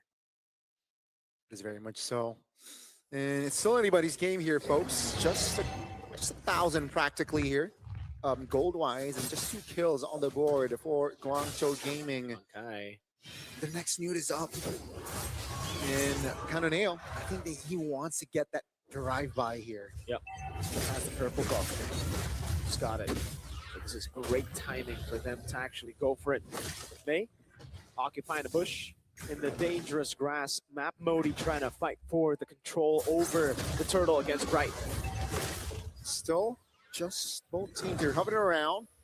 It's not a Lord dance, ladies and gentlemen. It's still just the turtle dance. Oh, Dark cover the Dark Wave. Oh, they go all in! And he's still able to survive, but Owl finds the damage. Now that happens right even. Bright's still able to pick up the kill. Cannonale has to go down. Bright with a double. Cannonale jumping all the way. Goes for the cutthroat. Victoria survives. May in the back gets the last shot on him. But Bankai is massive.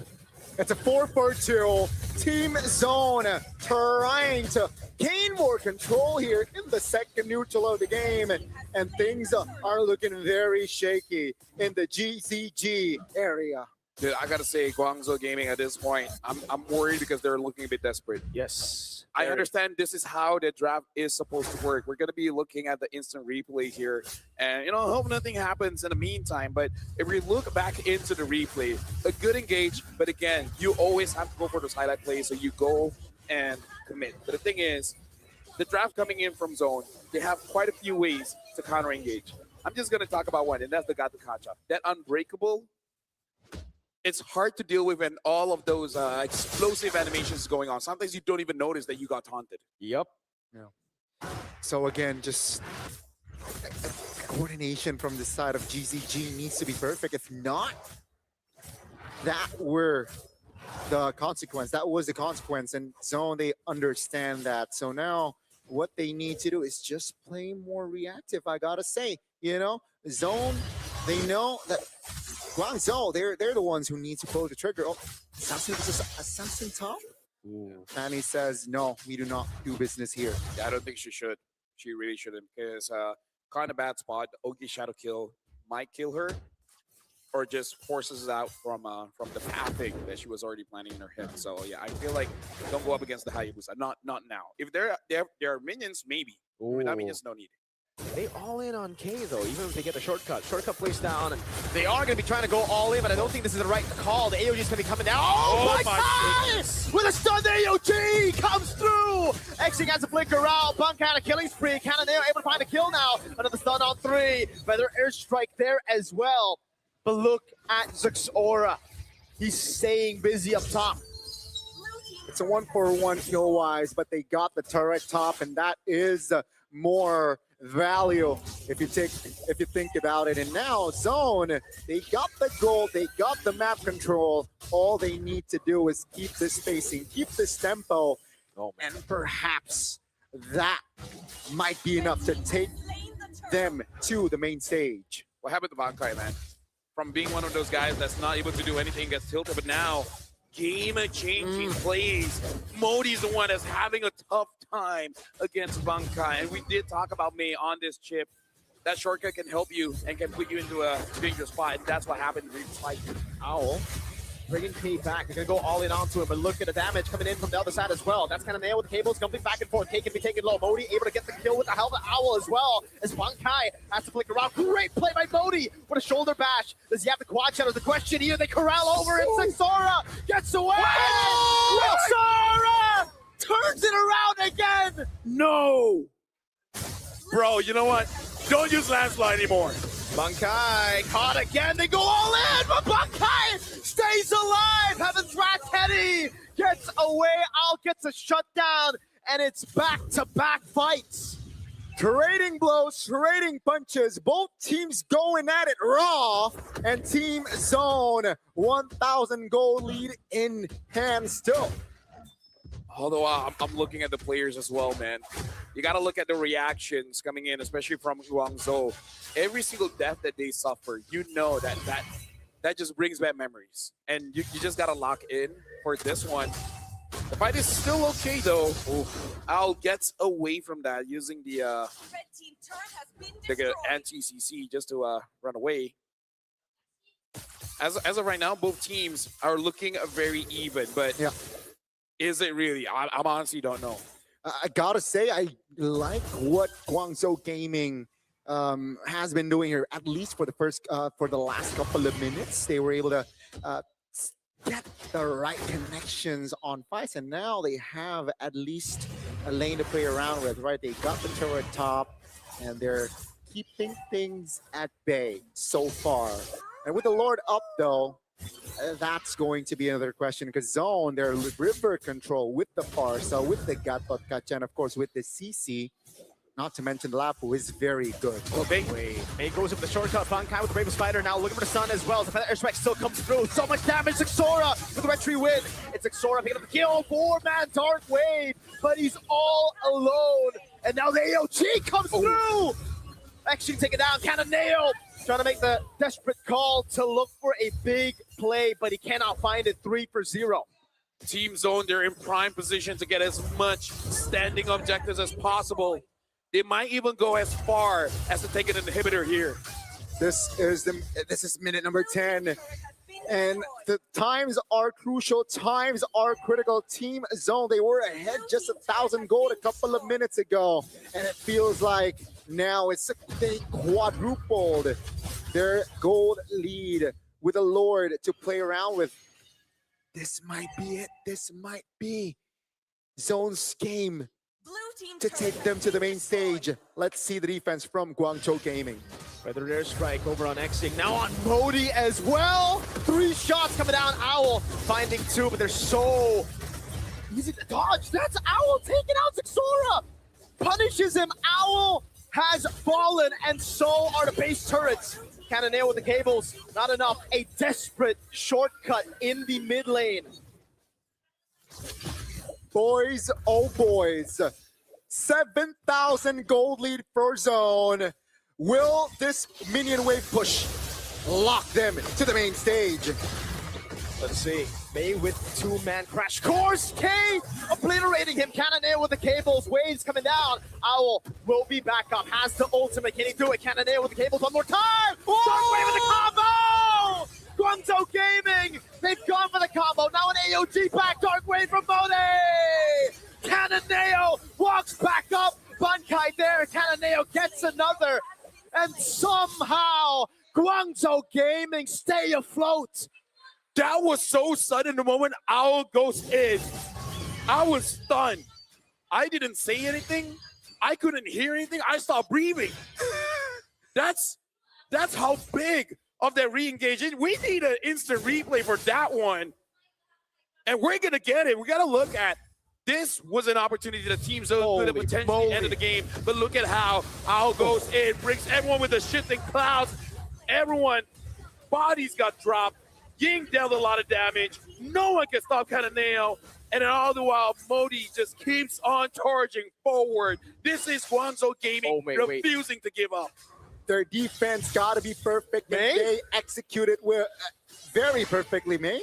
Shadow Isolated. Kill. Yeah, he puts down the shortcut. They all come in. Kenny's getting caught. They find the roamer, but that's it. Now it's giving the shifting clouds again. K taking very low. Cannonale. No purple of the current call locks him down, but it's the cancel. The AOG is Xing gets taken down by Bankai, and he keeps on going. Now it's Modi. Can he make the play happen together with Owl against Bright and Bankai? Only 2 for 2 in the end. I gotta say, if I was Guangzhou Gaming, I'll take that trade, man. Yeah. That could have gone so bad. That's gold mid for mid-roam. Yeah. That's value. That's value indeed. And Zone, they got to understand. Wait, Cannonale? I'm not sure about this. Oh, my goodness. Oh, that would have been a TikTok clip. Would have been. Right? Sure. Using your cut throat to put you in a bad position. And the Lord is up as well. Zone, they still got the momentum with no base turrets left. May looking for that shortcut play. And I was waiting. Look at Al's positioning. Yep. Puts the shortcut down. Actually coming down as well. Zixora with the red tree already there. Cannonale's going to go for the fight instead of the red tree. Action! Gets the Lord! Cannonale with the flag now as well as Owl takes Teddy down. Buys him on the ground. Is able to pop it in time. Modi, Infernal Pursuit with a Dark Wave as well. Bankai gets the shutdown. There's no Bravest Fighter. Modi still jumping. And now he goes for the Dark Wave. In for the Pursuit one more time. Modi will fall. Dude, he sacrificed himself for the team. He was there for 2 weeks. The Lord has spawned. I don't know if Guangzhou Gaming can really utilize this Lord, though. Let's see. Cannonale is definitely making quick work of K's health bar. There's a vengeance, though, for K, so he can't get too overzealous. They can delay. They have bought time with this Lord take. Mind you, folks, you know, it's still a lot of homework here for GZG, knowing the turrets are still up here, mostly from Zone. But that fight, that coordination needs to happen again for Guangzhou Gaming if they want to have a chance to go to the main stage. Halbert built. That might be the item that Cannonale needs to have that extra burst. Gentlemen, we have one more best of 5 after this. I don't know how that one is going to top this one, man. It's not. This best of 5. Best of 5 full. Dude, this is M7. This is the wild card. Both teams really do deserve that slot. Only one will get it. Ying now does have that Wishing Lantern, and Guangzhou, you can see this. Their instinct is to go in, but at the same time, they know this is not the time for you to make mistakes. They were in a similar position in game 1. Yep. No base turrets for their side, but they were able to take that win. Will they be able to replicate that sort of formula here with a different composition? That Team Zone, they can't get too complacent. It's games like this that makes us happy that we're casters, man. This is the reason why we got to the job. Real. These are the games that like make you feel like you're not even working, you know? Yeah. Just enjoy it. You're in the game, and the players, oh man. I are feel they bad locked for in. them, but I'm also very, very proud Yeah. of all of them. So now, Team Zone, at this point, 60 minutes in, it feels like we're already at the 22-minute mark, because only at that point do we see a lot of, I would say, cautious movements coming around. But now they understand this is the final game. Guangzhou Gaming with no protection for their base. At any moment, Zixora could come in and end the game. There's so much thinking that Guangzhou Gaming has to do. Like, Team Zone, their idea is to make them overthink. They have accomplished that even since draft. Yeah, they have accomplished that indeed. And just a quick item update. Bright and Bankai as of now has immortality. May. May with the conceal. Oh, they're gonna go on Xing. Xing, can you escape? Nox. Oh, Bankai is able to go for it. Xing with the flicker out. They baited so many resources. Oh! With the all-in. There's no follow-up, but look at Kenny. No wings by wings, no flicker. They baited it all out. Xing will fall as well, though. Right now, it's 1 for 1. Cannonale with the cables again. That's Modi jumping in over on K, who's able to cut away. That's K again, all in. Making it be taken very low. Dark Wave landing on 2 as Modi keeps on jumping with a ground pop by Kenny there. Cannonale gets the kill on Zixora. Does he have enough damage? Does he have enough cables? Look at the waves crashing down. Modi will fall to K. Will Team Zone try to end this one because it's Kananeo as well as Mei minions? Unfortunately, the waves are not there just yet, but you look at Team Zone, they want to pressure it here. Xing will be up in 10 seconds. May's trying his best to hold on. The base is wide open. The shortcut gets used up as well. Mei needs to hold the wave. Xing up in 3 seconds. Immortality already there. It's going to be popped in as Dasty became the with the cables. Back and forth. They're trying to defend it, but K very low. K looking for the last hit. The minions. One K with the last few hits. One HP on the base. No! What is this game? What is this match? Why is this in wildcards, man? No way. What is the series? No this way. needs to be on the main stage.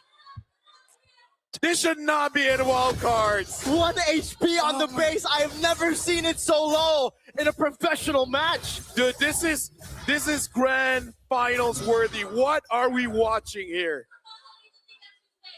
My, oh my. You guys are watching this for free. What the heck? 1 HP on the base. The Evolved Lord is up. And it's Guangzhou Gaming who are first on it. Can they burst it down? They have a Lunox. They're going to take it for free. Team Zone are going to have to defend against an Evolved Lord. Bro. Oh my God. You know what? Sorry to all the other casters that you guys don't get to cast this one, man. This is... Holy smokes, bro. I'm looking at the crowd as well. Even they're like... Even Virtus Pro. Look at Virtus Pro. They're like, dude, this is the best MLBB that we have. Like, we haven't seen this for a while, man. I like the first game, and I love game 5 as well. The opening and the ending. The best way to close a series. Oh my God. Whoever wins, you know what? You deserve it, man. After so many anticlimactic ends to a best of 5. This is crazy. Oh, this is beautiful. Guangzhou Gaming now knocking on the doors of Team Zone's pace. Look at the Lord. The Lord is still marching down bot. Mid, getting pressure by Guangzhou Gaming. Looks like they're going to get this turret. Team Zone, they got to defend this one. But you know, in the back of their minds, they're also thinking they want to look for an opportunity to win this fight. Yes, sir. Lord. Into the base turret. That's Mei with the flicker in and the shortcut. Can they do it? Owl with the all in as well. They get the combo down as Owl goes for the damage, and Mei's able to find it. Zixora is going to be caught on the shoulder bash. Kananeo again jumps around with the cable. Zixora has fallen. Guangzhou, they might end this. The dreams of Team Zone. They tried to reverse sweep. They try to go in. The base is open. Mori trying to go in. No way! So will fight to the very end. Oh, with the Heaven's Wrath will be taken down. Guangzhou Gaming couldn't go for the base. If you look up the definition of never giving up, you'll just get a link to this match. How have they done that? GCG and Zone still going at it. 21 minutes in. They do not back down. As GCG did not find the angle to end that game. Oh man, guys. Did they just not have enough damage? Because I swore the turret was open. We need to see a reap, but oh man, it's too close to Lord. Yeah, dude. Oh my goodness, wasn't it open? I thought they could just hit it. We saw tears coming down Michelle's face, and I believe a lot of Mongolians, a lot of people from China, they're having the same kind of experience, man. This game makes you emotional. Mortality for Mei. He needs to be the one to bridge the gap between the players who've just respawned back to the Lord. I think this is officially the stressful, quote-unquote, match I've ever casted. The most stressful, yeah. In a good way. In a good way. In a good way. Holy moly. What the heck? This pushes every individual to their limit, from the coaches to the players, back to the observers. Yeah. There's fights going everywhere. 22 minutes in again. We got to talk about this. It's more on the team fights now. Absolutely. Yeah, I mean, small mistakes, right? Position. Around same time that Guangzhou won game number 1 too. Yeah. Wait a second, right? Look at Ao in the top lane. Mei has the shortcut, so he's going to be the one again to bring them over. They gotta pull the trigger, no? You gotta reset. You gotta reset. Oh, but if they reset, this is advantageous towards Guangzhou Gaming. Yeah. Look at Owl still up top. This will for sure be a tier 2 up top down. Yeah, now Guangzhou is making Team Zone thing because you know Team Zone, they're thinking they do not want to go for a 50-50. Because No, they don't. No one wants a 50-50. This you, is no, the thing is, you don't care about Neil. What if King gets the Lord, which has happened before? That's true. true. I mean, the crown. shout out to Cananeo though on this Fanny. We somehow doubted the Fanny pick Early on. but take a look at the stat. 23 minutes in, 10, 1, and 11. Shout out both assassins actually. Says Zixara also just displays a beautiful Hayabusa so far. This could be the final fight of the game. This should be the final fight of the game. Top lane is push. No If it- one's pulling the trigger. Zone is not pulling the trigger as Wait well. a second. Lapu Lapu. Oh my god, they might be trying to crash. Oh, but they the have a Sora. teleport. Yeah, but look at the positioning of Team Zone. They're making sure while Bankai is dealing with Owl, no one is gonna get caught. Yep. By May. So very smart movements coming in from Team Zone, taking it very calculatively. Both teams playing chess. Not showing their cards just yet here. Hayabusa shows in the mid lane though. But Kenny has not shown in map. May. Oh, they bait out the shortcut. That's way too early. Now, how fast is it? The cooldown of it. Because Owl isn't taking it. Owl is not taking it. The window is closed. The window is completely closed. Now Modi's going to be all in. He's going to have to flicker out. He has the immortality. Now Cananeo jumps into the back line. His XJ will fall. He doesn't get the winner crown in time. Cananeo gets the immortality. K gets the kill. Owl now jumps into the midst of it all. Trying to go for the kill, but Kenny is able to pop in with a crown in time. And he's all alone. Owl, can he do it? Heaven's Wrath over on Kenny. Now pops him in the crown as well, but he's up against 4 members. Owl trying to go for the kill. AOG coming down right now as Owl has the immortality, but he will be slain. Bankai in the mid lane. Ladies and gentlemen, it will officially be a wipeout in Zone. Has Zone Guangzhou Gaming out. 0-2 to make it to the wild cards. They had to reverse sweep their opponent, and they climbed that mountain. Team Zone are going to the M7 World Championships. Ladies and gentlemen, in this grueling, brutal best of 5, we got 5 games. We have a winner. But also on the other side, history repeats itself. Guangzhou were a game away from making it. They were a game away from qualifying to the Swiss stage from the wild card. And Team Zone downloaded, they adapted, and they found a way. What a game. What a series. Respect. But unfortunately, for Guangzhou Gaming, they will not step onto the M7 world stage. It was through the patience again that we were saying earlier. It was all about composure. It was all about not taking the 50-50s. They played it through that. They saw May, they spotted them out, and instantly tried to burst them down, try to bait out the shortcut. And the fact that no one took the shortcut means that Zone could just go in, and the panic then ensued. Again, the fear that was on the back of their minds, the nightmare that just happened to them in the Chinese qualifiers after starting off the series with a 2-0, that fear got to them. That fear controlled them, and it was Team Zone, the youngest team we've ever had. No sponsors, no hope for a lot of people, but they've made it. They've proven, and they have silenced the doubters. Their dream is definitely still on. Ladies and gentlemen, give it up for Team Zone! And honestly, I gotta say, one of the best matches I've ever seen in my career. So shout outs to Guangzhou Gaming as well. Give a big round of applause. That was an amazing game. Now, before we continue, I gotta ask Summer, the coach. Yeah.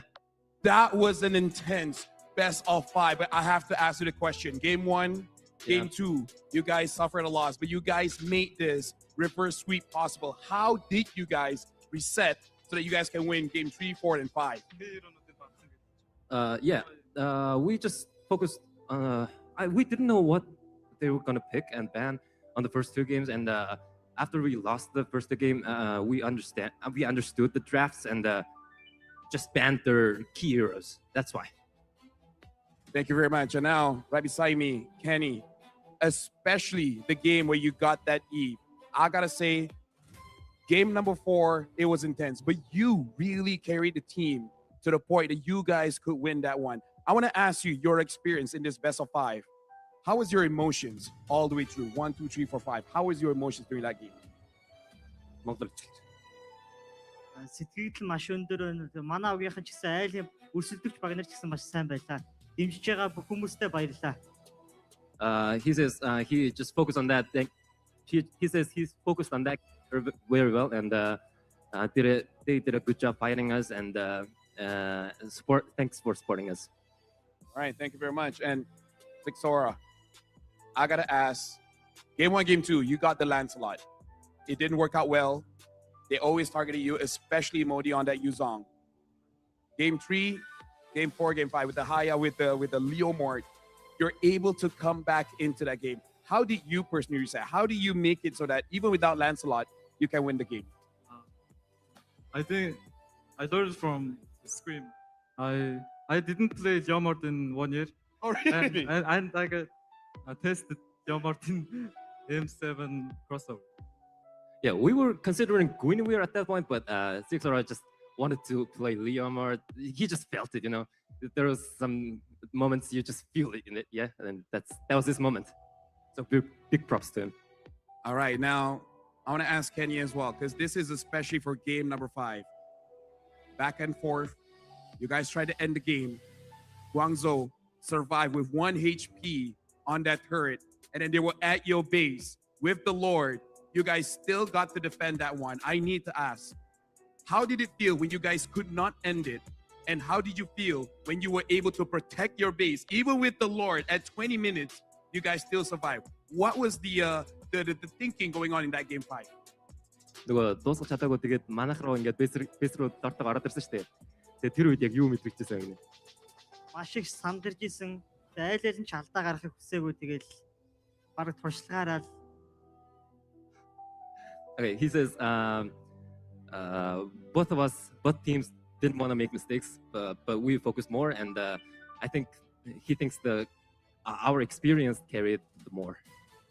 Ladies and gentlemen, give it up for Team Zone. That was an amazing game. And before we close it out, Coach Summer, I want to give you the opportunity. Is there anything that you want to say to all the fans watching at home, especially those from Mongolia? And feel free to even use your own language. Yeah, of course.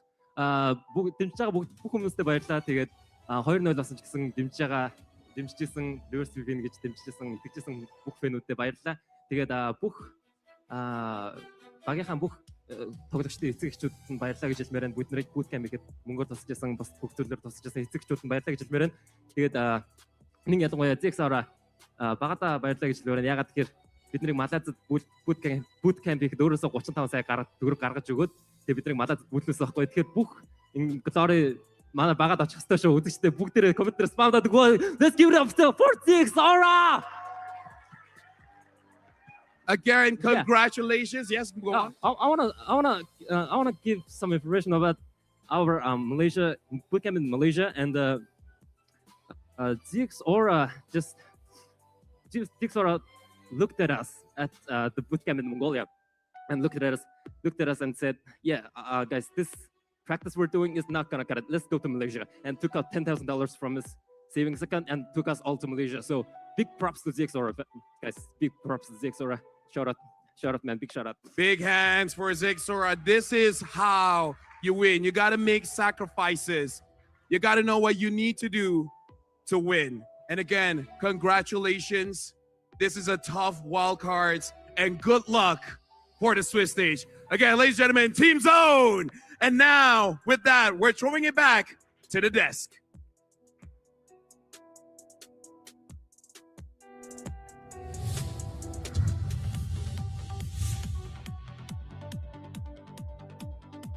just of the match, but for Team Zone and for Mongolia. Brother, he spent his own money, 10K, was it? Yeah. That interview to fly all of them out to Malaysia. He basically, this They have no sponsor. This experiment- is a team that they just made it themselves. This is a community team. Zexora did it with 3 rookies, with Summer, with Bright. Wow, just how, wow. sacrifice, the dedication, Zexora. and the determination from this team is inspiring. Yeah, for sure, man. Like being on stage with them, dude. You can see the shivers in the hands and the knees, and you know all the emotions. Yeah. But yeah, big shout outs to Zexora. Even I didn't know that. I knew they were in Malaysia, but I didn't know that he took out his own savings. Because again, just to remind everyone, this is a team that basically has no backing. No. After this one, I don't know, man. Maybe some orgs are looking and be like, hey, I think you're worth investing in. Bro, I mean, the fact that they also came back from a 2-0 lead, I think speaks volumes to how they are as competitors. It's one thing winning it out just with a 3-0. It's a whole other thing, fighting tooth and nail, knowing that you are a game away from elimination, being the youngest team here with no experience for most of their players. Only Zexora. Zexora is the only guy on the team with international experience. And doing this, bro. Oh my goodness. Now we get the... Yeah. That's a different expression. Yeah. You don't do the hand. Yeah, Okay. Thank you. Yeah. Let me just say, if you have friends, family, doesn't matter, and they're like, what do you like about Mobile Legends? I feel You like show them this game. I feel like for anyone that doesn't get the esports experience, watch this game. Even if you don't understand what's going on, you can feel what's going on. But when you understand the context, when you know the storylines as well, again, the nightmare for Guangzhou Gaming Oh, no. will still be there, and it is going to linger for a long, long time. Speaking of nightmare, Oh my God. imagine that. Never use Leomort in 1 year. Yeah. And it's like, you know what? I feel like it's a Leo more game. Yeah. So you're just like, how hard could it be? He wants to ride, dude. Yeah. He wants to He's got ride. Khan. He wants to ride so bad, and I mean, he was like- able to get that win. I was next to Kenny when I asked the question about game number 5, Mhm. and you can see the spark in his eye. You can see the neuron in his brain reliving what just happened. Especially when I asked the question, the Lord was in your base. Like you can tell, even he's like, I don't know how to explain it, Dude. It just happened. It just happened. It felt like plot armor already when Guangzhou Gaming survived with the lowest amount of health I've ever seen on the Crystal from the start of my career as a caster to today. Like, that is the lowest. That's a just base has been. willpower. That's pure That's willpower. just willpower. That's just the willpower. That's just the crystal saying, I got nothing, but I'm not going down. And then the fact that Zone topped it with a defense against Evolve Lord. Like, I don't know how that could happen in my a single God. game back to back. We have to come back. The only thing that comes into my mind, like I forgot what happened, but I don't know. if the minions come out and the Lord was attacking the minions, that's the only way, right? That's the only way. That's how the defense could have worked. Yeah, I mean, I was so stressed and so like I was so invested. Yeah, but I think it caused me short-term memory loss, man. dude, you have to because you need more memory Yeah. to take what's gonna happen next because they keep on giving. Especially after shouting for that long.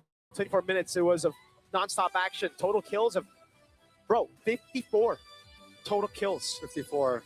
Let me just say, I don't care about Southeast Asia games anymore, man. Yeah, Even more Mongolia against China games, man. This is the game that we want to see. And next is Virtus Pro versus Boostgate. Oh. Turkey versus EECA. So I'm no Southeast Asia. I'm just gonna say I don't think they can top this. If they can, if anyone can, color me impressed, and I'm colorblind. That is a very bold statement, but yeah, I think I agree. And I think this whole series, right? This series, 6-7. No, there you go. Now it's 6-7. But we gotta highlight this, not the back, Bro. Look at all the sponsors. There's none. There's none. If any, yeah, it should be Zexora. Yeah, it's Yeah, Zexora. it should be Zexora Zexora. is the sponsor, man. Bro. This is How have they done that? this is the story that reminds me of the debut of us. When we started casting it, that was the story of most of the players. They have nothing. Yeah. But right now we got to talk about Fairy games. You guys can play MLBB and you guys can actually fight 1v1 and you can win up to $20,000. In fact, probably Zexora has to pay that one to recuperate some of the money used boot camping in Malaysia. If I knew it was there, I would have helped out. But either way, download Fairy Games on the App Store or Google Play Store. Play MLBB 1v1. There's no teams. And show your personal best score and get an opportunity to win up to $20,000 and many more prizes from the app. If I'm not mistaken, they're watches for sure, but they're also like They're necklaces, accessories. No. What's the box that when you put your clothes in and then it clings? Washing machine. Washing Wait, machine. they have a washing machine? Washing machine. Wow. Traveling. Like Adapter. no, like big things. Like big electronics, big travels. But speaking of big, we got to talk about the Thunder Ascendant skin. This is the Granger Pass skin. Unlock M7 Pass to get it immediately. And personally for me, if you're a Granger main or not, if you only play Roam, if you only play EXP, still get that Granger skin, man. Because you never know that one day you might play gold. I gotta be honest, that's a basic skin and it already looks cool. Yeah. If you get the Prime, that's extra cool. The Prime is beautiful, man. Yeah, and Look at that. also Oh. witness the true prestige here. The this is what everyone will be grinding for. The Granger's new Prime skin. The beauty is waiting for you at level 75 of the M7 Pass. This is hype, but nothing can top what Bro, we just watched. Like, you know what? You know what to do. Just do it. We're still trying to process what just happened. I don't want this to end. Dude, me neither, man. If I could just relive that again and again, it would be fun. It would be fire. But we have to. We have to After move on. this, Yeah. After this, it is Virtus Pro going up against Boostgate. Boostgate. I wonder if their adrenaline just got pumped Dude, watching that one. I mean, I want to play. Yeah. We're pumped. I'm sure they're pumped. If they're not pumped, I don't know what gets them pumped. Yeah. That's true. Shout outs to Summer, man. I want to love play that guy. MLBB now, bro. Dude, can we play while casting? Oh, That's what me and the casters did one time because the Malay casters they were casting, and you know they're checking skills on their phone. So I tried to prank them by inviting them into the lobby. And then? They actually go in, and then we played on. Oh broadcast. my God. Yeah, That is. they were able to do it too, and people didn't notice. People only noticed because they were watching my stream. Shout outs, man. Let me just say, I'm happy to be able to experience this with you guys. Ani? Likewise. Likewise, Mirko. Likewise. Oh. you touched mics. If I can only wish This is that's crazy. our grand finals. We haven't had a grand finals. Dude, we haven't even gone to Swiss stage. So it's True. like, dude, the fact that we already got this kind of game Dude, and if you- wild card, If you bro. really think about it, like the series game 1 through 5, it had everything. It did. It actually Opening did. and We had ending was stops, just. Oh we had my a God. comeback. We had the drama of game 1, Yeah. and then we had a comeback for Team Zone. New picks. New pick. 2-0. 2-2. Oh my God. Right now, we're already seeing Boostgate as well as Virtuous Pro. Yeah, coming we're in. getting ready. They're getting ready. So after this, we will be going for a short break Just short. Yeah. just to make sure that the players are set up. So in fact, we're gonna do that right now. We're going for a short break. But if you guys just watched that best of 5, you do not want to miss this one. This is gonna be the second team that will be advancing to the Swiss stage. We'll see you guys right after this. We need a Red Bull. We all need Red Bulls.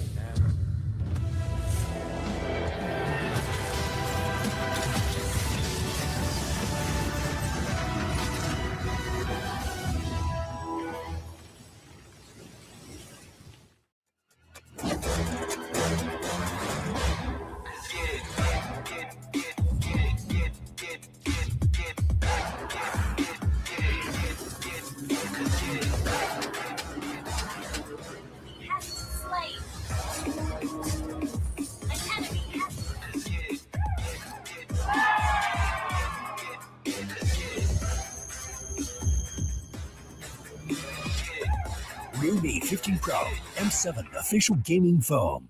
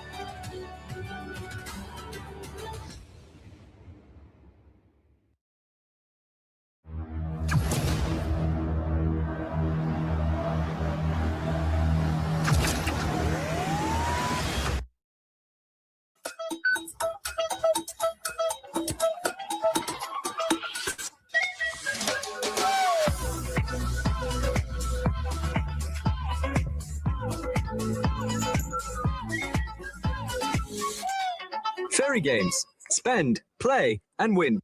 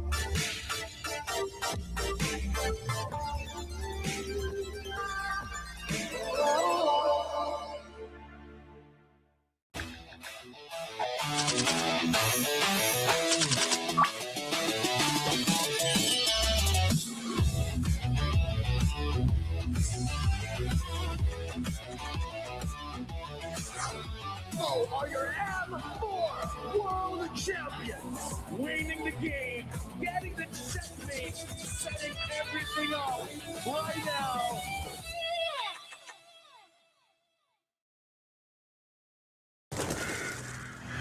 Nothing can withstand the withering. Against the endless erosion, my strength grew weaker by the day.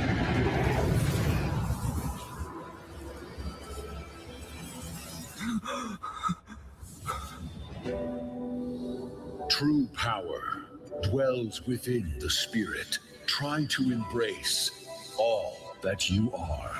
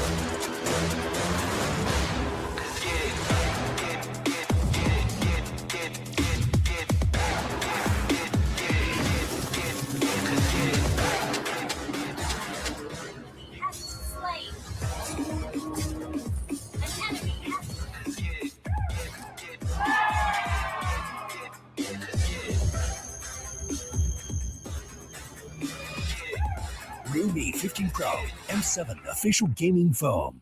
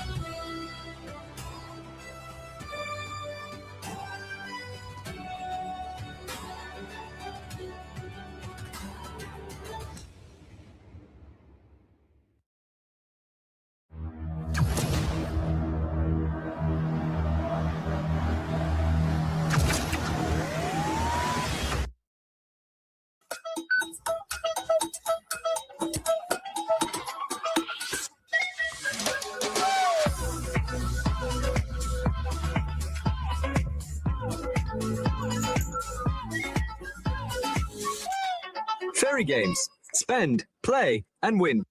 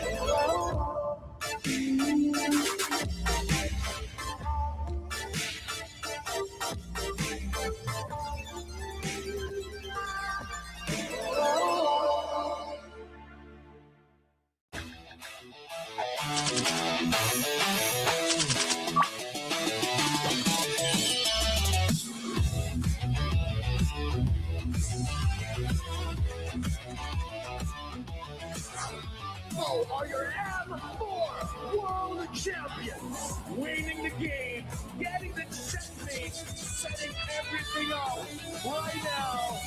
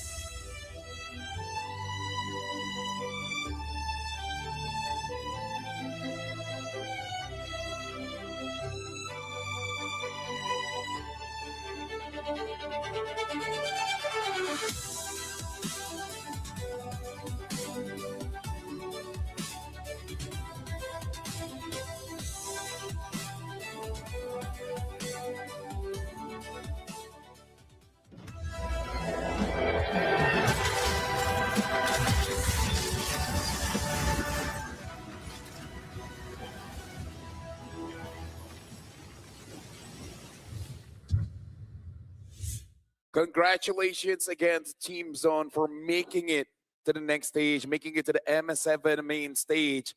And even though Guangzhou Gaming did not make it, but this is just going to set up for their story, man. I hope we get to see them again because they were amazing. Speaking of amazing, Mirko. It's Mirko, Gani, and LaFell. This is going to be the second best of 5 for today. And the winner for this one, just like for Team Zone, will qualify themselves over to the main stage. Gani, this is going to be VP going up against Boostgate. And I got to say, I'm pretty sure everyone's saying VP at this point. Yeah. I mean, on paper, they are the stronger team. I don't believe the paper. It's cashless now. Okay, true, true. But based on day 1, day 2, day 3 of wild cards, they did not disappoint as well. Yep. I'm just still trying to digest that series, and have I'm to eat just first. trying to accept that the series won't be as, you know. How do you know, man? What if you know? Or my expectations. Yeah. Okay, Gani, Mirko, have you guys ever watched anime? Yeah. Have you guys seen the protagonist basically died and then revive Yeah. and then just wins against the villain? Yeah. How does that make you feel? Boring. No. It makes you reinvigorated. Makes you want to go out to the world and do something with your life. Depends on the execution. Depends. Yeah, depends on the Some yeah. anime do that, and I'm like, this is just garbage. I get it. But, you know, maybe Boostgate, after watching that game, they're like, yo, Okay. we can do that. Okay. You know? Definitely an inspiring series. And then all of a sudden, Baba the Beaver just walks past with the shades and be like, good luck. Yeah. Oh, And it just keeps on walking. Not to be confused with a platypus. It's Bobber the Beaver, not a platypus. Bobber the Beaver. Trying to get to the M7 Swiss stage. Now, let's do this court style, okay? Give me points on why VP really should be the one winning this one, Gani. you know, I think execution, drafts, and also hero pool. I think that's okay. Drafts and hero pool goes hand in Yeah, hand, yeah. But I think execution, you know, I think again on paper. I know you don't like papers, LaFell, but they're a stronger team. Yeah. So now, for you, VP still, what are your points thinking that they should be the one winning this one? They don't care about paper. They don't care. Just like us, all right? Yeah. They don't care about trees. They are good. Yeah, I and mean, they might care for the transcend- trees. But, They you know. transcend paper. Virtus Pro are better in game, outside of the game, everywhere. Right. They're just better, and it's because of their well-roundedness. I would say in ECA, the fact that they got to play global ban, the hero pool got buffed for sure, as well as Zaur Ego is finally joined a team in the international stage. We saw how comfortable they are there, and it took a day, I would say, for Zaur Ego to finally warm up. But once he did, he started popping off. I would argue one game, not even one day, just one game. So we got to look at this. The Sky King has spoken at Virtus Pro Deliver. Kyrie said, in my opinion, Virtus Pro is the strongest team in the wild card. They have the most potential to meet us because their team and chemistry is just better. So that's Kyrie's opening statement here, right? But in court, it's all fair. So Gani, give points on how Boostgate can actually win this one against VP. You know, I think what Boostgate needs to do is one, cannot overthink. I think that's the Keep main. it simple. Yeah, Tezet here, you know, Indonesian, by the way. He needs to somehow lead this team. It starts from him. He's the anchor. Don't overthink, and then the players will just be at the flow. Yeah, just for me personally, I have the opposite opinion. I feel like if you stick to simple, VP are the best at playing it simple. VP are the best at playing the fundamental game, right? So I think if I was Tezet and I was in the position of Boostgate, I'd go crazy. Go full chaos. Full chaos. They gotta go loco, man. Yeah, no, I agree. Honestly, both of your points, even though they are different, but there are aspects that I believe that Boostgate probably has talked about. You want to play safe, you want to go full chaos, and I believe you kind of have to do both. Because if we look back at Coach Summer, what he said in the draft when they pick up that Leo mode, right? Chaos, because it's something else, right? It's gonna be a pick that Zora hasn't played. But you don't go too crazy because he said, maybe Guinevere. And even Zora's like, bro, have you seen anything? Right? So I believe it really is that balance. You kind of have to strike a chord on both, right? You gotta go crazy, but not crazy enough that you sacrifice your fundamentals. Keeping the identity should be Boostgate's way of approach as well. You know, I really like balance. And yeah, I think balance, right? You mentioned both. For Virtus Pro, you know, I think, again, being the favorable team, they can actually bring their own chaos. Well, the series. We're going to be talking a little bit more here, and we're going to be talking about Virtus Pro. Backhot, Zaur Egoist, Bobber, Pluto, as well as Super Igorka. The biggest problem for Super Igorka is that everyone else is too good. He doesn't have a moment to shine. But now we got to talk about their opponents here. From Boostgate Esports, we got Axie, Kazooie, Identity, Walker, as well as RX. They have amazing players, but at the same time, we got to be real here. Some players really have to step up. In my opinion, especially Identity, as well as Walker. They're okay. But against Virtus Pro, you got to be more than okay. And the thing is, right, the main issue, Identity and Walker, they're the mid-roam duet. So it really comes down to, you know, their rotation, if they're able to pressure the right going up against Pluto as well as Bobber. That's not going to be an easy lane. Exactly. They got to step up, and if all goes well for Boostgate, you know, perhaps we might see an upset in the series. Yeah, I think in all the individual lanes, unfortunately, just my opinion here, VP have them gapped. Yeah. Even in the coaching department, I feel like they have them gapped. Yes, Tez is an Indonesian. I'm Indonesian. I would want to, be like, all right, Tez, that's the boy. But Fly Solo has so much more under his belt in terms of experience. He's been all over the world. Yeah. And the reason why Mirko would say that, again, is really about understanding which direction you really have to go, right? Because even with Coach Summer in the previous interview, even he understood that there's a time where he has to reel his players back in. And we've seen Fly Solo doing it time and time again, right? He's been on the M series for quite a few times. Yeah. Tezet needs a bit more of that. But for now, we will be seeing a little bit in depth of how Virtus Pro as well as Boostgate really functions in this video. On Onyx ID after the wipeout will take the chances for Virtus Pro. Ну, в принципе, отдохнули после международного турнира, посмотрели некоторые ошибки, отдохнули друг от друга, потом опять соединились и начали лучше играть. I think because they're still young and they trust each other and also on me. I think they still want to try one more year. Для этого, в принципе, никак не повлияло то поражение, потому что мы вот прошли на международный турнир, и Wildcard — это отчасти даже бонус, потому что Зауру привыкнет к международной арене, и мы вспомним, как это играть на международной арене, и я думаю, даже немного лучше, потому что больше времени тренировок и больше матчей. Да не особо что-то чувствую, просто рад, что могу играть, и все. I wouldn't say he will bring skill-wise anything that Andorra couldn't bring, but the thing that will make matters is the language barrier. Just when we speak our native language, our comps are way quicker. Just his mechanics are good, makes his comps, so it's not hard for me to understand what he wants. For me, the team is young. Well, I didn't have any plans to leave or something, so just our synergy is fine. Но я думаю, то, что все понимали, кто как может играть, кто что может сделать, и понимали, то, что каждый имеет силу, то, что могут, и просто доверили друг другу, и в принципе так получилось. Я просто хочу играть каждую игру идеально, и все. И в каждой игре отыгрывать по максимуму в лесу, и все. И быть МВП. I think we can beat any teams in the wildcard.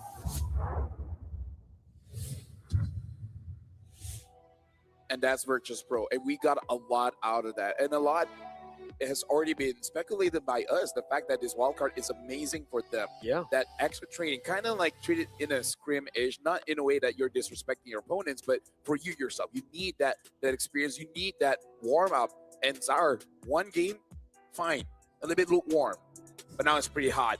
And before I let you guys jump in, Lunon Tanting, he said, yeah, maybe for certain teams, like the Turkish team, Boozgate, wow, they taunt a lot in scrims. But I don't care too much. If we choke in the wild card, that's on us. And again, Pluto has this mentality that he truly doesn't care about anyone else. If he wins, because they're good. If he loses, they're bad.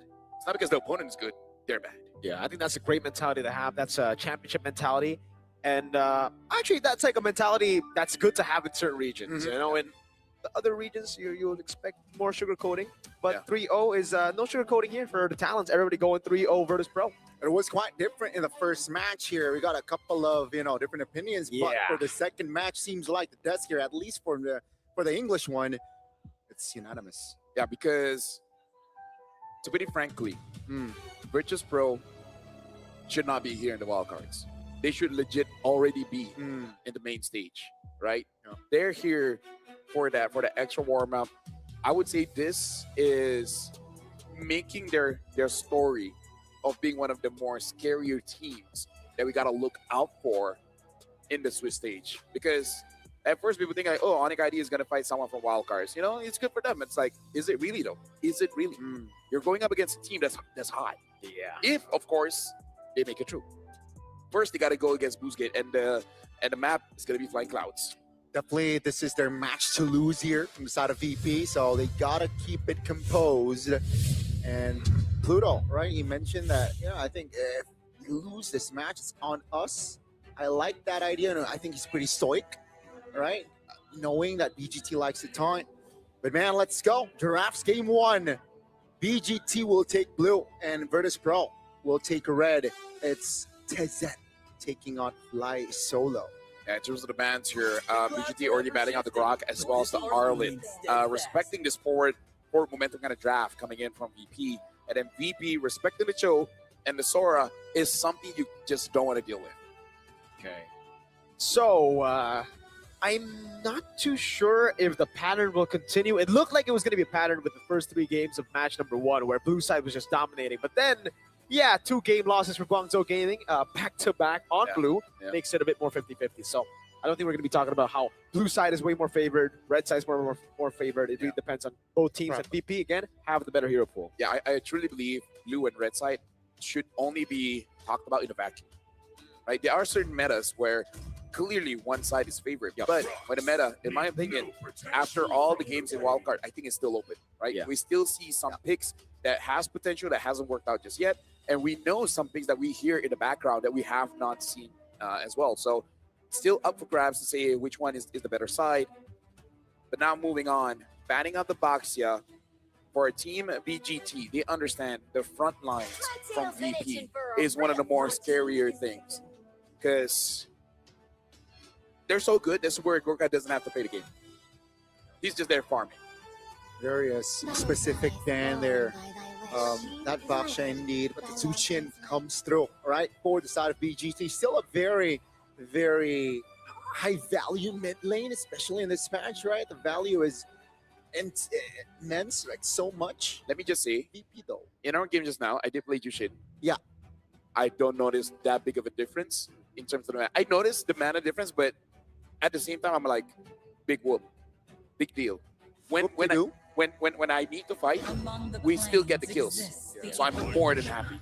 But that's usually, you do well when there's no Yve on the other side. When there's a Yve on the other side, it's still a counter, especially because of the nerfs. Yeah, sure, you don't feel it as much, but it's still a big nerf. Yve's gonna have a better lane compared to you. And I like the fact that VP take away the combo that they love to have on the Juicin. Usually it's always Juicin high-lows for them. So they take the high-lows away from BGT and they go for the Yve. And again, it is a comfort for Pluto. He is the high loss that has made it work, where he fought against Jushin and did not die at all. To banish all darkness. Yeah, that was high level of high-lows gameplay there. But BGT will lock in the Lancelot here. Another hero that is very popular in the jungler position, very fast.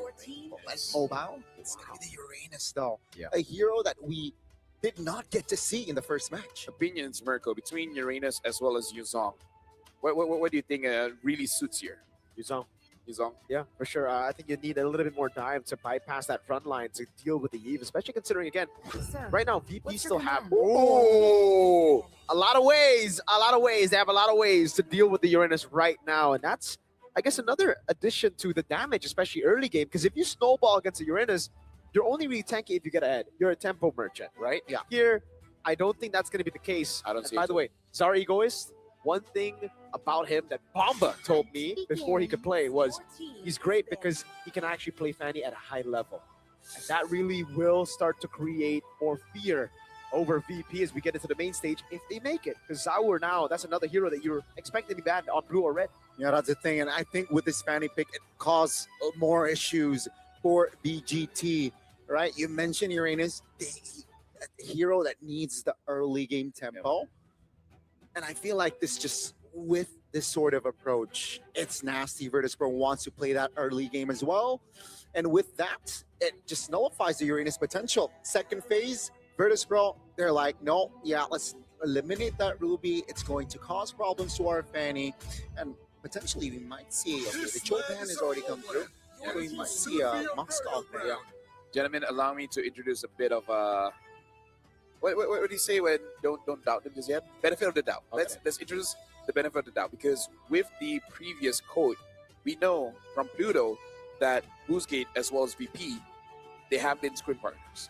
And it's to the point where Boostgate had an opportunity to actually taunt them. Yep. That means that they have won some games. And they for sure know what Zaur can do on this match.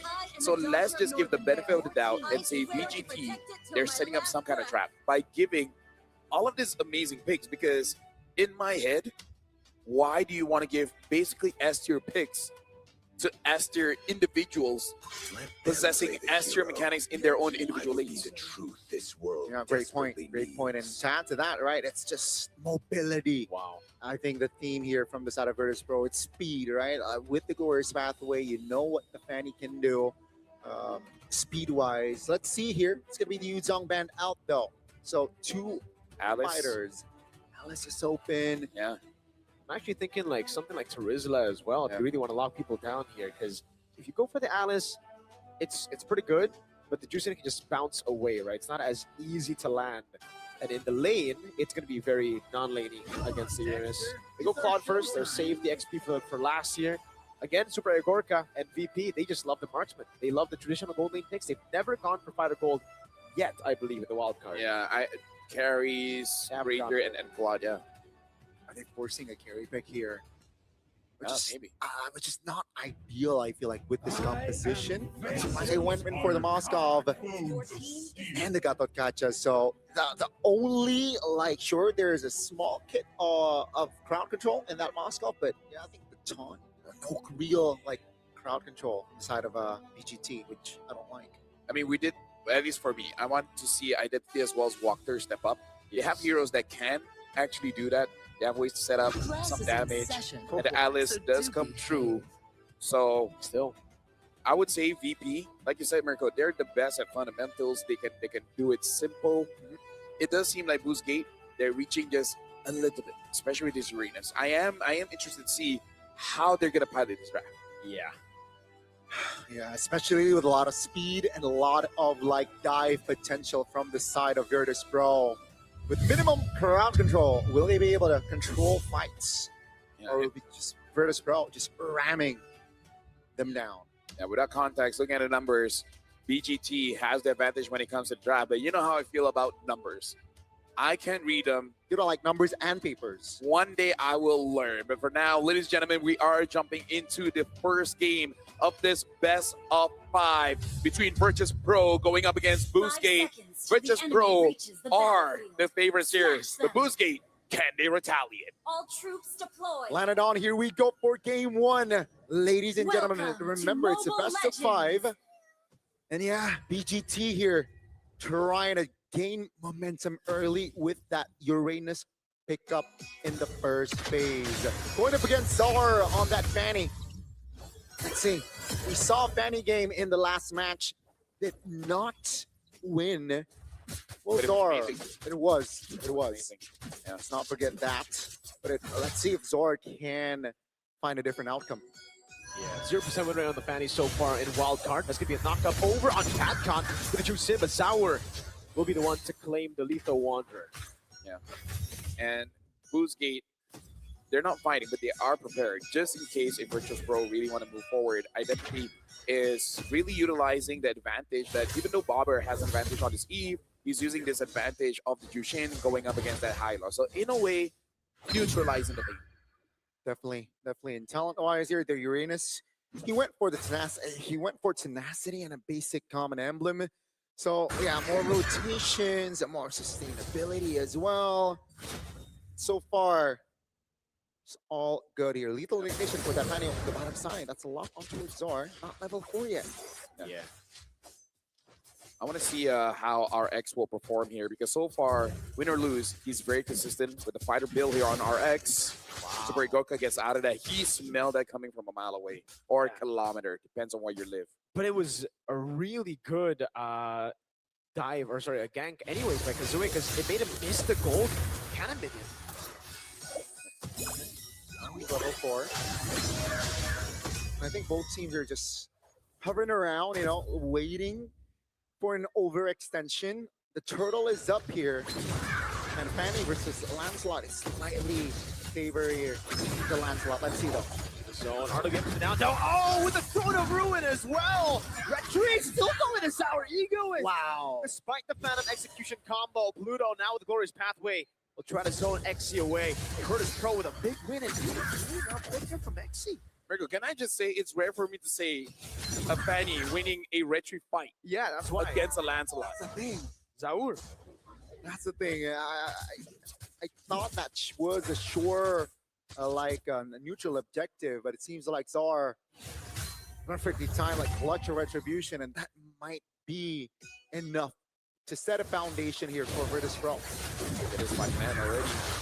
Trying to establish some form of control 3 minutes in, and Virtus Pro already saying that this is our map. Virtus Pro with almost 1,000 gold lead here at the start of the game with a kill and a turtle. Item-wise, it is quite classic. I guess for Super Gorka here, right? DHS Rush. I feel like it's okay because, again, with the buff, it does make it so that he can involve in the fights and actually deal quite a lot of damage onto Walker as well as Xe. And once all the 50 guys are out of the fray, makes it easier for Zaur to really get onto the targets that he actually wants to get onto. Yeah, again, just understanding that there is minimal. Yeah, Identity gonna be caught out of the Hadouken. That's the cables coming down as well. Can he find it? No, he cannot. Oh, yes, he gets the kill in the end. The turret. No. But a kill revitalized from Pluto, and he escapes. Wow. A clutch retribution earlier, but that was a clutch revitalize as well from Pluto, keeping his teammate alive. And again, 4 minutes in, it's a healthy gold lead built, established by Virtus.pro. 1,500 gold as the turtle will spawn here in 10 seconds. So again, they might just double their lead. Backup got that one. And this is the best way I can describe this: demoralizing. Yeah. Level ahead too. Looking for more here. Purple buff going to be contested here. Can he go correctly? He does, and that means Turtle should be free. They got what they wanted. Beautiful stuff by VP. And this is why I shouted out to Alice for backup, man. When he picks up this Alice, it looks immortal. Yeah, that's the best way I can say it. So far, no vessel. That's a engage. Oh, instantly on Identity. Super Agorka is the one to get the kill. Now Blazing Duet as he picks up the DHS. Virtus.pro steamrolling through, and they're not even going to rush the Turtle. Knows that the purple buff is up. XC gets away with the concentration and the dash out.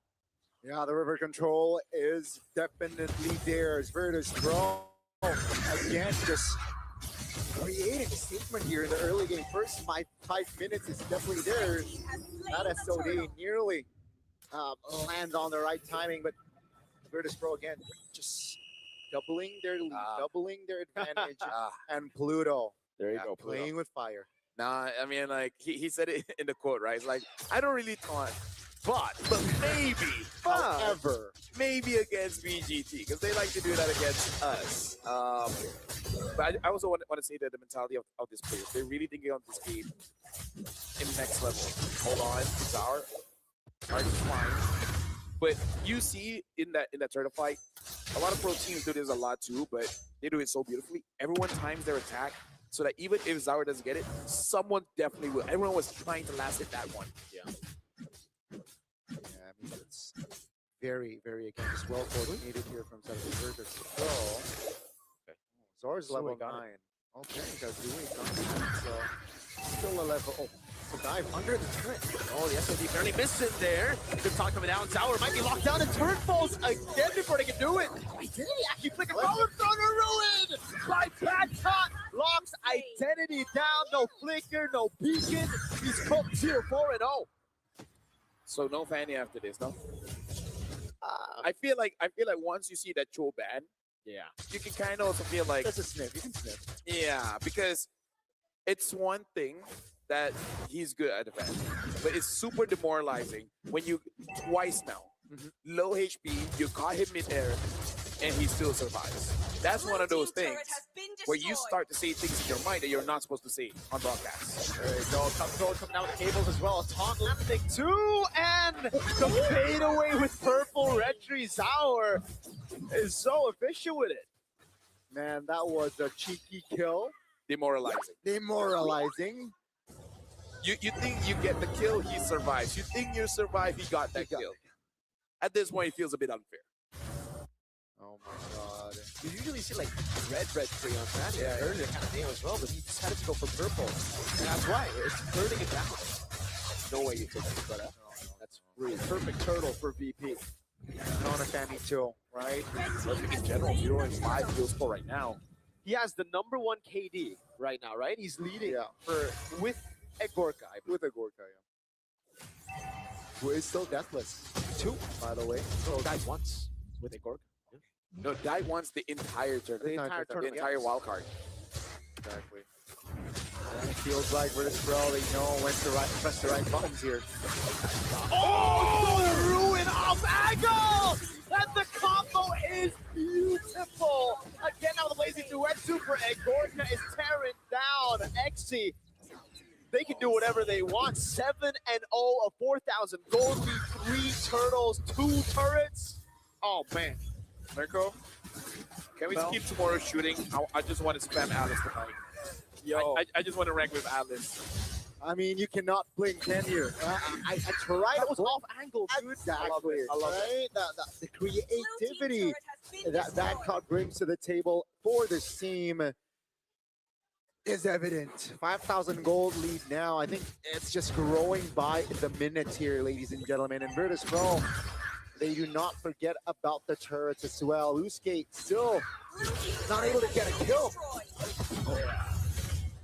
Like, Zoe can walk up here, but we know they're not going to go all in because it would be suicide. Now it's going to be Dari goes to tables, jumping in, throw to ruin. Finally, we see some misses, you know, to make them look human. Yeah. Just to make sure this is not AI. Yeah, they're like, hey, I swear we're human. Trust. Looking at the items here, in terms of items for Bad God, it's just the Radiant Armor as well as the Dominance Ice. Damage coming in from Eve is going to be big here because after completing the Glowing Wand, now with the Lightning Trenchant, and I would say despite all the pressure, RX is only losing about 800, 900 gold. It is a lot, no, but it's not as bad as you think it is. Definitely could be worse here for RX. But man, the Fanny also just doing work, right? With the penetration item and the triple. Again, like Pluto is like, dude, I know you're gonna get me low, but you're not gonna commit on me because if you do, then Bad God just taps that ult, and then you're all in the Oh, look at that! Even XC's taking way too much damage here. A few pokes coming in from Bobber is all he needs. An SOD maybe. RX actually kind of really well, but Zaur ain't that guy. He's not the type of guy to leave it to just basic attacks. He can wreck you. Yeah, there were multiple bodies as well, just trying to block that Lord Steel attempt. But man, yeah, I mean, Usuke, they're struggling to even find a kill on the board 10 minutes in. And that just shows levels here. Virtus Pro, though, if they are able to keep this tempo, they're able to just maintain the pressure. You might see an early game. RWM comes down as well. That's super Gorka. Lazy do flicker in as well against the Uranus. Almost takes him down. Exi got out with the flicker. Now a Lord up top as Zaur goes in for the turret in the bottom lane.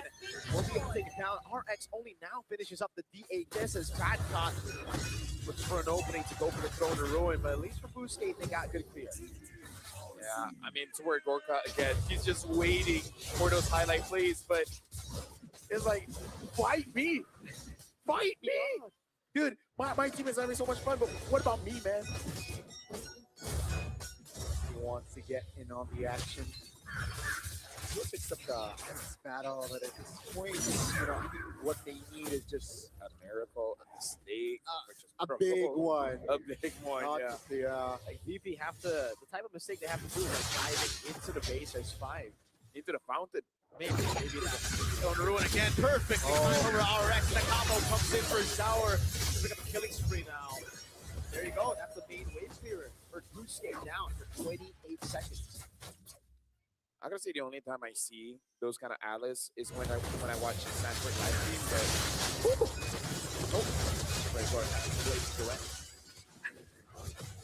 he's like damage testing. His water hunt towards the Uranus. Yeah, it's limit testing. Can I kill him with just an ult? Let's try. It's like, is this enough items? Okay, it's not. Noted. We need a halberd. Put on paper and then use it later on. Speaking of, right now, it's kind of like the quest. Can Virtus Pro maintain perfection? Yeah, that's it. Like right now, they're thinking of how do we get this game with 0 deaths? Yeah, that's their. Is that their side quest or main quest?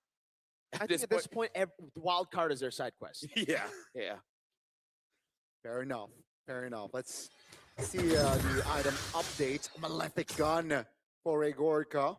So that's the Trinity plus gun. And if you take a look at the Eve as well, she had the glaive. So there's a glowing one. There's penetration as well. Basically, everyone dies. Basically, right? And also keep the Fanny, right? Brute Force Breastplate. That's again, just respect. I think Zaur understand that he wants mobility as well. And yeah, 8,000 gold. He's like, you sure, buddy? That's a lot of damage. Man, you sure? Are you sure you want to bring a sword to a gunfight? Yeah. And he has a Malefic gun too, so he's got plenty of guns. And he has a sword too. Yeah. He's everything. And that sword can even hunt demons. Good one. The Lord. Silence and then just one. The Lord should be open here. 13 minutes and BGT looking for an angle. Oh, Yeah, perfect. Over the Waxer. One cable is all they need. They don't even go for the Lord. They're going to go for bodies, man. Seven cables again. Kazooie. Bad caught again. Comboing with Bober and Super Garkas finally like, I got the items, boys. We got through the Uranus with a blazing duet. 4-0-2, 11-0. Virtus Pro are trying to win wildcard without dropping a single death. Oh, Pluto, stop, Pluto! Oh, come on, Pluto. Come on, Pluto. Right as we say it, Pluto. Talk about Cast a Curse. Yeah, my bad, Pluto. spoiling the party there, but it is still technically a perfect game for Virtus Pro in our opening game of this series. Just one kill for BGT. Maybe they're just like, give them something. Maybe. I just give them something. But we just went through a slobber knocker of a best of 5 slugfest, a Worcestershire sauce, a gobsmacking game, and now a wild west game. Oh, wow. BB just comes in here and be like, hey, that was a good best of 5, but remember us? We need to get going. Yeah, that was a good one, but we need to get going. Dinner is already at the hotel. We want to make sure when we come back it's still hot. Yeah, we'll get in an hour max. Yeah. So they just really don't like overtime, I guess, you know, VP. Hey, time is money. Time is money. And they're like, this is how we make sure that we're one of the highest earning players. Yeah. By earnings / playtime. Mm-hmm. There you go. There you go. Mm-hmm. Mm-hmm. And I like that mentality, and I think they bring that approach in that first game. But I was actually quite surprised with the lead. It went above 12 minutes. You know what the problem is, Gani? You know what the problem is, Mirko? What? Yeah. We sometimes say, okay, what do you change? What do you make sure that they don't get again? 5 heroes you want to ban out. Can't do it. Shout out Red Bull, by the way. If it wasn't for this, I'd be dead. He'd be gone. Okay. Yeah. Maybe And not dead. He won't Maybe be not Mirko. He'll be Mirko. There you Oh. go. But yeah, Brewskate might need a few of these right now because they're low on energy. It really feels like, especially identity. He really lost his identity in that game, dude. I'm sorry. This is why, like, being critical here, but this is, again, the game that gets you to the main stage. Identity and walkthrough. Mm-hmm. Here in Southeast Asia, we know how important the mid trio is. Yeah.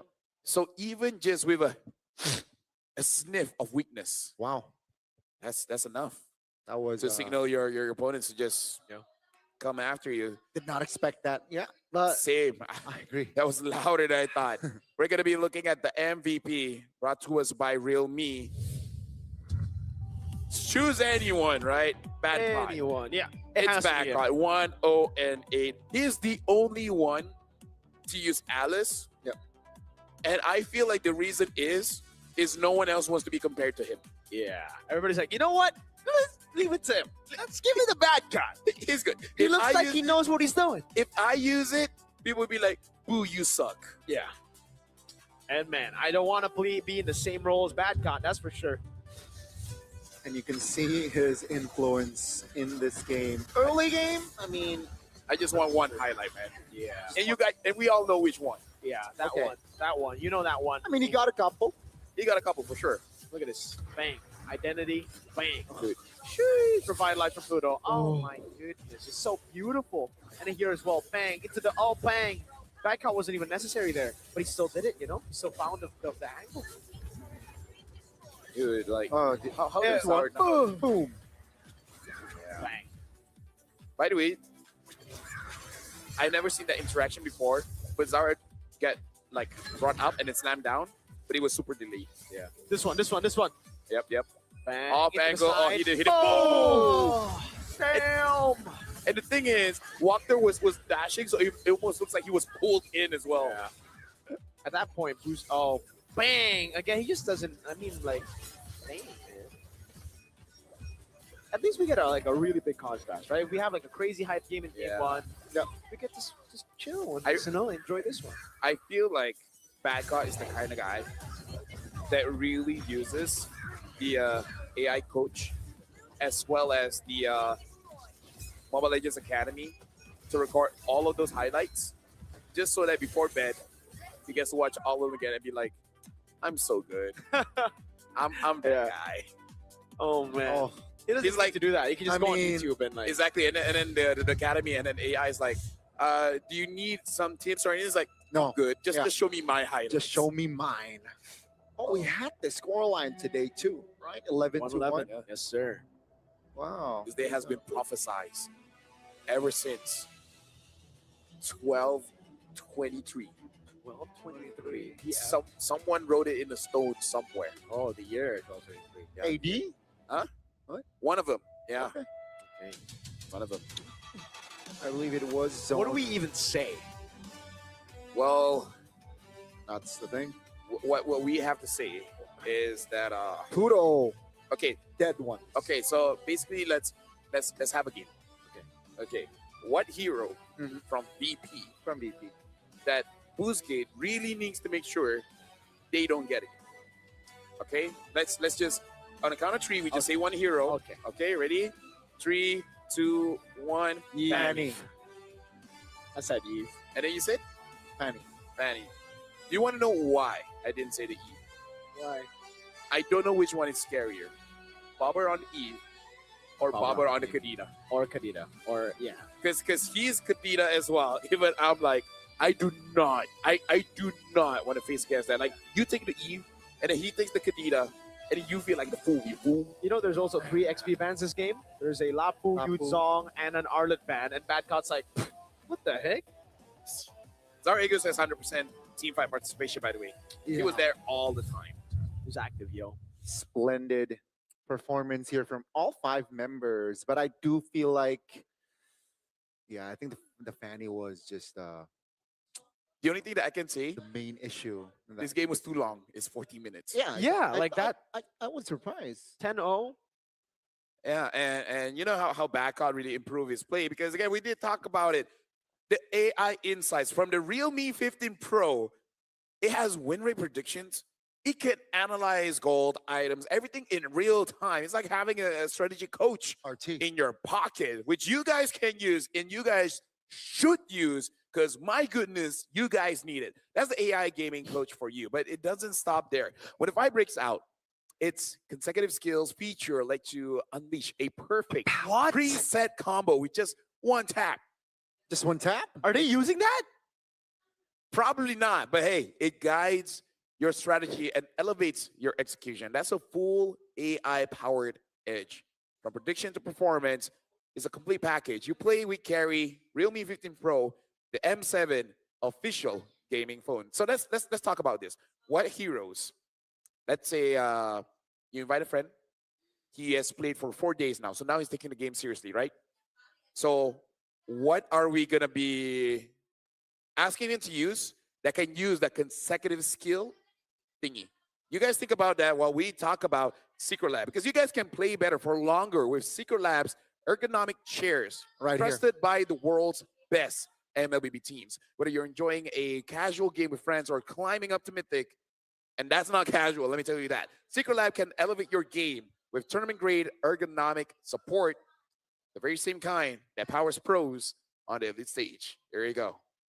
This guy's happy. So, in terms of the heroes, I'll think about it again, because right now we got to talk about MCGG, because this is the first World Championship of Magic Chess Go Go on January 10 and 11. The group stage and semifinals, we will see fierce competition. And on January 25th, the grand finals will take place at the M7 Carnival. So make sure you guys follow the official channels to get the latest information.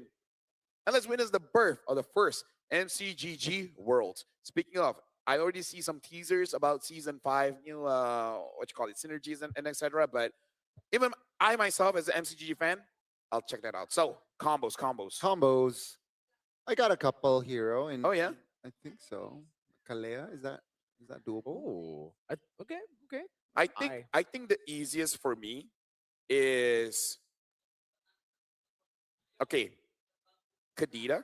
Okay. But also just so that you can have a feel of using this hero like a pro, if someone can set up your Kagura combo. Oh, yes, yes. Right? That's a good one. That's a Right? good one. So you have your simple combo of 1, 3, 2, 3, you know, all those. But then you have this one combo that you try so that you can press on one button. And it's like, this is the perfect situation. Boom, do it for me. I'm thinking of the Ruby DD combo. Oh, yeah. Instantly. So it's consecutive skills, time at the right time, boom. When you're so high, just like, boom. And then your friend's like, how did you do that? I know, right? How did I do that? AI, bruh. Yeah. It's the future. Or you lie and say fast hands. Fast hands. It could be like, I'm just that good, bro. Yeah, you're just that good. So now we got to go back into the game because we're looking at VP here. We're walking in right now. They're walking in. They're looking confident because confident. And Look it at him. should. Hey, Bacot's there. He's Dude. waving to us. Crazy Alice. But Boostgate, they need some kind of boost. You talk about Red Bull. Red Bull, bro. You gotta Right talk there. about Red Bull, Yeah. and this is gonna be a struggle for Coach Tezet. Oh yeah. Draft, gameplay, emotions, the mentality. Because losing that game, it hits. It hits. I mean, everything. 11-1, right? It's more than a stomp. So, you know, I think, yeah, Tezet needs to do a lot of homework in the locker room, but hey. In what, 3 to 4 minutes? The thing is, Technically. even if he does the homework, let's say he drafts a perfect draft, and let's say Virtus Pro, let's say, just for a second, Fly Solo drafts without his book, without his hands, without his brain. Yeah. I still think VP might win. No, I mean, okay, put this into context. Someone teaches me how to beat Khabib. Someone teaches me how to beat McGregor. Okay. I still will not be able to do it. Yeah. Let's say Khabib fights with one arm. We're still cooked, man. He can have his eyes closed, and I still would lose. Probably. He just smells me, and he's like, "I know where you are." He smells fear. Hey, I've struggled of masking my fear. It smells like sambal. Oh. Damn. What are your fears, or what is your... Yeah, what are you afraid of? What am I afraid of? Look at the players here. We got to look at a previous game recap. That's him wearing the He's mask. afraid of answers. I'm afraid of social interactions. Look at Bobber, man. 87,000 damage. At this point, every single player from VP, they're fighting for attention. Yeah, dude. They're all pygmies. They're like, all look at me. Look at me. I'm the highlight. Yeah, back I was like, I caught 5. Bobber's like, I did the most damage. Yeah. And then Zara's like, I have 100% team fight participation. And then Gorka's like, I got the most gold. And then Pluto's like, I never died. Well, actually, no, he did not. He did die. He was the one Towards that the died. end. But I'm the only one. I respect Yeah. him. You know, he's the only. Oh, wait, but he taunts. Yeah. He taunts. He taunts. He's like, look at me. I'm the taunt. Yeah. Am I cool now? Dad. Dad, what? Don't make it depressing, man. What? Okay. But yeah, I mean, it was a stomp. First game. I wonder now, Boostgate or Tezet here. Seems like he's still smiling. No, I he's mean, just he looks thinking, lost, dude. Yeah. Okay. That's his face looking into the I crowd. was see- Give me some kind of inspiration. Yeah, he's like, someone have any ideas? Oh, Yo, Gani. this is belief over noise. It doesn't matter what others say about how strong VP are. I don't believe in that. We've won many scrims against them, and I'm confident we can All right, win. like, hey, I'm all in for scrim results and be like, let's get the confidence. But I support a very particular red choking team. And they always tell me, oh, we're so good in scrims. And guess what? They absolutely suck in playoffs. So I don't believe in that anymore. Scrims is like I don't your believe in it. Scrims is like that one friend that hypes you up. It's a yes man. Yeah, he's a yes man. Exactly. That's the best way to describe, because we've been doing this for the better part of our life. Yeah. And every single time we ask, like, oh, how'd you lose? I don't know. We did it good in scrims. Our eyes virtually roll. Yeah. Sometimes not virtually. Sometimes we You do it in can front of see them. We're like, God damn it, dude. How many times does this have to happen before you learn, old man? That is actually funny. Marco, I heard the old man. No, not yet. Not yet. I'm only old if I meet Zone. Because they're 15, like 16. Zara's young too, right? 16, yeah. But everybody else, like my Dude, at this point, even most of the players are younger. That's than true. you, That's true. which is insane. Which is insane. Yeah. Speaking of insane, looks like they were talking about and they're saying Hylos. So all of us got it wrong. They're saying Hylos got to go. Hey. When you see Hylos, do you see them legs, the footwork? I see 4. Yeah, dancing around. I think he dances. With the glorious pathways as well. What? With the glorious pathway as well. Yeah. They're very fast.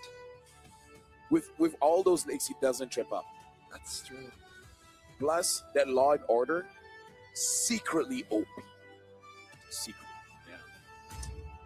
It's annoying. And it's just a single lock as well. Gato D'Angelo.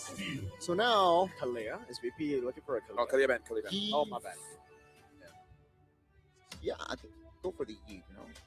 Especially Last game they went to Sin. I think after 0-5, you might want to switch things up. But hey, you never know. Maybe he's like, I don't know. I like Pain, yo. Let me go 0-5 again.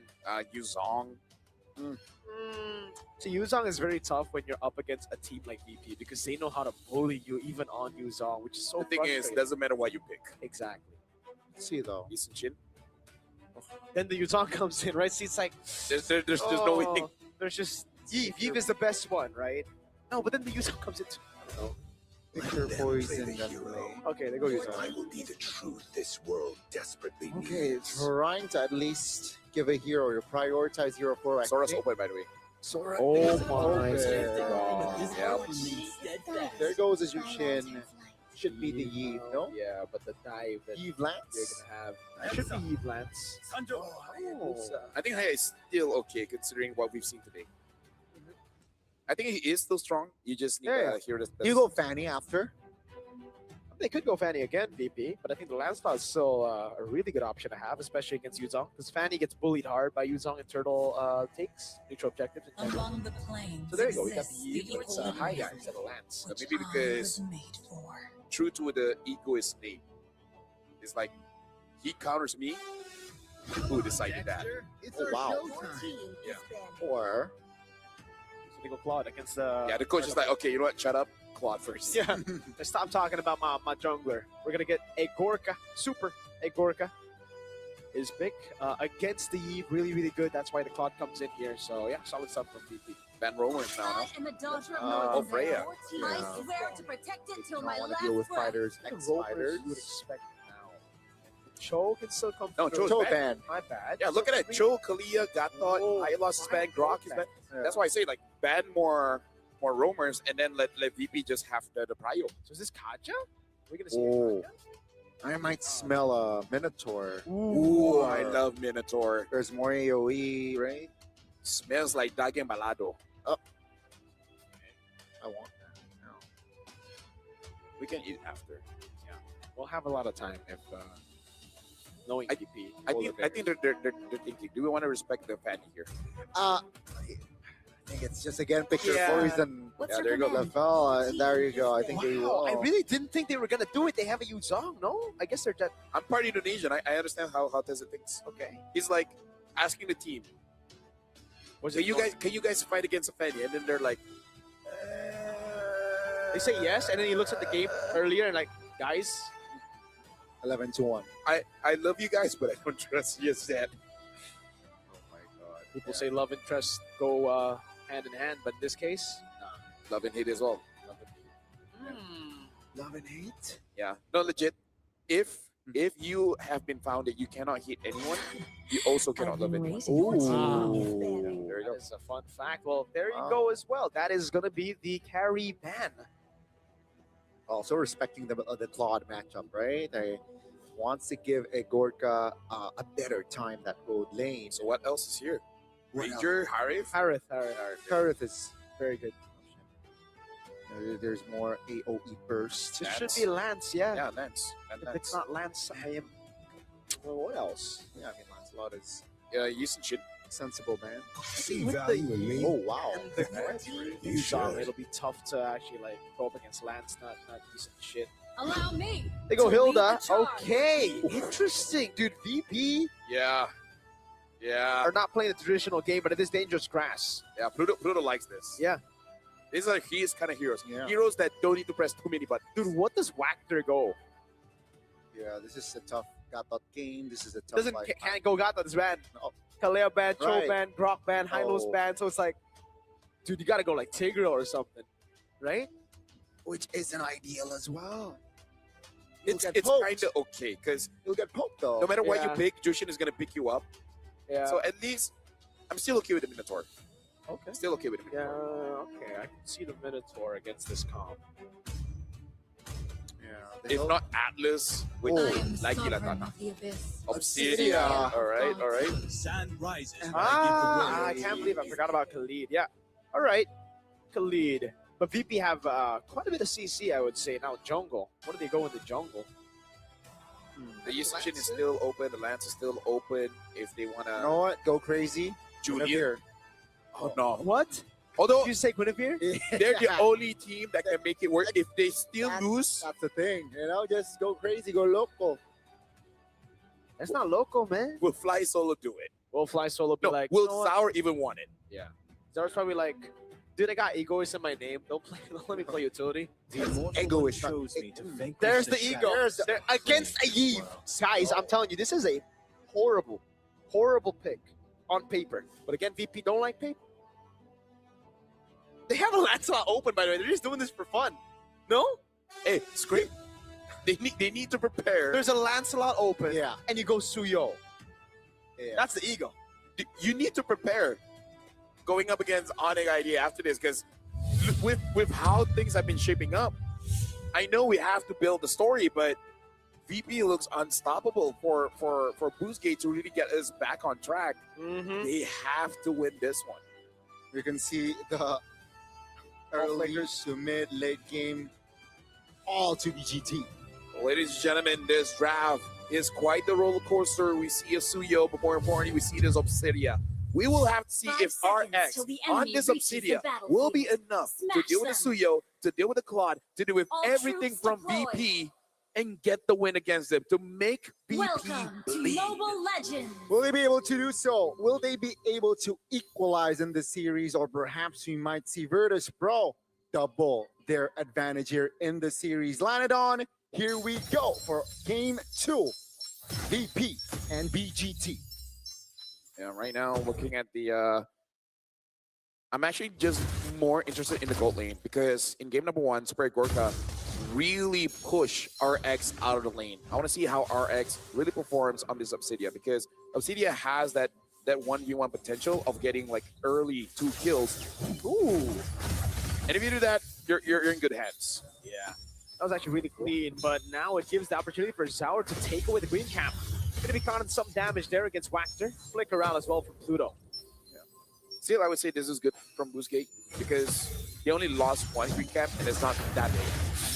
Flick around, Pluto's taking it very low. Wactor's gonna go in, but it gets knocked up, and Gober gets first blood, but Kazue is able to get a trade back. Yeah, both roamers falling here. The only win for BGT was that kill falls towards the jungler, so there's a slight advantage in that.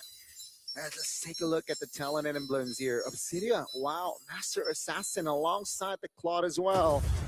So it's going to be very, very somewhat of a similar approach with the fighter emblems as well. But keep in mind, Obsidia has a thrill. Obsidia has a what? The thrill. Thrill. I heard throw. so The thrill. I've seen so many clips. I'm like, yeah, she has a throw mechanic in her kit. It does though. Yeah, that's true. Like if you ult on a fatty, Yeah. you're like, Yeah. okay. That's the throw button. Well, right now it looks like Pluto still has the control despite that early lead for the Hayabusa. They're not able to really pull it over to a bigger lead. Heaven's Wrath coming out. That's Bober with another kill over. Bad guy running back now. That's with Petrify on the Fury side. Bad guy able to flicker out to safety as Pluto locks him down. And he gets the kill. Now Bober with the Crimson Beacon trying to go and lift Identity up. But he's able to flicker out. And just like that, VP get Turtle #1 for free. And this is just to highlight what Marco said, but it's not done just yet. They want to fight still. Yeah, Pluto dies there. Bober has the quad shadow on him, but there's no shadow kill. Oh, it's an attempt for Kazue, actually. Wow. Oh, Wactor might just be cooked here. Goes for, okay, there you go. Zaur needs to respect the magic damage still with Suyo. Back to my point is that you said that VP knows how to play around that Yuzong, and that's frustrating because it's not a bad pick. We see multiple teams do it. We might see more in the Swiss round. But it's just like, what else am I supposed to do? It's tough, right? And again, it's just Virtus Pro owning the early game, getting that neutral objective. Take a look at the early massive lead. Okay. What? No, because I'm looking at Sora, right? Able to get out of the initial stun coming in from Xe. I thought he already had the tough boots. I was looking for that. Yeah. boost So as even well. without tough boots, he was able to get out of that. Yeah. So probably just missed execution coming in from Xe because there was no way that the Sora should have been able to get out of there. Yeah, so the Petri was late. Yeah. Or was it early? Or yeah, I think early. I think it's way too early. Yeah, I looked at the items as well earlier, but just to check, but no. Apparently it's just the War Axe there. Counter-Strike, though, will be locked in. Zor, level 7, as well level 6. Oh, wow, they made it out. Badshot just taking the damage of the RWM while dishing out more. Wactor is able to get out. That's a Petrify on 4, but it doesn't matter, dude. Now it's Zaur slashing him down. Xe has a lot of sustain. Badshot's gonna die. So Kazooie gets it. The stun almost perfectly timed by Zaur. Two things. Number one, Bacot made Identity panic at that moment. He rushed to use his RWM, where he was kind of okay, able to get back a little bit, or just use his flicker. RX able to survive. Yeah, there you go. The slashes, RX with the flicker out. They will rotate towards Turtle now. But I gotta say, Gani, Xe needs to hit those combos, man, because this is twice now that you're able to get out of the Furious Dive Petrify. Yeah, I mean, seeing Wactor's performance not able to enable for his team, I agree with you. I think Xe needs to be more on point in setting up a play for his team, the right targets, the right angles as well. If not, Virtus Pro will run away with this sort of lead, right? We saw what they did in game 1, and it's similar. I feel like 5 minutes, 2,000. Oh, that's an opening. Yeah, but they Not use the enough Shadow damage. Kill. Look at the orange buff take. Look at Oh Zaur, my bro. He's God. going to be 2 levels ahead after taking the orange buff, I believe, as RX has to just play it safe. Tries to go for the Hunt of Bone. Good escape from Zaur, Egoist. And yeah, this is like a turtle. Mako, talk to us this experience, right? If you're going up against a Claude like this, and he's just pushing you all the way to your tier 2. Speaking of, look at down bot. Pluto's there. Pluto gets a kill. Yeah, by the way, red tree. Kazooie gets it. And yeah, it is a kill down though for RX. The Petrify already used up earlier to cut his zone. Zaur goes away as Bad Guy goes into Heaven's Wrath. And it's an execute for Zaur. Goes in for the shot as well. Kazooie goes for the quad channel, the shadow kill. But Pober will disperse the damage to Zaur. There's a lot going on here, Gandhi. Definitely, right? We got the 2v1 in the bottom side of the map. The turtle was stolen, by the way. And yeah, even with that sequence, Virtus Pro was able to get something more. Take a look at the gold lead. Take a look at the map control. They got a turret bottom side at the end of that sequence as well. So Bousquet Esports here, they have been active. They've been looking for trades. But Virtus Pro, they're just a more, let's say, prep team here. Oh, over, looking for an opening. Yeah, the Kanabone locks them down there. That's good range. Sandstorm to the back line. Zaur's actually going to be caught. He's still able to dash away, but the magic damage tears through him. And Virtus Pro suffer their first team fight loss in the series. Now that is very uncharacteristic. They were trying to force out that fight, but I can see the idea considering like how well they've been doing game 1 now translating into game 2. And despite that botch, they still have the goal lead. And Super Gorka, this might be the game that he can actually be the carry. I mean, Bober got a little bit too overzealous there. I think that the positioning, right, the formation from Virtus Pro wasn't ideal. He forced that fight, and perhaps Bousquet, they were able to reinforce and even get more. Here, again, let's see. Bober pops the flicker, a little bit too ambitious there on the timing. But that stun right there was the difference maker for that sequence. They were able to get more, and they were able to decrease the gap here gold-wise. But Virtus Pro, they Still just look at level 11. Yeah. Zar gets a level 11 Kazue, but let's see here. The last turtle. They're on it. Pluto been zoning over to Wactor. Bad Cat doing the same thing now. When will the dragon be used? There you go. Black Dragon farm used up, but it might be a bit too late. Good petrify! Oh, but Zar still wins on the red tree battles. Bad Cat's able to go into the back line, but gets caught with the Hunter Bone. That's an RWM zoning. Kazue gets shut down by Super and Gorka with the blazing duet. And now it's just cleanup duty for Zaur. The lights coming down, the glowing wand proc there. Zexi's able to find the kill to save our X in the end. Dude, this time, Boozgate, hey, not bad. Now I'm seeing it. But now Super Gorka is seriously having a good time. Either Xe, no, I think it's Xe. Xe has got to be able to be the one to build the Chastise Cauldron, get on top of this Claude, and making it so that you can eliminate all of the damage, but you can't absorb all of the damage, or you need to cut some a little bit. Yeah, speaking of Gorka as well, right? Almost the Trinity completed. There you go. Golden Staff is in play. Oh, yeah. Again, the Blazing Duet was a little bit too premature there. But again, Virtus Pro with this Claude already online, they will be more ready and taking more fights. And VGT, gotta be aware of that spike, right? They can't not go in blindly and expect, you know, a positive outcome. Yeah. So right now, Virtus Pro still in the lead, but we can see the damage, especially coming in from Identity. Speaking of, I don't know about that. They go all in on Bober. Wax just to be caught. Our ego is smashing him down now. Good knockup as well to cancel the healing as Pluto zones them in the back, and this looks to be again just a 1-for-0 for Virtus Pro. Yeah, I kind of feel like once your RWM did not hit his target, it's okay to just cut your losses and then just farm up. Yeah, you see Boostgate after RWM popped. The other members were surrounding, you know, trying to provide cover if Virtus Pro were to dive on towards that Eve. That's a very expensive mid turret, by the way, taken down by Virtus Pro. Nothing Boostgate can do to defend. But with the Lord up here, Virtus Pro can take it slow. You know, Badcock can push top. Oh, he pulled a trigger on towards Boulder again. Oh man, goodness versus, oh, still Kazuya's able to find a kill, and he has a Sky Piercer, I think, right? That's the first Sky Piercer stack in the game for him. There you go.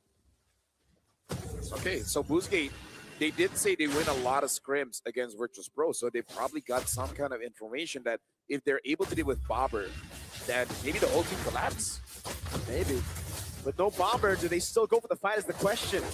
They got a lot of damage on Sour Egos as well, but they've completely given the control over. Super Gorka with the flicker out over to them. Kazua to jump in again. Retreat by Sour is perfect. Super Gorka turns things around almost, but Kazua has the Sky Piercer. They got the Lord, but they lose out on the fight, and Boostgate Esports will shift their gears here and apply pressure, taking turrets mid and bot. And Virtus Pro just lose all of their lead. I like the purposefulness of Boostgate there, because as they were going for that Lord, it's kind of like playing off of the habits of Virtus Pro, understanding that they're going to go for the kill, so they move towards inside their own jungle area, yeah, in that tight spot, making it easier for Identity to actually pop the RWM, catching Pluto, and with Super Gorka coming in, gives them an avenue to deal the damage to catch them off guard. So it does feel like they're playing off the habits of Virtus Pro here. Ooh, Wactor chain CC now. It's going to be the all-in over on Wactor. Black Dragon Pro from down. Bad Cow will be taken down by the Sky Piercer again. It's XC who gets gunned down. Can they get the knockup on him? He's fully stacked up. Zaur out of range.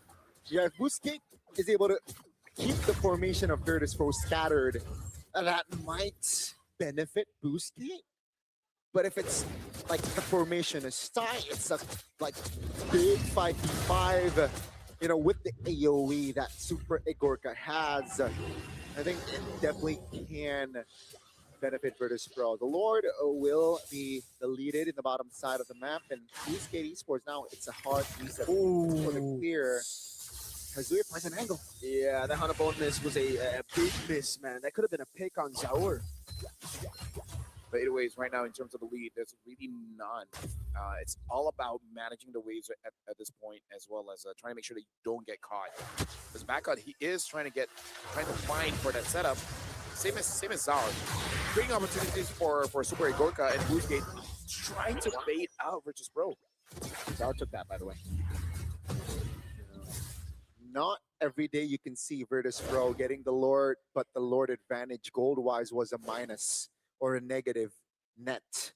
It happened earlier, folks, where Boostgate got 3 members. Now, will they be able to turn things around and more here?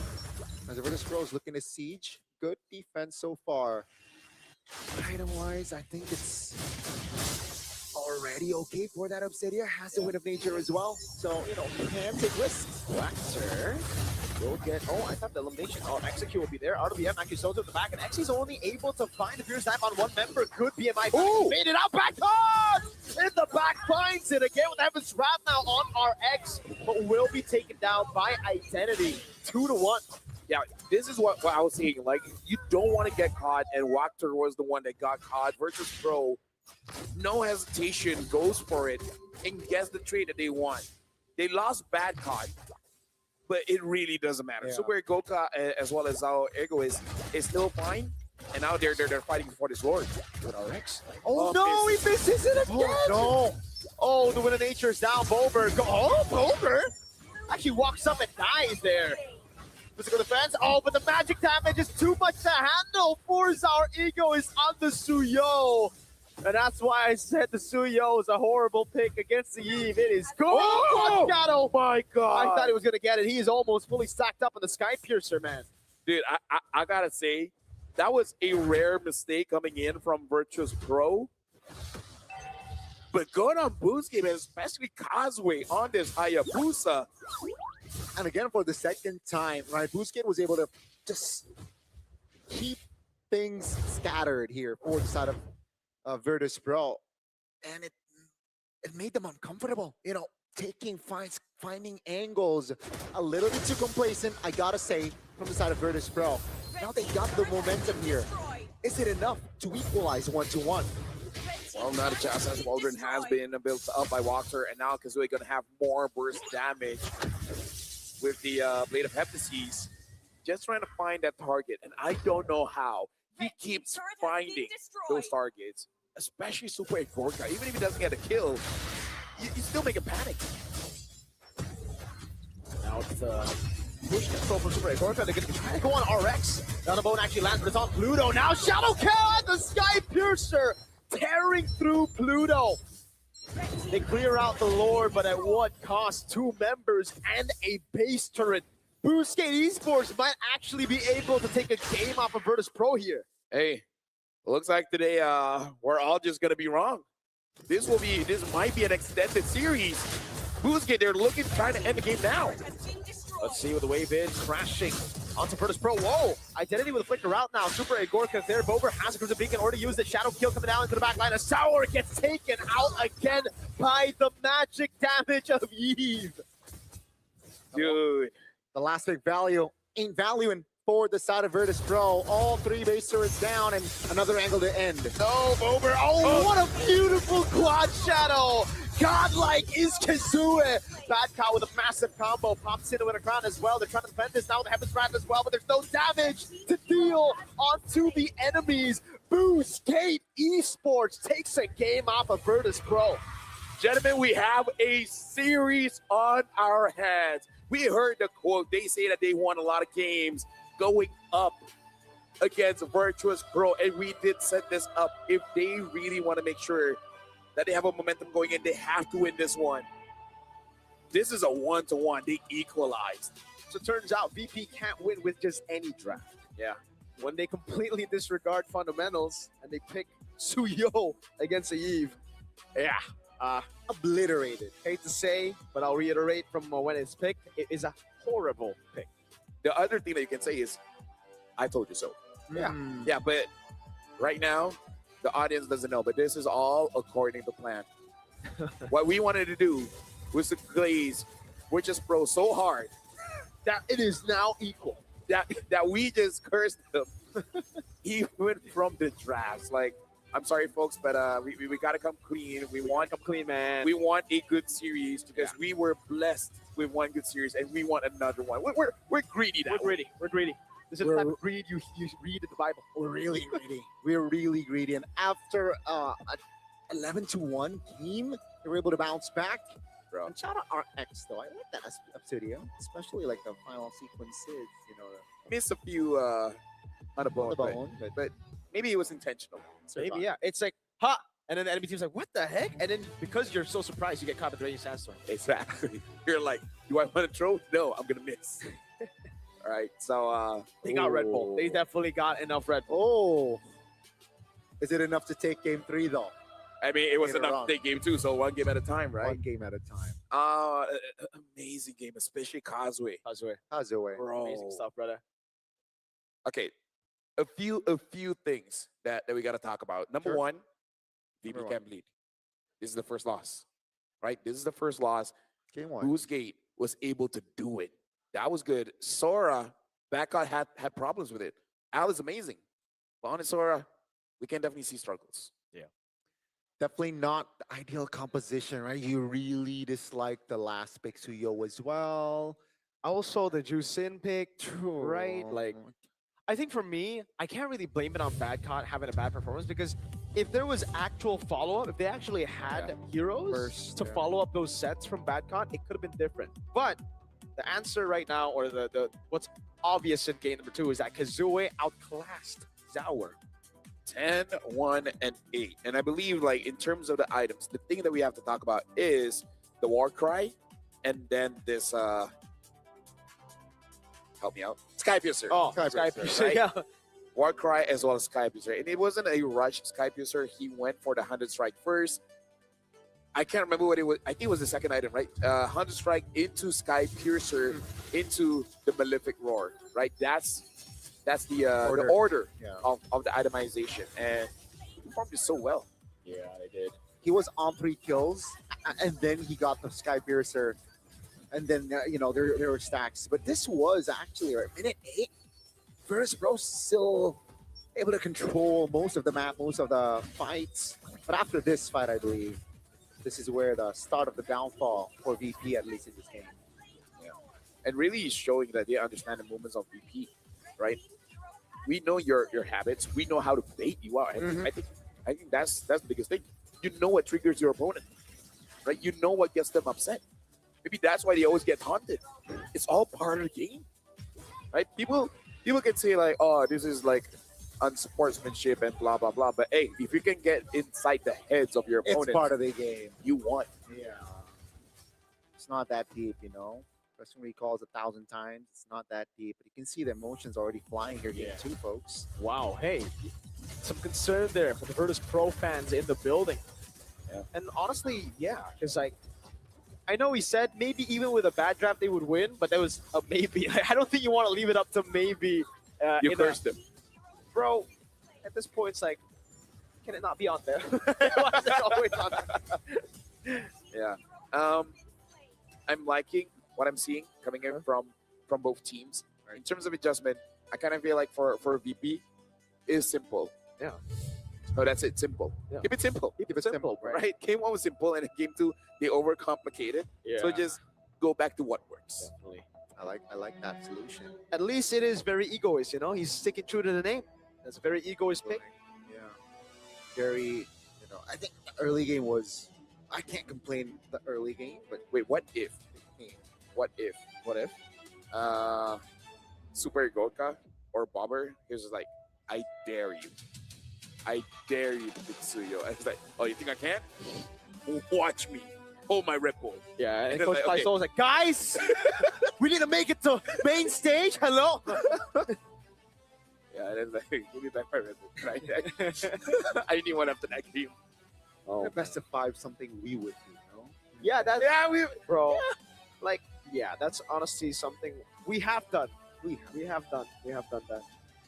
But we're not fighting for a True. world That's champion. true. We're just fighting amongst friends, 5v5s. All Although that. I do have to say, even if there's a $1 million prize pool for us, we might still. Depending on I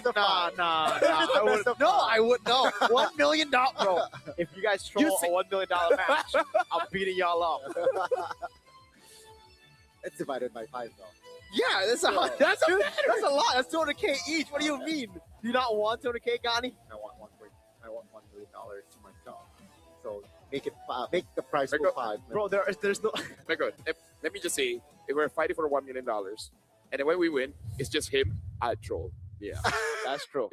You know what? I troll. I don't care. You get that. What I'm saying is up the prize pool, 5 mil USD. Hey, first and foremost, if we're talking about money, you know who knows about money? This guy. It's Visa, right? Every single game is all about the details. And that's the thing about Mobile Legends. You make one wrong move and everything goes down. That's why with Visa, you always make the right moves. You make the early rotations, the upgrade path, you map out every single thing. And that's why Visa is our official payment partner. Because all of this is brought to you by them. All these amazing matches to make sure that when the players come here, they can actually do whatever they want here in Jakarta. They can buy this, they can buy that. Heck, me. You know, we hang out yesterday and able to get good food. Yep. Although to be fair, that one you bought that one. So Thank you very much. Thank you very much. No, legit, no joke. I actually paid it with my Visa credit card, so it's actually Visa. And by the way, this is officially promoted by Kaisam Eves No Puerto, and he is the richest caster. 100% the richest. And if you guys like to celebrate MLBB as we have, especially for today, Dude, I can't wait for this. There's a new way to celebrate esports highlights. The official MLBBM series tournament trading cards bring premium design and modern tech together. Available this January. Head over to play.com for early access. Grab yours and hold a piece of the M series legacy. All right, Lafel, which signature do you want? Like there are cards, like depending on the rarity. The number one is signature. Okay. So which signature player do you want? Even though I'm Malaysian, there's this one guy that's super dynamic. I love watching him play, and that's Sanford. Wow. I'll get Sanford. Sanford is my personal goal because I remember him back in M4. I'm like with the Lapu as well. Flicker getting through like this guy is amazing. Speaking of amazing, MLBB Rising Open or Moreau Season 5 is back. Still open to everyone and flexible to join. Now with major upgrades. Earn hero power from victories based on your weekly champion rank. Team up with your friends or enemies as long as there's 5 people. Heck, just invite someone random and let them play Zilong EXP. Yeah. Because the rewards are stacked. Win or lose, earn MRO coins to redeem permanent skins, exclusive avatar borders, but more importantly, more friends. Climb the weekly championship to qualify the championship with bigger prizes and keep the M7 passion alive. The passion is still definitely alive here for us too. Oh, very much. So after that game, bro, we need another Red Bull. Dude, let me just say, let me be candid. Let me be candid. Go. After watching that game, the previous game with the Zone as well as Guangzhou Gaming, and then now seeing it's a 1-to-1, I just want to be a viewer. I want to watch this game while eating something, having snacks, a burger, some fries, drinking Red Bull, while watching the game. Like, whoa, that's amazing. I agree. I would want to be a viewer as well. Pizza. The thing is, after seeing the 3-2, I'm going to call it here. I think we might see a 3-2 series. I feel like 3-1. Okay. I feel like VP will I not just want to make push the same it more, I just want to see more. Yes, but I'm hungry. If that's the case, we'll raise it to a best of 7. Oh. Yeah, we have the power to do that. No? The only reason I'm saying okay is because we're sitting in a secret lab chair. This is comfortable. Fair So like, enough. I can do this all day. Heck, fun facts. Let's just not wait. Let's just not work tomorrow. Yeah, no, dude. Honestly, fun facts. You cannot just sit on here. You can sleep on here, brother. Okay? You can literally sleep. Whoa. That is deep. You know what? I'm going to let you sleep because we're going for a short break. But when we return, it will be game number 3 between Virtus Pro and Boostgate Esports. See you guys then.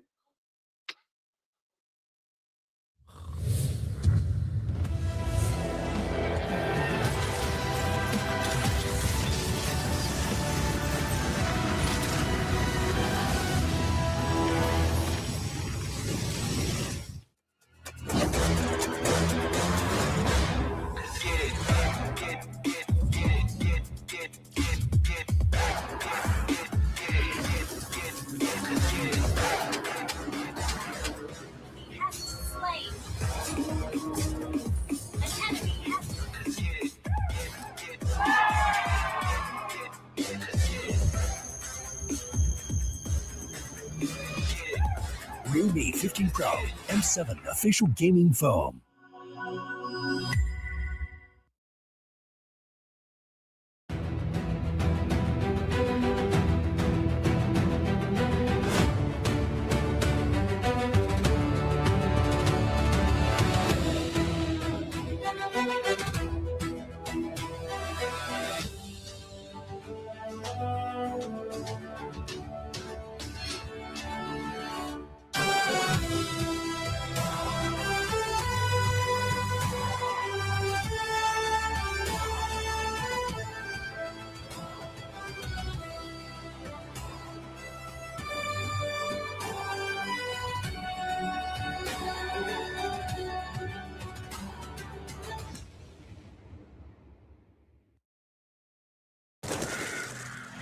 Nothing can withstand the withering. Against the endless erosion, my strength grew weaker by the day.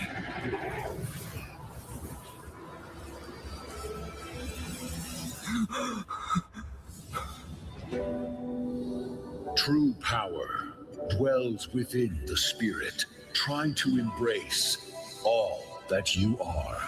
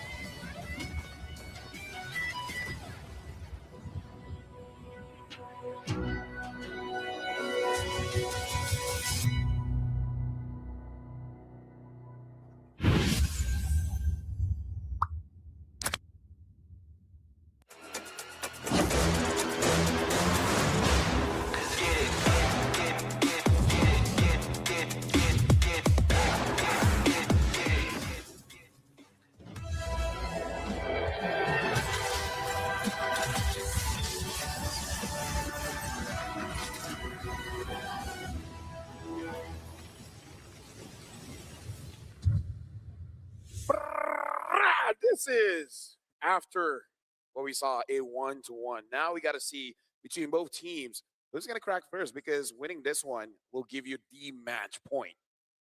And it's a room for comfort, but at the same time, after what we saw Exactly. from Guangzhou, it kind of is nerve-wracking. You're like, it's good and bad. After seeing match one, you get match point. You take it, man. It's all good. I think that was the, idea from the side of Virtus Pro, maybe. That's why second game. But let's see. Maybe perhaps they will adjust here. I feel like the thing about Virtus Pro is that whatever mistake they did was avoidable. That's it. Like, just even from the drafts, I feel like. Yeah. Especially from the drafts. So I really feel like they're still the favorites. It's just that we cannot sleep on Boozgate anymore, right? Especially Kazuya on that Haya. And then giving the Eve over, bro. It's bro. Yeah, and picking the Juicin into the Eve, picking the Suyo. I think the Suyo is the worst offender of that crime, right? Because we know that the magic damage reduction is completely taken out, and it's against the Eve, someone with constant. At the late game stage, or even just mid game, once you get the cooldown, that skill one comes up every second, dude. Like, it is quick, and on a Suyo, you hate poke. Dude, that skill pops up more often than certain people blink. You only blink that fast because you were thinking about it. If you're not thinking about it, it's true. Like, It look, would be 1 per second. Yeah. I haven't blinked for 5 seconds. I've never seen you blink, dude. What? Are you even human? No, because I keep doing this. Ah! Right. Anyways, the owl play. Okay, right now we got something to play here. What was it called again? Pick or pass. Okay. Which hero deserves a pro scene comeback? Here's the thing. I don't remember the last time Karina is in pro scene. I think it's been It was like so long. Tank Karina too, right? It Karina, was yeah. like a tank build. Yeah. Oh, Ken. Yeah, Yeah, MSC that was 2022. yeah, Yes, sir. That was so long ago. I But just completely forgot because about it's been longer since we've seen Karina, I want to go Karina.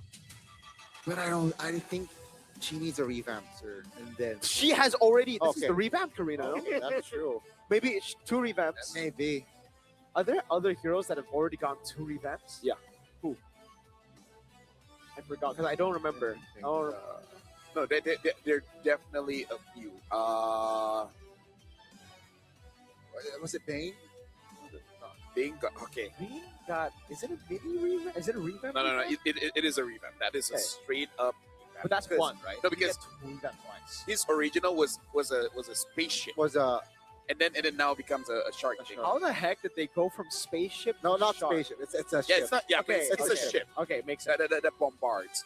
Because playing this for a while, even Romer, there's so many heroes that's been changed multiple times. Oh, let me just. We are clearly in the minority. If you went Karina, if you guys went Karina, we're in the minority because Yeah. A is just. And then there are some trolls who are saying C. Shout No. out to you guys. No, because people like playing Nolan, you know.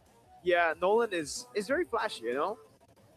Freya. But it's Freya got Freya, right? Freya got revamped so many times. Freya? I think it's got like a 4. Yeah. I think 4 revamps, right? Okay, Freya has got a revamp. So not just much. well, Sun also, I think twice or 3 times. Sun has been revamped, Oh, Bauman. Someone in the chat said Bauman. Has Yeah. Bauman been revamped more than but not too twice? big. But not too big. Okay. Right. Actually, not He's too still just Dude. spins. big. Clint's alt used to be Claude's alt. yeah, that I know. It's kind of crazy, yo.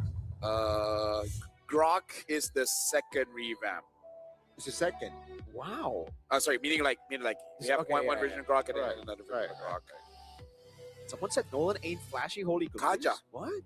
Kaja was changed, yeah. Nolan is Okay, flashy, that is bro. news for me. No, because Kaja before this, you know how Kaja works? Mhm. You have a double dash, you dash to your team, and then you can dash again. And the people you dash to gets a shield. That was so, So cool. practically Lancelot. Yeah, but but you two only teammates. only twice. Okay. Yeah. And then Uranus used to have a suppression. Yeah, Uranus used to have a suppression. Quite a lot of heroes has been changed. But down, Yeah. I think has been changed 2 or 3 times. Because before this, he dashes and the place that he dashes builds a wall. Now it's so much better. Mhm. Oh, dude, I've never seen someone drink like that. You see that? Oh, I did. Kazue, like he has the mic right in front of him, so he drank like on just the right side. That's Oh, mechanics right there. No. Mechanics. No, travel to Europe. That's like look at this. Look at this. This tip thing is to the side. Oh, I'm not kidding. I'm not so kidding. Apex should know. He's from Europe. Yeah, so let the world see Turkey rise. To Boostgate Esports, you have our full support. We believe you can beat VP and join us on the M7 main stage. Let's make Turkey proud together. W Apex, bro. Yeah, speaking of, we might as well be talking about this. You know how Malaysia and Indo, we have this rivalry because in a way, like our servers, we can Yeah. with each other. Not too often, but we can. Yeah. It's the same with them, right? They EU. share a server, Yeah. so they can see each other every once in a while. So just a random rank game, and all of a sudden, on the other side, you see Bob. or- Lafel say. Yeah. That's right. Rora Turkey's Romer is Polish because they met on. Yeah. I think they can play from their countries. Pretty cool. That is actually a pretty cool fact, right? Yeah. Sure, I love the Indo server, but I'd like Alice to has beat been you. revamped multiple times as well. Oh, Atlas? Alice. Alice. Wow. Right, Oh, remember? right. Right. Right. The anti So one, the many old one, times. and then this. Oh, you're right. So yeah, That's there's true. a lot of heroes that's Yeah. been revamped multiple times. But now we're looking at a player head to head here. 26.3 Dude. to 5.9. And that dropped, by the way, because like earlier before the Suyo game, he was at 80, I think. This dropped it by a lot. Those Ow. 2 deaths cost him. The gap was too huge. The YSS games are, I think, too one-sided. But man, I think now Virtus Pro, Valeric as well. Okay, you know what? There's a lot, yeah. I'm going through memory lane. Every single hero is like, yeah, Minotaur's been changed. Akai's been changed for sure. Akai, yeah. Lolita's been Even changed. Lancelot, bro. Lancelot. And Isun changed. Shin. Valeric was Everything. Yeah, Isun shit. Everything has been changed. What is original? So, yo, that's why. They're like, yo, we want original picks only. Agura. Agura's been revamped like multiple times, no? There was Oh, a yeah. visual revamp. Oh, there was yeah, a yeah. revamp, like, Saber. Has Saber been yes, Saber has been Wow. revamped. No, visual and visually. Yeah. What about Chang'e? Oh, wait, you might have found an Original one. original. There you go. Has Tigro been changed actually? It has been changed. It has.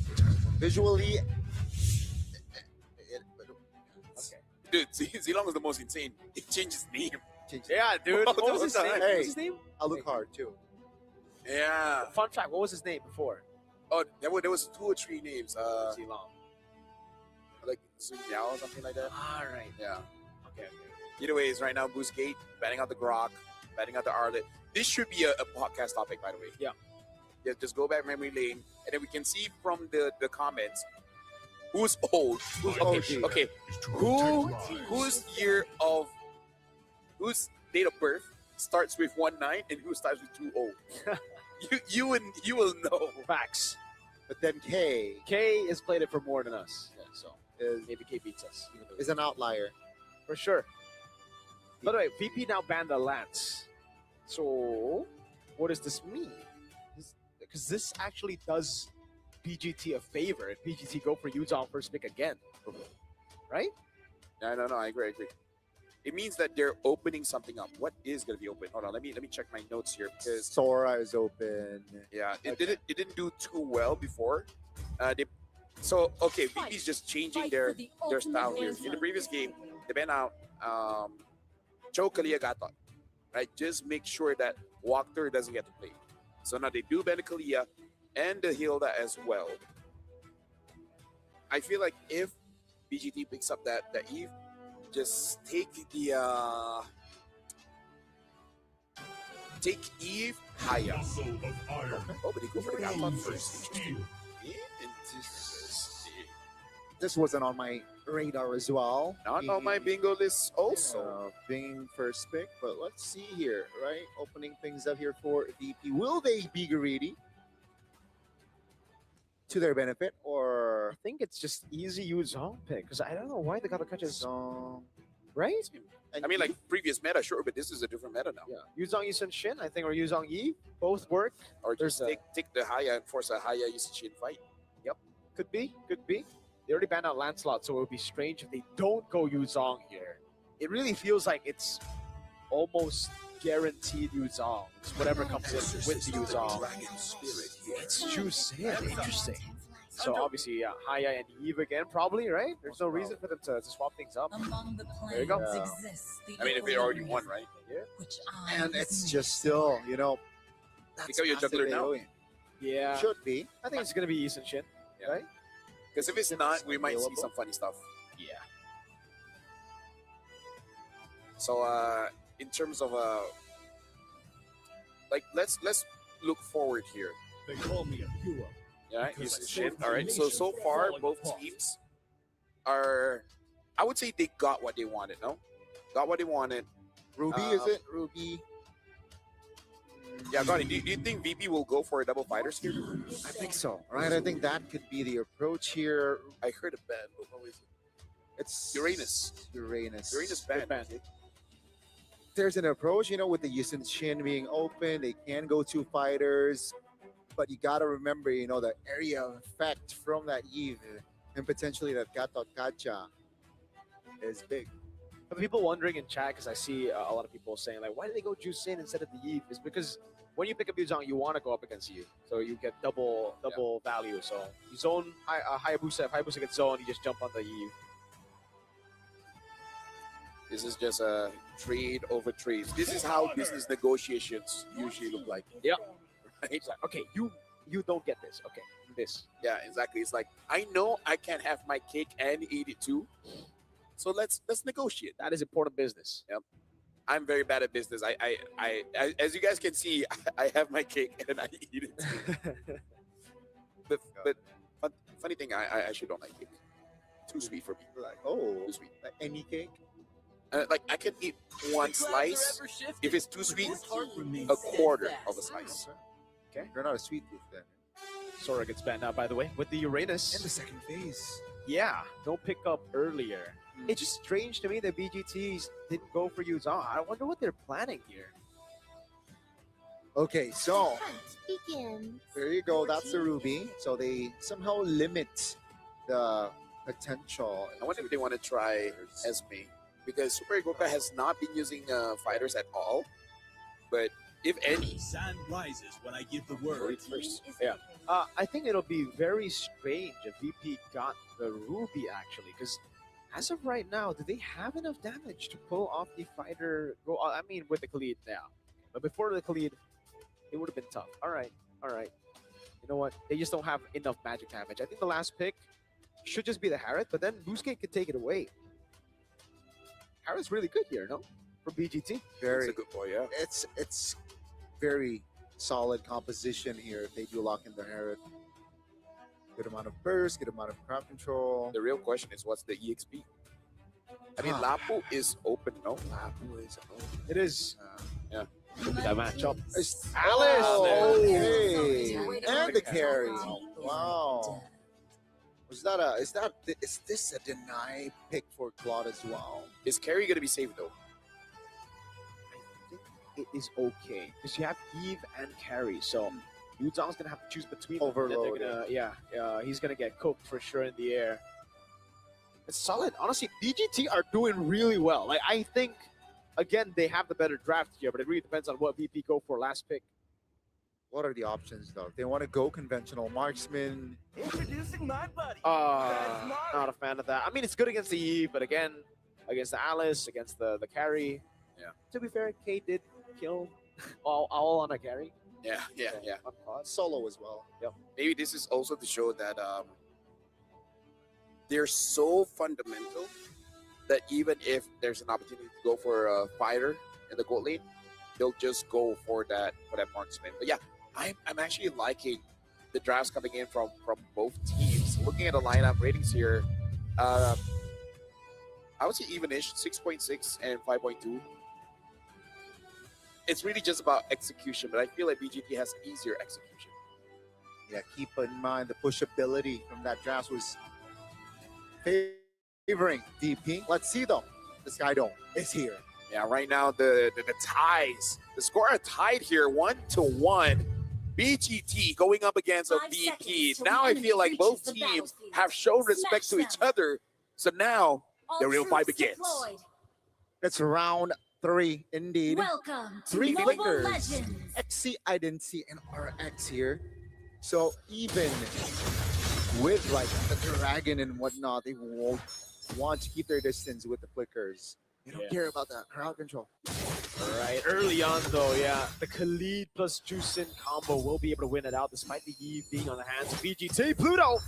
Because of blast on Wactor, forcing the revitalize out. Zue walks up, gets the bot onto Pluto, and it's an instant flicker from Pluto. Almost. Wactor taken down. This is free lethal for Zaur. Yeah, but I kind of feel like it's okay because they didn't die, and then Virtus Pro really trying to make sure that they take some camps away from Kazooie. They did it in game number 2, and now they're trying it in game number 3, and it looks like they will be successful, but using Kazooie, he kind of doesn't mind it that much. No way! Oh, that was close, Kazooie. Good reaction on the red tree. I think it's because XC spot him out. Yeah, good awareness there. A little too close for comfort indeed. Now, let's take a look at the talent again, right? The approach here for the carry and the Claude, at least, both fighter emblems. Yeah. One thrill again. That is the difference. And something to say as well, you were worried a bit about the magic damage. Looking at the build here coming in from Bobber, it is going to be more defense, no rupture, so not a lot of penetration coming in from the magic damage. Less damage, but more survivability for Bobber at least. Who will rock the Purify. Let's see though, how much of an influence will he be able to put in this game on this Jushin, which technically was first picked from the side of Virtus Pro, by the way. First turtle is up, and Virtus Pro is on it first. Yeah, Identity is not level 4 just yet. Turtle has been started up by Virtus Pro. Looks like Boosgate they're going to contest. Yeah. Wactor's knocked up here. Oh, the Mana Chakra actually doesn't land flush on Wactor, doesn't get the stun part of it. But with the Black Dragon form, this should be free. Throne of Ruin, great traceless to get away from the Throne of Ruin. That's a Raging Sandstorm, good dodge by Wactor. Unable to get killed, but the Crimson Beacon will lock him down. First blood over. RWM locks Pluto, but he's still able to escape as the Purify gets used up by Bober, and he walks out of the RWM. Whoa! Kazooie with no quad shadow, actually tries to go back on Zaur. Again, I don't know how Kazue, it almost looks like he's able to tunnel vision in a way. He doesn't see any other abilities. He just sees his shadow and his opponents. He keeps hitting it on right Tigers. I have no idea how he does it. Yeah, playing with fire indeed. But with that turtle, it actually translates a little bit towards a gold lead for Virtus Pro. Almost 1,000, not too shabby. And Busquets, they need compensation for that, right? They gotta be more active. They gotta look for trades.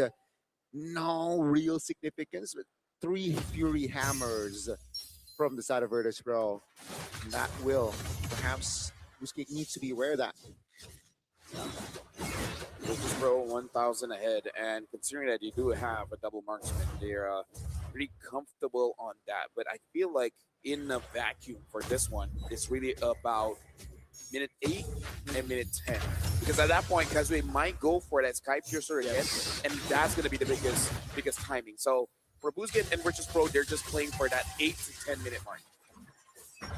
Gotta play patient, play the tempo game, wait for the farm to hit, wait for the items to hit, and then look for effective fights. But nevertheless, Virtus Pro, comfortable lead here, 4 minutes in. They're trying to keep it that way. Zor level 8, Kazue level 6, so there's already a 2-level gap here between the two junglers. Yeah, they're trying to corral over onto the green camp. Really acting as if the green camp is a neutral objective just because they want Zaur to be steadily ahead. And again, this is amazing because Kazue did have an MVP performance, so trying to slow him down. So not at 9 minutes will he be able to do anything. Probably has been extended to 11 or 12. Wow. So far, this is just a clean MLBB. Oh my God, with AOG thrown a ruin, Ring of Sandstorm got him back. That's Pluto who secures the neutral objective, and now Wactor and XE opposition. That's Zaur who picks up the double. I feel like there's a small mistake that Busquets has to kind of adjust back. That was a good engage, and they did what they had to do. But the context is, Kazue is not at the same farm as our Ego is, right? Any other situation when Kazue is even, it's fine. But Kazue was so far behind, and he was zoned out, that was not the right time with the context of how your jungler is doing. That was a very flashy play. Unfortunately, the coordination wasn't on point there. Pluto spotting 3 members, perhaps 4 members of VGT. That's expensive info. Virtus Pro will move on towards the mid lane here. Perhaps looks for a high pressure. There you go, the Mount Shocker. And this looks like a game 1. This feels like a game 1 Virtus Pro. Yeah, it's just dominance. It's playing with the fundamentals. Nothing too crazy. Game 2, they tried crazy. Didn't work out for them. Throwing a ruin over on Bober with AOG as well, but it's on Bober who has a Purify and a Crimson Beacon. Re-engage, Raging Sandstorm. They're fighting under the real revelation though, and that's going to be Identity still despite the RWM falling. Bad Connotor turret goes in, Zaur's free hitting, and he's on a killing spree now. It's XC next to the chopping block. Yet another double for Zaur Egoist. Uh-oh, that is not a good sign for Busquets. They were behind 2,000 gold, but now it doubled in a couple of minutes. And Virtus Pro, when they are in this position, it's just so hard to neutralize and come back in the game. Let's see though, Virtus Pro, Gorka is still deathless. They got to deal with that. But like you guys said, this is like game number 1. Virtus Pro are controlling the game. And Busquets, at least Kazue has not died, but you can definitely sense that he's severely underfarmed. Zaur Ego is now with the endless battle as well. I'm just worried. Virtus Pro just have too much damage at this point. Too much, and Gorka has the golden staff, so yeah, 2 items there. 1 more crucial item to, again, just run away with this game. And Busquets, all they need is a mistake. Oh, misses that AOG. No Throne of Ruin, no AOG. That's super. Gorka zoning actually. And that's another for Bober the Beaver, who's on a killing spree. 3-0-5. That's an analyst point, but that was so obvious what the mistake was. Yeah. I don't think XE should even try. Should have just gave away. Oh man. Whoa, Mount Shocker on RX. Oh my goodness, they bait out the RWM. and they just walk out of it. Even a Holy Shield to top it off. 7,000 goldie, LaFell, Miracle. This again feels like the game 1 game again. Now, let's see here. The difference is 1,000 to 100 gold. If you compare the gold laners, but Everywhere is 1,000 different. oh, even the roamers. Oh man! But if you take a look at Zara though, level 12 against level 10, maintaining the 2-level gap, that's big, right? And 2,000 gold lead as well. Don't ruin again. Oh, Traceless from Zara Egoist again. It's an attempt that just doesn't go their way. They get Pluto, but now the Dragon's coming in, and RX will not be able to survive this one. Flash is all it takes. And they go on to Identity with a Petrify Super. Gorka baits out the Quad Shadow as he goes onto his BMI, placed on the purple buff. Beautiful coordination yet again displayed by Virtus Pro, which leads to more ground to cover. Garni, get this inside of the head of the players now. How would you feel when you're playing with Kufra and you completely whiff your sets for like 3 times in a row? Turret has been destroyed. Yeah, I would do that. Yeah. That's the sound of a Kufra missing 3 Tyrant Revenges, boys. Yeah. I don't want to hear moaning. No, that would be That's my frustration. organic like reaction. Then I be like, then I hope you hit all your sets. I hope you never I don't want miss to hear that. a Tyrant's Revenge. I Yeah. don't want to hear that. I wonder if Xe does the same thing, and now the team's like, please, just Not so that we can win, just so that you can shut up.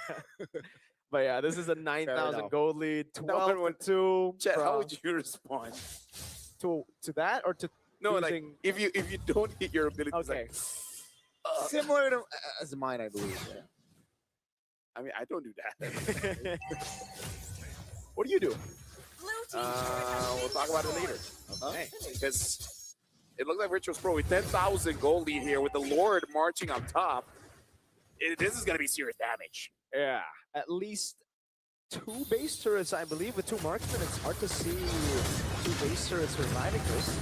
And a Black Dragon as well. BDF already used up. Sorry, goes going to go for the chunk on Kazua's HP again. The Traceless is beautiful away from it. Pluto in the midst of it all now has to flicker out, lose immortality. They're all still under the RWMS. Waxer goes over the AOG, but now gets caught and lifted up for the Sky Piercer. Zaur up top, taking his turret down. That is RX! Fade away. Zaur is godlike. That's the first. That's a level 15 Sun Chin right there. 704, and Virtus Pro will apply more pressure. Yeah. As expected, 2 base turrets, and Virtus Pro walks away very happy. Yeah. That seems pretty GG, man. 11,000 gold here. Something about these teams, man. They win and lose quite fast, which does mean that both teams are very decisive. You can't give them any kind of room. They'll take it and they will expand that just astronomically. How do I react when I don't get a set? Yeah. I don't know. I usually do. You gotta remember, how do you respond organically? Actually, now to think about it, something like Gani, but less. Or more. More safe for work. Okay. I'm like, come on, man. So it's a Like, grunt. It's a grunt. It's a yeah, grunt. like, Okay. more, man. So is this comebackable? Is this geekable? Or I'll chat and be like, what are you guys doing? Comebackable, is it? We got to look at the items. Seeing that Kazooie is Hunter Strike with the War Axe, not super convincing. Yeah, I think Actually, even the Alice only having an Oracle, that's it. if they're able to delay to a 22-minute game, then maybe Yeah, just 10 more minutes. more minutes, But if not, then I don't see an angle, right? It's gonna be a Fury Lord or Waxer. I don't think they can contest this Lord. Actually, take a look at the damage he's. Yeah. He only has an Oracle, that's it. There's nothing else. Oh man, look at Pluto cutting off the escape routes. Raging Sandstorm! And a flick to read it out. The AOG use canceled out. He slayed before he can even use it. The two frontliners. Oh my lord. Patchot with a Petri, almost a knock of the Quad Shadow coming down with the Shadow Kill as well, but they're all grouped up together, so there's no damage. And Super Gorka with a blazing duet gets Kazue down. VP have found their form back again. Game 2 was just them given a chance, it seems. Match point for Virtus Pro. And again, like they're very dominating. That's why in my head, I think it's a 3-1. Game 2 is just a lapse of judgment. We all have that. We have one. Yeah. But then once that's over, you know, you get a Kendra Red Bull, re-energize, and then just come back strong. And it feels like Virtus Pro were the ones who drank more Red Bull during the break. They are at match points, ladies and gentlemen. What are chances that we might go 5 games again? High. After seeing match number 1, LaFell. I don't think so. But what if? What if? Okay. What if? That's a good series by them. It was. Virtus Pro, if they're able to replicate what they did in game 1 and 3. What if they replicate what they did in game 2? Nah, okay. Then that, yeah, game 5 would be visible. Okay. Well, indeed.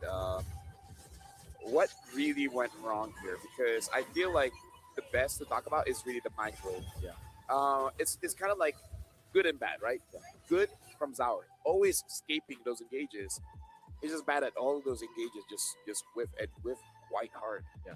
I think for me, it's just an execution diff, right? Like, this is just my opinion, obviously, but I think VP are just better than Boostgate Esports individually. And that's why when you see a 50-50 draft, it should just go to VP. That's why when you saw the draft game 2, okay, even then, they were winning out in the early game. They were the ones actually doing better up until a certain point where the comeback happened.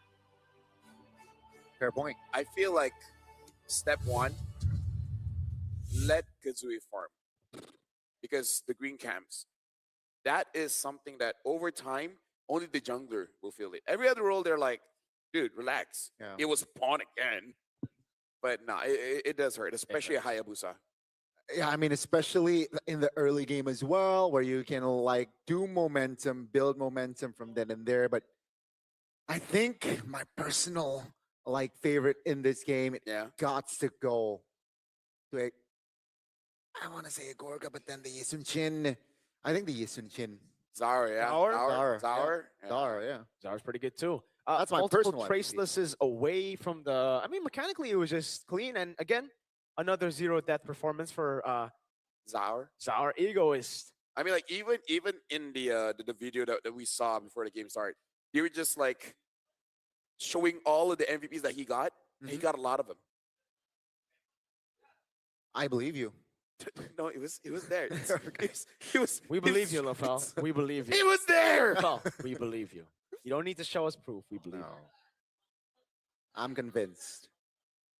Let's look at the MVP by Real Me. You guys take this. I need a drink.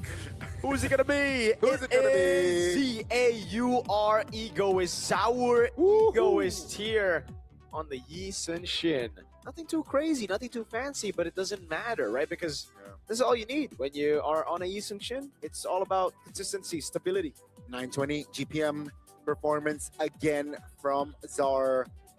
And yeah, 806, level 15, 11, I believe, right? So all according to the game plan from Zaur. You can see the highlight as well. They were just controlling the first turtle here. And it's just enough to build that foundation translated towards the mid game. We didn't get to see a late game, but it was enough for VP to get that game. And again, in terms of this game, we got to talk about what it means to play fundamental, right? Number 1, the obvious one is basically not making mistakes, but also number 2 is how do you win the economical loop, right? It's really all about those resources, making it so that how do we get more gold and how do you get less gold with us doing the bare minimum, right? You don't do anything fancy, and that's what they do. They take those green camps away, and don't put themselves in a position that they can get caught, that they can die. The point of this fundamental is that the only one that died was Pluto. At the end, sure, Backup died as well, but all the while it's just Pluto, meaning that they have been trained to the point where only you can die. The rest of us cannot. So if bad things happen, you have to be the sacrificial lamb. So it's good because they don't make mistakes and they know how to get economical advantage without sacrificing basically anything.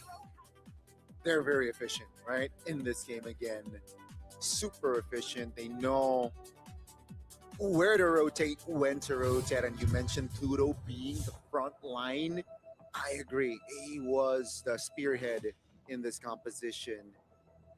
VP again just displayed clean game of MLBB, similar to game one. And even XC got, the Alice trying to perhaps replicate what Backup did. Copy what Backup did. Yeah, this is why we said earlier. Yeah. This is why only Backup uses the Alice. Yeah. Because then you will compare. And then you're like, oh, okay, it's not as good. Never mind. Even if you have a good performance, you're not gonna have a bad COD performance in Season, So unless your name is Sandberg or Crab, Or Vinuya or CC Immune, all three work. Yeah. This is also one of those games where the analysis is pretty short. Yeah, there's not much to talk about. I mean, it was just something. It was pure MLBB. It was literally just pure MLBB from Virtus Pro. They could control the lanes. It was fundamental MLBB. Cryo into Green Camp, into Turtles, into Lead, into Bells. Bang. The way you stop that is you have to have a dominating mid duel. And comes to the same question. Identity and Walker, you guys have to step up. And we can see that VP saw that weakness, where most of the bans towards Walker. Yeah.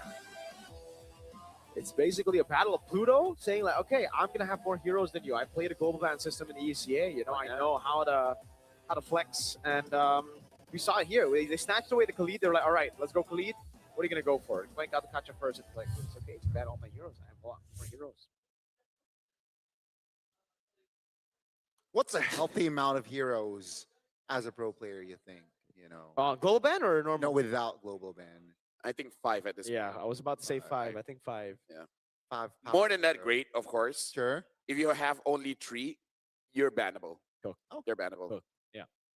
There you go. The global ban, I think And if you 10. and if you only have 3, you have to take first pick. Because Like first phase pick. yeah, meaning like you're the one that has to be the priority. And then your other team is like, but I want this, I want this. Like, do you want me not to have this hero? Yeah. That sounds like Airline, dude. Yeah. So there you go. 5. 5 heroes. At least. More, better. Hero power, not just, I can do this hero, but you need to be powerful on that hero. So what do Why are we you talk doing about this? next? Okay, never mind. No, he expresses with his physicality. Like you know how you dance. Yeah. You show your emotions like Yeah. I am hungry. Yeah. Oh, I'm not doing it. I know you're trying to make me do. I'm not doing it. I am not. Shout out to Ariana Grande though. That was a funny Yeah. one. That's funny. SNL man, funny. I love SpongeBob. I That's love a strange SpongeBob. segue, but I also love SpongeBob, dude. I also love Who's your favorite SpongeBob. character in SpongeBob, brother? I would have to say Gary. Gary. Oh, Gary good the shout. snail. Favorite Good shout. character. Why? Because always in my head canon, he's the smartest one. Okay. And he's just plotting something. The snail that says meow. Yeah. There are a few episodes where you see Gary and you're like, there's more to the snail. But the marine biologists are saying not yet. The marine biologists is the creators. Okay. Oh. Not yet. My brain is cooked, by the way. But you guys can check out Ace Craft. Hey. And hold on, where is it? Right here. What is that, LaFell? An SDG build around. Hold on. Whoa. I gotta make sure that the lighting is okay. Random skills, bullet deflection mechanics, and I would say the selling point, the retro cartoon style, all designed for a fast, skill-driven aerial combat. Jump into Acecraft now for some nostalgic fun. I want to see.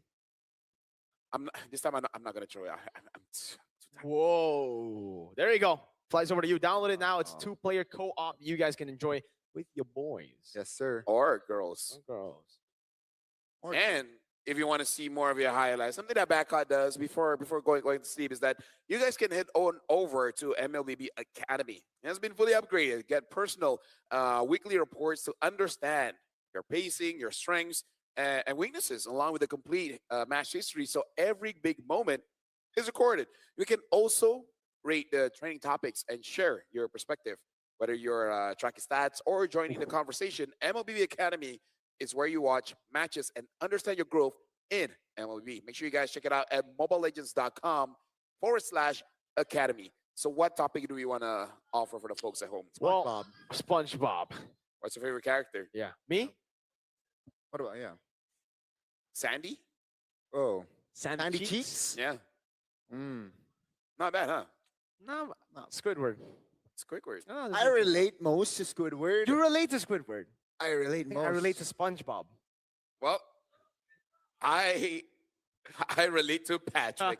Speaking of, the Friend Fest event shop is available till January 26th, I believe. Let's dive into the deep sea and explore underwater treasures. Participate in the undersea restaurant event to earn friendship coins and Rip those redeem patties, nerd. the Cyclops SpongeBob collab skin for free. Ooh! Honestly, I just want to pay Patrick for it. has the best glue skin. I agree. And has the best skin. 100%. Has the best SpongeBob skin, yeah. Yeah, okay. Dude, I remember seeing that in GOTF. That's it was so Agro troll. Who played it. Yeah. It's so funny. stupid. Like, he looks so stupid, dude. In a good way. You're just like, oh, this is SpongeBob. There you go. Yeah. This one is SpongeBob. But we're setting up because I don't play Cyclops, so I'm like, yeah. Cyclops. should- But it's a nice skin. Should have more skins, you know? Dude, Mr. Inclu- Krabs Bane. Oh, one. or Larry the Lobster. Larry the Lobster. Oh! Bane. But Bane. Okay, never It's like mind. if Mr. Krabs Bane, he doesn't spit, but like, just this, and then when he uses ult, it's money. No. Krabby Patty? Butter, Pearl. It's Pearl. Oh yeah. Right? Yeah, you're so... That is actually genius. That is They should actually hire genius. You. They should hire you. Moontan, come on. They should hire Give me a you. call, man. That is Developer actually... team. I thought it would be Krabby Patty or money, but Pearl, Or Orange. Just that's an Pearl. outplay. Now you know he watches. We're gonna be talking about the teams coming up because looking at them looks like they are on stage. It really is just the pressure over to Boostgate. Mm. We saw it, like, it's rare to see a reverse sweep. This is not a reverse sweep, but meaning that things can happen, right? We don't know what happened during the break. Yep. Either a pep talk or the players just discover something, because it is very interesting. Every once in a while, after sorry, Hey, bless you, man. no, I'm reading my limit here, but yeah, after a game loss, roamers or junglers, they see something, and then they just tell the teams like, guys, I see what they're doing. You and you just stop this, and then we're good. Like sometimes the adjustments are just super small. I think habits, right? Should be picked up. But man, oh man, it's 2-1. Will Boostgate be able to equalize here in this best of 5, or perhaps will Virtus.pro run away with another game win and just securing that final spot for M7 main stage? Not sure, but what I do know is I'm a fan of the new referee outfit, man. Like, You like it? yeah, they look classy, I think I can disguise Yeah, myself I think you can actually. as a referee. Well, here we go. Map reveal. We have not gotten a single. Have you seen? Oh, we got Flying Clouds earlier. Never mind. We've seen all maps, but we've mainly seen Broken Walls and Dangerous Grass. All right, this is second Dangerous Grass of the series here. It was earlier in Kingdom 2, and then now we have again. This is going to be game 4, ladies and gentlemen. Will the drafts be similar to the previous one? Boostgate will take the blue side as Coach Fly Solo will take the red. And Coach says that here, we'll cook something up here for the first phases of the ban. It's going to be the Grok and the Arlet So more focus on the enablers slash playmakers. Coach Fly Solo will limit Roamer himself. It's gonna be the Kalea. My mission is to protect lives. 4 roamers? Oh no, 3 roamers technically limited. So it's the same route right now, right? Like VP are just gonna go for the Yuzong again if BGT don't. So BGT, they should. Very, very obvious choice. I think it's the Yuzong for. Oh, you're like, yeah, we know that's gonna happen. We're not gonna let it happen. We're just gonna flex our hero pool. So Hey, what do you but play? Eve, right? Eve, the Yuzong is out, That's true. right? Just That makes pick a up lot the of Eve, sense. And then But then Yi Sun Shin. I don't think. bite the bullet, man. Bite the bullet. No, but I think Eve is good against Yi Sun Shin, especially when there's no Yuzong. Like Right. usually Eve is just bad when there's a Yuzong. That's it. Yeah. Okay. So BGT, I think the Eve. Go ahead. That's good. But they go in for the Gatot Gacha. Sorry. Okay, so this is a Eve with the Yi Sun Shin, right? Should be. Or do they go Eve Lapu? But last time around, okay, they had Yuzong. Yeah, they had Yuzong, so they didn't want to pick up Eve. Yeah. They pick up Jusin. Here it would be a bit weird if they still go Jusin. So I think the Yi Sun Shin and the Jushin and Right, completely forgot about Sora. Sora. Sora Yi Sun Shin. Is a Sora the answer to Eve as well? Because VP just either Bober's. I don't think Bober's not comfortable on Eve. I think it's a really good pick. I think Way.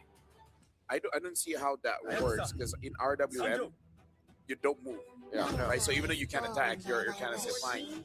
There you go. Hey, okay. Okay. No, I mean, again, they know each other better than we know them. Yeah. They are screen partners and they fight against each other on rank plenty of times. This should just be a late Eve, no? We were expecting it coming in the first phase. It didn't, so this should just be a Eve now. You see the Jusin, you get a lot of value there against the Gatot as well. You get a lot of value there. Hilda. Dangerous Grass, you're right. If they're expecting the Hilda and the Among the planes All right, exists the Sorry, equilibrium, what was I gonna say? which Hilda I and Elite get that. But yeah, Pluto's just gonna flex his hero pool again. Yep. But I feel like this is just a direct approach. Yeah, right? it's really From good. Fly Solo. It doesn't really want to overcomplicate things. And Fly Solo, I think, definitely can limit the gold laners. I wonder if he bans out the Valentina because XC That's already a good ban. showed already showed he can use Valentina against Sora. Yeah. I like that ban, right? But again, Valentina. I think we talk about this where Sora can just be flexing golden. That's true. We saw it. I don't know if Super Gorka is comfortable on it. It's kind of like he's the opposite of Owl. He But hey. just wants to play gold. There you go, Valen ban. Yeah. Good call on that. There are 2 big ultimates. And maybe that's what, okay, that's why VP didn't want to go Yeep Sora. It's because then Valentina gets so much value. Yep. So they just go Sora, Yi Sun Shin, and then the juicing comes in, and then you see, all right, now we ban Valen. Okay. I see you Fly Solo. Yeah, it just shows that they know each other so well. Yeah, maybe I need Red Bull. You do need Red Bull, I do bro. need Red Red Bull. Bull Yeah, need Red gives Bull. you wings, Lafel. You can Dude, fly. I need wings. I want to fly. You flew. You literally flew from Malaysia to Indonesia. So. Lapu ban. Wow. Lapu ban. That's... All right, they have Sora. My bad. Yeah. Ruby gets banned out. Really good choice there by BGT. Now this should be the proper game to go Ruby because they were to have Eve and Yi Sun Shin. I kind of want to respect the Claude because I feel like even if you have a winning matchup, it doesn't feel like it. Isn't it too much? Isn't it too Is it greedy too to go much? Claude, Yi Sun Shin, and Eve? We might see a Cho pickup though. Cho Sun gold? rises when I Oh, give could the be. Oh, yeah. word. Cho for VP, for Pluto. I think it should This is just be Hilda. Hilda. Yeah. Hilda, okay. More direct, yeah. More damage as well. I like that. Or you can you afford to skip the Hilda for now? And then go for an EX. Like basically just hope that XC will not pick up Hilda EXP. Yeah, I think you can. If you really want to prioritize your gold laner, sure. Because the Claude technically works for BGT. You can deny it away. It is greedy, but if you're able to get a lead the way you have been able to in Game 1, Game 3, might as well, go full on greed. Oh, good call, Gani. They go Cho. Yeah. But this Cho gold, the Cho Rome. I think guess that's the flex. Yeah. I think roll. Because again, Super Goku just has not used a fighter at all. So for BGT, seeing that that Cho, I think it is okay for them to go to the Claude, the night away from Super Gorka. Or I wonder if they want to. Yeah, I feel like Claude is the safest. I don't know if they want to go for something else, something like a Harif, something like a Granger or something.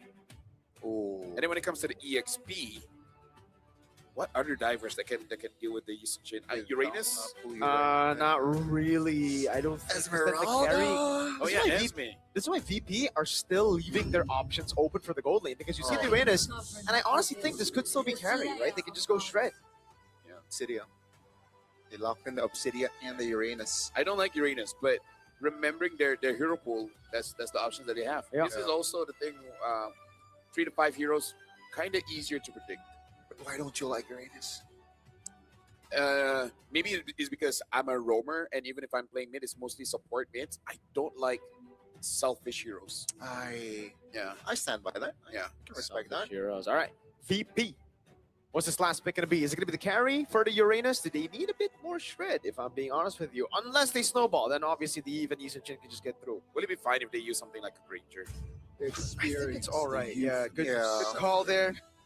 It's solid. You get the snowball. The team looks really good on the other side of the map. Eve, Yushin, Shin, Cho. They get Prio. They get XP lane as well. They have range. This crowd looks like it's control. going to be the closer, bro. This you feel it's gonna be It's a good 3-1. draft. Yeah. Although to be fair, it's a workable draft by both. I just don't like the Uranus, but that's more of a personal thing more than a meta thing, you know? I feel you, right? I mean, technically, the crowd control is quite minimal from the side of BGT. Equal lineup rating. BGT and VP. 50-50. You know who that goes to. Well, Yeah. over the course of the Yeah, 3 probably games. VP. So, ladies and gentlemen, right now, match point for VP. Can they end this now? Or will Boostgate make it so that we're going for 10 games for today? Welcome to the Land of Dawn. I would love to see 10 games, man, because usually in MPO Indonesia, we get a max of 9 games. 3 matches, a best of 3. Yeah. So it has to be more than MPL. I want it, you know. I have been through 3 matches of best of 3s, but I've never been to a full 2 best of 5? 2 best of 5. Really? I think so. I forgot. This is a way for the world to see us. Let the world see us. Okay. Let the world see Land of Dawn. But yeah, I mean, it's going to be. I think the approach from the side of Virtus Pro would somehow be similar to their previous game, right? Czar gets the space that he wants, you know, get level 15 as soon as possible, and then create his mark. Same story with Egorka as well on this Granger. Will build the Sky Piercer later on, though. So, in a perfect world, the kills would be delivered towards Egorka after that Sky Piercer. I would say right now it's already good for Boostgate. The fact that they're not losing the mid, they're not losing those green camps. So this is already a much better start for them. I feel like if they're fighting on even grounds, I think they can do it because Jushin can really do something. It's just that they gotta figure out a way how to do it with Bobber first. Green camp attempt to take, but it just leashes for Zara, so he gets the clear quicker. And that's level 4 for Virtus Pro's jungler. All according to plan here, if not better for Zor. Pathing-wise, Kazuya is finally level 4, has the ult in hand. It's still first bloodless here in potentially the final game. While we are waiting for the turtle up. Oh, there's action here in the mid lane. Oh, good quad shadow landing there, but an instant flicker out before he can actually get knocked up. Sour Ego is on the turtle, but gets it reset. Who's gonna have a chance? Yeah, right now, Boostgate. I haven't seen Pluto on this show for a while. I know he's pretty good at it, but again, this is one of those heroes that we know, but it has been in the back burner for quite a while. Ooh. Now looking at the goal lane here, RX almost getting Super Egorka. RWM locking him down. Kazue still able to escape. Mounted Shocker now. Sarigo is on purple buff though, however. Pluto's gonna be taken out. XC first blood. Bad caught. An attempt to steal, but it will be XC who secures it. That was so surprising. I can hear Owl say, "What?" Yep. I think she assumed that Kazue was still around. That's why she's like, whoa. Yeah, the guy was so low. He's just like, can I farm? I want Sky Piercer. You guys got it. Yeah. this is not an ideal early game goal. I go for more. Yeah, with the Kikundo and the Shunpu. Beautifully done. Identity caught in the bad spot, but Badcott is unable to get the Heaven's Wrath on him. Yeah, right now, I would go, hold on, AOG. Oh, Purify. Nice Purify out. Not just from the AOG, but also the quad. Oh, actually, the quad should have landed. Never mind. And again, like, one different thing already, Bluesgate are winning in the lanes. Like, talk about winning individually. Yep. Yeah, this is not ideal, definitely for Virtus Pro. You know, but Bluesgate, they are controlling most part of the map, and Pluto has been not doing well on this jump. The Obsidia also, man, the Hanabone really stops him from dashing. Pluto, we might have a hole in his game, and it's maybe the Cho 0-3-0 start. I mean, like, here's the thing. He's more of a macro roamer than really a catcher, right? That's why I was kind of surprised when he picked up the Cho. I thought he was just going to use it as a zoning tool, right? instead of going for those catches. And I think he really should stop play towards his own play style. That's why we thought of the Hilda. Yeah, true. Especially going up against again a Tsushin. Pluto should, you know, be more control. He shouldn't be caught that much, honestly. True, you know. But let's see here. Will they be able to recover? Because Bluesgate here, if they are able to maintain this sort of gap, you know, play clean MLBB, that best of 5 full game, we might see it. Yeah. Okay. So right now, Bluesgate with about 2,000 goal lead here, and Spirit Gorka this time actually not having the best of times. Bluesgate, I'm worried that with hold on, gets a kick in. Great way the dragon, and that's a kill for Frida Bober. We might have to apologize to Pluto right after saying all that. Hey, we cursed, we blessed it. Yeah, that's 100% intentional. Sour Ego gets the turtle. This is us just forcing out his max potential out early. We were not familiar with your game, Pluto. It was just Suzue. Quad Shadow lands on Super Gorka with a Shadow Kill as well. Has the Quad Shadow! Super Gorka tried to cancel out the Shadow Kill, but cannot find the right time to do so. He spent the flicker as well, so that's value, more value for Bluesgate Esports. He will sacrifice their turret top, not even, right? Still able to clear that one, but Bluesgate, again, now all they need to do is just final blow towards RX. Yeah, that's a turret though, at least for Badcon. So it did come in later than expected, but they got it. They got the trade. It is a trade, however, also for the Obsidian. All right. Yeah. So for Bluesgate, this is definitely a good game. This time they are 4-1. Yes. In terms of the scaling, it's actually looking quite good. Very good. The only thing is we got to look at the itemization. It actually does look like the second item Sky Piercer is on Kazui's path here. And that should be completed in 2 more minutes. With how the game's going, it looks like the Sky Piercer is going to be big for Bluesgate Esports, just like it was in game number 2. Yeah, this goes on. We might legit go for 5 games. Damn. Wildcards that are the final day. Damn. Wildcards that are the final day. Going all the way. Both teams really not wanting to back down, knowing that just one more slot to the main stage of M7 here in Jakarta, Indonesia. But yeah, 6 minutes in here. Virtus Pro hovering around their own jungles. XC is right there. Zarigo is going through from Mana Shocker, baits on the Purify away the Dragon and Flicker combo right onto Identity, but is able to flick around, and now the RWM catches them, but the Hanabone locks. Sour Ego is down. Super and Gorka lifted up the AOT from Waxer as well. Now it's Badcon with the Heaven's Wrath, but RX gets away. Flicker in. Good dodge from RX. Bluesgate Esports have just outplayed Virtus Pro. That was concerning. Virtus Pro, they went in on the fight 5v4. That, you know, Badcon was so tough that they committed to a fight, which is uncharacteristic. Gentlemen, game 4 here. It looks like Bluesgate is having quite a good time. If this continues, goes all 5 games. Witchers Pro having a flawless run in wildcards. There's potential they don't even make it through. Remember the quote from Pluto. If you lose in wildcard, it's on us. Now, is it really going to be the case? And we're gonna be looking at the instant replay here, and a lot was expended onto Axie Pluto, even though he got the kick in, but moving forward, yeah, it was blocked by Walker, whether he realized it or not. He was body blocking that Granger, making it so that Identity can survive. And the fact that Identity survived there really caused them, like, it enabled them to win. It was really valuable, right? Again, Virtus.pro, they gotta hold their horses here. They can't take unnecessary fights, especially when the formation or the teammate is not ready. Say Sora top, yeah, definitely not ideal. But a minute here for the Nats, the first Lord. Skypiercer already for Kazue. By the way, gentlemen, now I realize, now I know why got that first pick.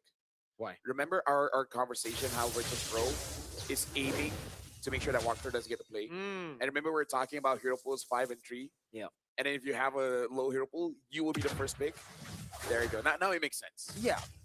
Thing is though, Wactor, it's crazy that Boostgate still stick to it despite having some weird performances from Wactor here and there, right? So I think that was mainly the concern for us after seeing the Gata, because that doesn't make sense. It's just Wactor earlier went 1-7 if I'm not mistaken.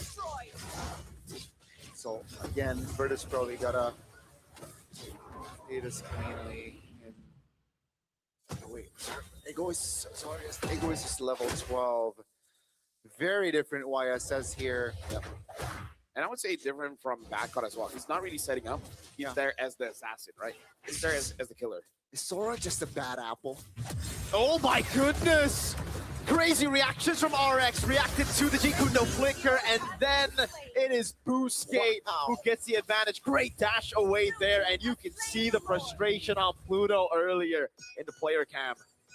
And this is what they've been doing, right? After getting a win, doing interesting things during the draft. Should have been Lancelot, pick up a CEO. Should have been a Hilda, picks up a Joe. Quite a lot of questions here when it comes to the drafts coming in from VP. Yeah, they are definitely, I think, underestimating their opponents. Yeah. Which is weird because they are scrim partners. True. Maybe because maybe they're scrim partners, they feel, all right, we're better. Yeah. Well, now Boostgate about 5,000 gold ahead. Don't think they can end it now, but maybe they can get 2 inhibitors. With this gold lead, with this momentum, definitely might take a couple of base turrets down, and game 5 is in the horizon. Virtus.pro, will they be able to find the recovery? Remember, game 2, Obsidia was one of the heroes that got BGT that game, and seems like it's their identity. Yeah, shout out to Identity. RWM. Oh my god, the combo is massive. The way the Dragon locks him down, but it's RX who gets taken out now. Pluto still able to survive. Zar Ego is looking for the re-engage. All turrets stay intact. It's just RX who was taken. The only player that needs to be taken down got down by Virtus.pro. So now they have breathing room. They managed to defend their base turrets, and they're still in it. That was huge coming in from Backup. Maybe he was just conditioning us the entire time, playing with the lightning form, and then it's like, all right, let me show you my cloud form. Yeah, that was important form. That's the combo that we keep on seeing, right? Even from Owl. Yeah. When the sets worked, it was those ones. Very momentum based. And 12 minutes, that's a peculiar one. Don't think you should commit to that. Yeah. Pluto might get caught. Hunter Bowen there. Oh my god, Pluto gets caught by the Hunter Bowen. Can't dash anywhere. Now Badcot's also caught as well. This is really bad. Bober gets taken back down. Has to use RWM desperately. XE will fall. So at least Super Igorka gets the Skypiercer stack, and VP. No, I think they might not be able to defend. Boostgate Esports. They have a minion wave. They do. Yep. No shadow kill, but do they have enough? That's a wave clear, but there's another wave coming down as well. Pluto's going to be respawning in 5 seconds. And Poncho to the back line. Now the Hunter Bone as well. Boostgate Esports against all of the predictions forces game number 5 out of Virtus.pro. Dude, shout out to whoever said we need 2 slots from wild cards, because only here in wild cards, man, we've seen this kind of intensity from both teams.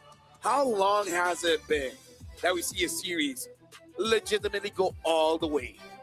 And twice in one day. Twice. Yeah, I mean the top 2 from Group A and the top 2 from Group B really just show again, just giving all out, and yeah, just like match 1, we will get to see a game 5. Folks, we were assuming Group B was the group where we were going to see the 2 teams to make it to a main stage.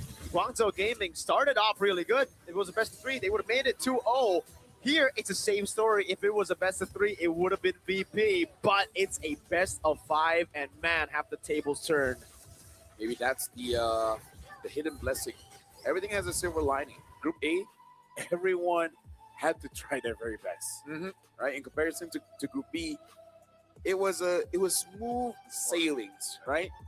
So maybe because they went through hell and back in Group A, that prepared them much better for this match. So, ladies and gentlemen, if anything, for you guys at home,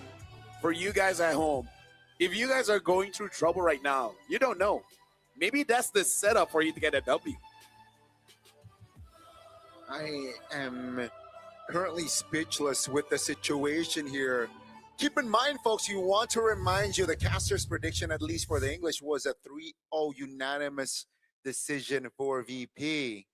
And we actually talked this behind the scenes. Does this mean that we're going to curse them? Oh, my vote for MVP. Gotta be Kazooie, right? It's gotta be Kazooie. Or RX. I think RX. If we're talking about MVP. I'm thinking about it real hard. Yeah. I think everyone deserves it. Honestly, like, it wasn't It really wasn't like a a one-man one-man show. show. It It wasn't like wasn't. Game 2. Game 2 was clear Kazooie. This one was... I hear even the Yeah. guys like, yeah, we don't know. I honestly have Let the system decide. But don't use the in-game system. God. You know what? Let's give it to RX. Let's give it to RX. Sure, RX. RX. We reacted to it, the Honeybone lockdowns, RX here. Yeah. Sure. And I would say this performance on Obsidian much better than the one he used before. Game 2. Yeah. But it was still a win. 100% win rate on Obsidia. Is RX. Obsidia secretly the best gold laner in the game? Or just need the right person to use it. Maybe. If you have RX, I guess the Obsidia is the best pick of all time. Tezet knows it. Underrated pick indeed so far. At least the series, right? Yeah. Underrated. I mean, like, this is the only series we've seen it. True. Right? I mean, you can't miss the Honeybone. So, Can't miss it, brother. game 5, just bring out the comforts. Backcut, bring back the Alice. Or Arlet or Yuzong. They're always going to get banned. I don't see Arlie going to get through. No Cho. No. No Cho. That was a tough. Sorry, tough Pluto. watch. But no Cho, I think. No, Yeah. I feel like it's our fault. It's our fault. How is it our fault? When we criticize him, he got a good pick. And then, And then we never doubted him again. and then And then look what happened. fair enough. Sometimes the players should really want us to doubt them. Yeah. Because that's when they shine. And this is the MVP brought to us by Real Me. It's RX. If anything, he is super consistent, man. Doesn't matter if he's using a fighter, a marksman, an Obsidia. This guy's the real deal. Yeah, that reaction from him to dodge the Jikundo flicker was beautiful. Beautiful from RX. I ask for forgiveness, Boostgate Esports. I was not familiar with your game. They were hiding it from us. They were. They were. Where was this? I personally doubted the Uranus pick. You also mentioned I like it. We hate Uranus. I mean, like, we predicted it, but we hate it.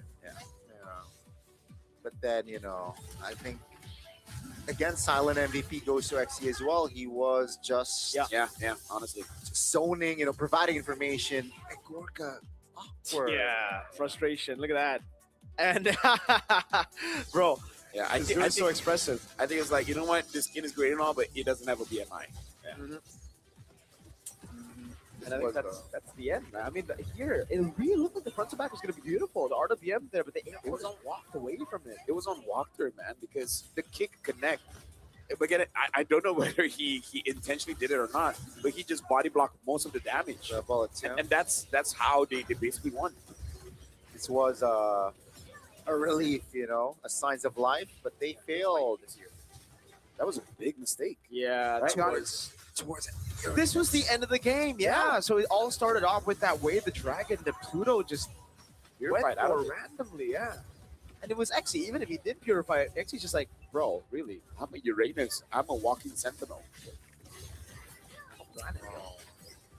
Four members out, too much to handle. So Wow. yeah, this is what happens as the day gets longer and longer. Your decision making will start to suffer. That's actually true. Because they've been here all the way from match one. They were watching match one. Wow. We were here since match one. We were here since like 3 hours before match one. Because Yeah. we had to stand by, yeah. My throat is losing it. Your throat Your is throat is losing it? Yeah. Okay. I mean, to be fair, I think yesterday I already caught something. You caught, really? Yeah, I was feeling sick. Yeah. Oh. Yeah. Oh well. Oh, well. You know what it is? It is what it is. What is it? Yeah. That's It his is line. what is it? It is what is it? Yeah. So either ways, VP is it feels so weird to say VP. Lock in the traps. You know, don't go for any. I thought funny game business. 2 was enough for them to like, all right, you know, Boost Skater, actually, we can't beat them if we, honestly though, I really thought this game was 50-50. And then you saw the execution, and clearly when they're not comfortable, it's visible, dude. It is very Okay. visible. Let's talk about this. Bad actually didn't look all that great on Sora. Yeah. Pluto didn't look great on the Joe. And Super Gorka. Out of all the games he's played today, Yep. I forgot he was there. This game. Yeah. When he was using Claude, he makes his presence known. Yes. When he was using the Granger, he was avoiding everything. Yeah, I understand here, and it was pretty much a tough game for Super Gorka, knowing going up against Hayabusa. There's Wacton on that Kacha as well, and our X-Man on the Obsidia. Such an underrated hero, I feel like.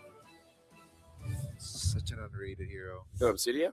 The Obsidia. Honestly, in ranked games, it really does feel very snowball-ish. Mm. And I feel like you said, with the Yusin Shin, Obsidia is also one of those heroes. If you have a good team that can actually give you some kind of Yes. space so that you can free hit, that's good because it's very hard for Obsidia to free hit. But either ways, we're about to go into the last game. We're going for a break, allowing Boostgate as well as VP to have their final meeting to really discuss what's going to happen. We're going for a break, but when we return, it will be the final game of the wildcards.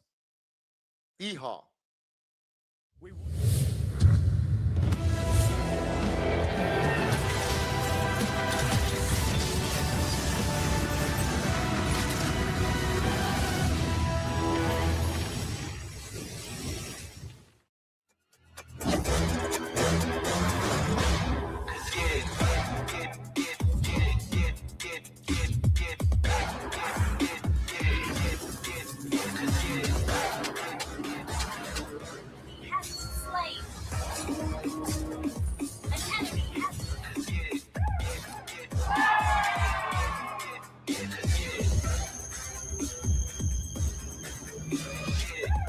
Ruby 15 Pro M7 official gaming phone.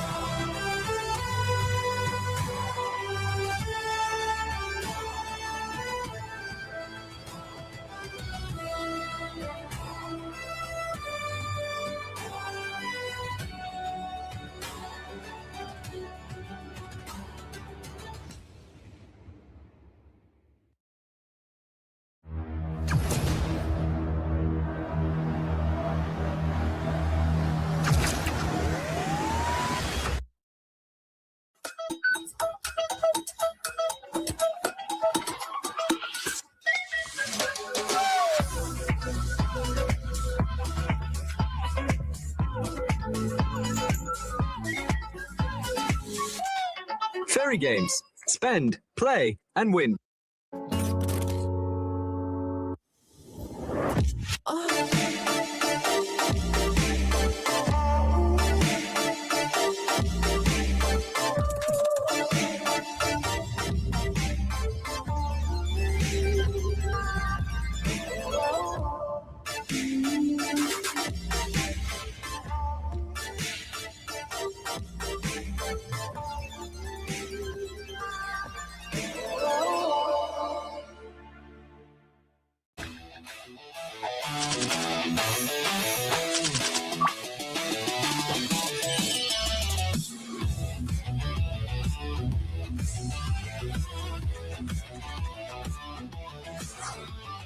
Are your M4 World Champions, winning the game, getting the checkmate, setting everything up right now.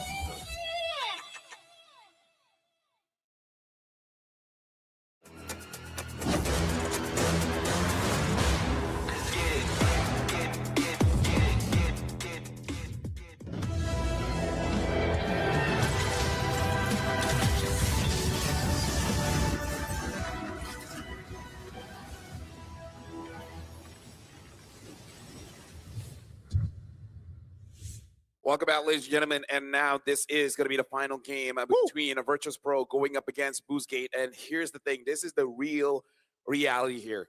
It's just one game away. Even though people keep saying that VP had an amazing time here in Wildcards, it won't mean anything if they lose this last one. And Boostgate, here's the thing. They thought a lot in scrims. Imagine if they win this one. What kind of taunting will happen here? That's true, dude. That's And, crazy. I mean, we were here as the players were walking in. Boostgate came in a bit late, and we could hear their chant earlier. Boostgate, hey, they sound good. They sound like they got the momentum, and they Morale truly is do high. have momentum. Tempo is on their side. Definitely right after that, I guess a convincing win. The question here. Wildest Wildcard, are we witnessing the best wildcard stage in recent MLBB history? Yes, 100%. Yes, there's 100%. no debate. There's no debate. No. What would have been nothing comes close. Both 5 games. No, I feel Just the Guangzhou Gaming Exactly. versus That series Zone itself. series itself is boom. all by itself, not even considering Yeah. Boostgate against VP. Yeah, no debate, not even close. I don't even remember the other wildcards. That's how big of a difference it is. Yeah, That's true. And most of the wild cards, it was a Malaysian team winning that he doesn't remember. Yeah, exactly. So it's like It's not that many, you know. exactly. It was just SMG dominating, Homeboys dominating, Lil Gun dominating M5. Yeah. Different story. It's match 1, 3-2. Match 2 confirmed. We will get to see a best of 5 as well. And Mirko mentioned, if it's a best of 5, Virtus Pro has an edge. If it's a best of 1, maybe then now it's a best of 1. Guess what? Oh, I mean, like the biggest thing is that we say for best of 5 it should be good for VP, because if they make any silly mistakes, they can fix it. But what if they keep doing it again? Yeah, maybe if the ego is in their name is also too much in the game, then we'll see a different side of VP. Because again, all of us, and I believe most of y'all as well predicted a 3-0 from VP. Yeah, and now we're looking at top 5 pick heroes here. Wow. Zushin Hayabusa still ranking at the top. And I feel like with today, Gato Kacha has entered the top 5 as well, because I believe he was not in the top 5 before.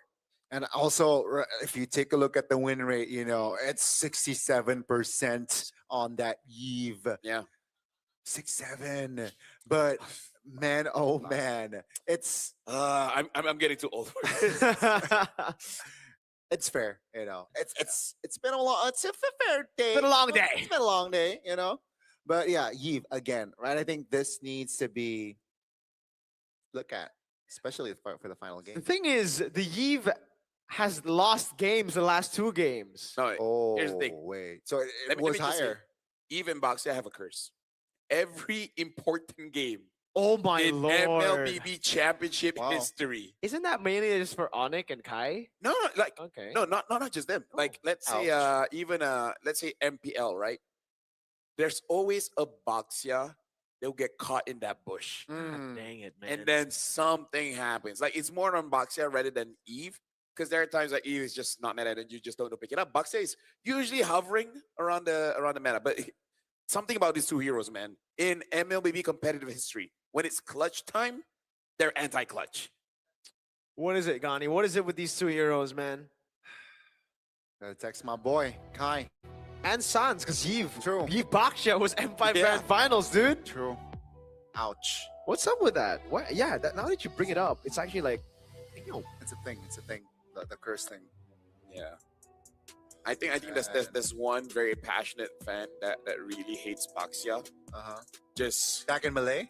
No. Oh. Anywhere, it doesn't matter. Just put some kind of mumbo jumbo on the hero so that no matter what, when it's time, when it really matters, just doesn't work out. Yeah, definitely needs to be looked upon. Yeah, right now we're looking at a player head-to-head here. It's amazing how Zaur still has 20 average KDA. That's insane. 86% team participation. Average GPM, almost 100 ahead of Kazui. Keep in mind, he lost 2 games here in this series, and he's able to just collect crazy numbers. He lost on that Yisunshin early on as well, so let's see here the recovery. You know, again, Boostgate, their morale is high after, forcing a game 5, but they gotta keep their heads low. Gotta stay composed. Don't want to get ahead of themselves. Yeah. And Virtus Pro, I think the draftsman needs to be more sharp. I don't want to be a guy that goes like, expression-wise, but we did see this in Game 5 as well for GZG versus Team Zone. Yep. Zone were in the zone. They were locked in. They were so happy. They were excited to get into Game 5. Guangzhou Gaming didn't look that way. Virtus Pro, I see signs of that. Pluto, he doesn't look all that excited coming into game number 5. Zaur Egoist as well. Bober, the guys that usually are smiling before the game. Frustration starting to build. And for Boostgate, they're happy. They're I guess because they're coming in as underdogs here. They're thinking, hey, most of the world think we're not going to get through. That's the tough thing about being winners, man.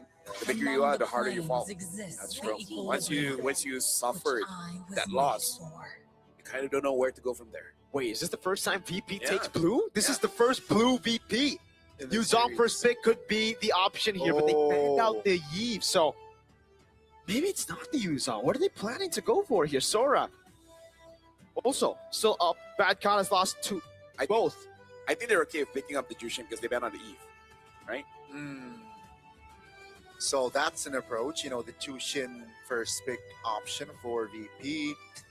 Let's see, Tezek, what will be the last ban here for BGT?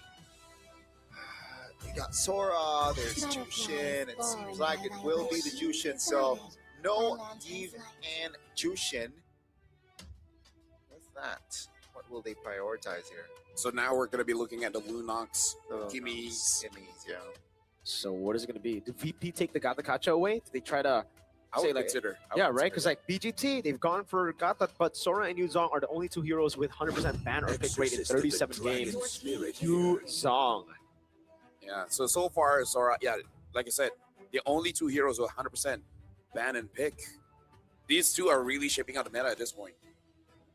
So now BGT, I wonder, because they are going to have Red Tree, save the Valentina pickup later on. Or just make sure you get a prio mid, something like a Luna, something like a Kimi here. And the Gatot, of course.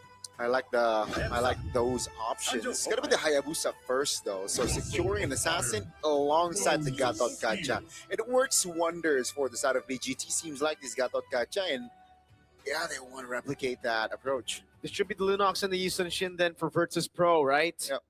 It could also be the Lancelot if you want to play it really, really safe, but I think that's a bit too safe here. You need some more range with the Lunox. Lunox will be great, again, against the Hayabusa. We've seen many mid laners just go for Lunox just because of the survivability. You also take it away from Boostgate. The thing is, though, Boostgate can still go for Kimmy. Yeah. Which is annoying. It's gonna be the Garak, though. I forgot about the Garak completely. Pluto has used 5 different heroes this entire series. Yeah. He's played a different hero every game. Yeah. Wow. Starts with the Hylos. Hylos. I forgot what was the second one. Was it the Khalid? I think second one was the Hilda actually. Hilda, and Second, then the Khalid, and then the Cho, Cho, and then Grok. Grok, yeah. Very versatile. He's playing like it's a global ban. Yes, he forgot. And then he's looking at his team. He's like, "Why you guys keep using this Yeah. again?" No, it's a challenge to himself, I guess. I wonder if they pick up the Lunox or Kimi here and then just ban the other one. Yeah. I feel like that should be the case. I would prefer the Lunox. I don't know. Yeah. It's more reliable. There's more. It's I agree. reliable. Less damage. vulnerable. Oh, I did not see this. Wow. Yeah, me neither. This is a very interesting Game 5 pick. It's a make it or break it, you know, when everything is on the line. And you pick it red 3. Yeah. And it's a mid Selena as well.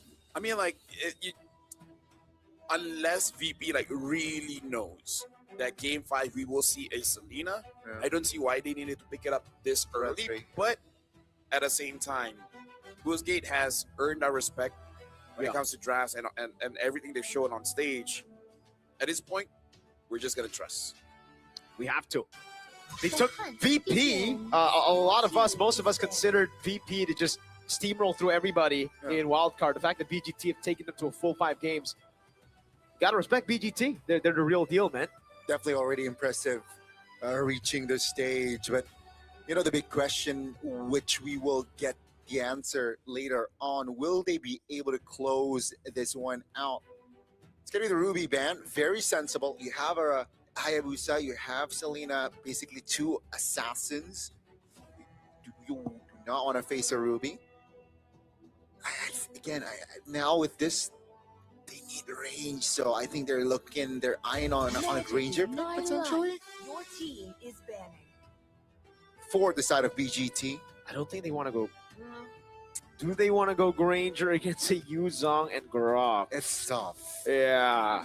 Or Claude if they want, you know, a hero that can also dive, Claude- mobility. Yeah. Claude makes a bit more sense. up in my They actually are the ones to ban team out the is Kimi here now. Yeah, obviously because they pick up the Selena. Yeah, They ban yeah, out yeah. the Ruby as well. But going up against Lunox, that is a very interesting perspective here. Yeah. I think Lunox is still great. Yeah. I think it's actually better than the Kimi. Yeah, no, I agree because the Kimi, the Ogi Shadow Kill can still track her. The Brilliance, though, that's going to be annoying. Yes, sir. Yeah. Last ban for VP. What is it going to be? Is it going to be the Claude ban? They Or- should be able to locate that Claude ban here. Or just open both so that Super Gorka can get either Carry or Claude. Because at this point, I almost feel like Super Gorka like wants that Claude. Like he needs a confidence boost. He needs a comfort pick. So ban like what, the Arlet or like the EXP? Oh, Arlet was Arlet's already banned out. Yeah. So Night Sky Oh, tells as us your Esmeralda. team is picking. Okay, so That's where, Wait. what are they going to pick up? so they don't want to go Lunox. Is it the Kadita? Yeah. I think it might be Kadita. Yeah, I think it's a Kadita as well. Yeah, because Because the moment they banned out the Higher, I was already thinking like, Yeah, because you already have a Lunox. Why would you ban Harith, Esme, Uranus? This is a Kadita for Bober. And then the Claude for Super Egorka, BGT. Do they read it out? What do they have go to for? They have to take this Claude. Oh, but I think they just want to default to Obsidia. That's the problem. I think so. I think they've won 2 games here in a best of 5. All 2 games that they've won have been on Obsidia. So keep the gold lane, right? Maybe go for another Lapu? pick. Lapu, yeah, just lock in the fighter. Sovereign of the abyss. Wow, they go and pick it up first. All right. They open their cards. All right. It has to be Kadita Claude now. It has to just be comfort. If they don't pick that up, Wow. Surprising. Very surprising. like at that point, you know when Pluto said if they lost, it's on them. Yeah. If you don't pick up, you know what? Fine. Could he then swap out with I don't know, Lunox. They can still make it work. Lunox? Yeah. But like, I feel like Super Gorka needs that Claude. Yeah, and if they do actually go Lunox, just why ban Esme, Harith, and Uranus? Just that's the question that we're gonna have right now. It does look like it's set up for Kadita. Oh, maybe. Time to go to the IT show. It's a Claude and Lilia. I don't know. Wait, why I don't know Lilia about though? Lilia. Yeah. I really don't know about Lilia. But let me just say, maybe this is Boostgate knowing what they know, thinking that we know that they know that the Kadita is coming. That's why the Selena. So you open up the map. So you know where the Kadita is coming from. So maybe that's why they picked this up to be like, I dare you to pick it up. Yeah, with the bush control taking over when there's a Selena. It's going to be tough for the Kadita. It's going to be the Sora. Lord, it was So 100% still ban for a pick. Oh my, dude, I just never expect the Sora to be left open all the way all this here. way, So yeah, that's the no-brainer choice. Like it's Yeah. open all the way here. A quick refresher though. Game 5, match 1, there was a Lilia pick as well. Exactly. It did not work well for the team. Lilias have not done well, folks. Outcome-wise, at least. Outcome-wise. Is it weird to say for the final game here? Like, my call is, I don't know about this. Yeah. Well, either ways, ladies and gentlemen, this is the kind of game where both teams, they want to say, I came in with no regrets. This is the final draft that will be having on that wild card stage. This will be the final game that they will be playing here to determine whether they get onto the main stage or this will be the final showing of them here in Jakarta for M7. One more step, one more round between these two. Let's see who will take it. Yeah, I feel like this is going to be a game of momentum here, right? So whoever gets a good start is just going to snowball. Goodness. What a gank early. Petrifier already used up by Badcon. He cannot deal with it. Kazue with the pathing. Beautifully done again by Boostgate Esports at the start. I really say this, but I'm just, like, you know, called it. Some kind of early aggression is going to come through. Uh-oh. This is already somehow Boostgate's like transition, right? That's the early rotation. That's a threat that the Selena also can bring to the table as well. But XC and as well as Kazue, what a raid. Now, Selena has a Season Hunter, so it will help during turtle takes or potentially later on lore takes. And that should be they should keep tabs on this. Yeah. Blackter's getting whacked by the Lilia. But he's still doing good. He's still able to survive without using the Revitalize. So that's always a good sign. Especially considering right now, Virtus Pro are the ones that have to start rotating into the bottom lane to help Badcot to get level 4. Because right now, XC is going to get level 4. Badcot's still quite far from it. Yeah, I think this is a good idea, right? Making it so that conditioning that you're not going to be too worried about your side lanes. And this is the strength of EECA, their side laners, the gold lane, the EXP. So the fact that you go for a level 2 gank on that Haya, it really disrupted the tempo. Badcot trying to get level 4 and gets punished for it. Again, Boostgate Esports, they're neutralizing the Yuzong so well. Boy, this is not looking too good for Virtus Pro. They got the kill, they got the neutral objective, and Kazue is on a 2-kill stat. This can lead to an upset. Gentlemen, let me ask you this question. Before we even start the series, I asked you guys, what is the case for Boostgate to win this one?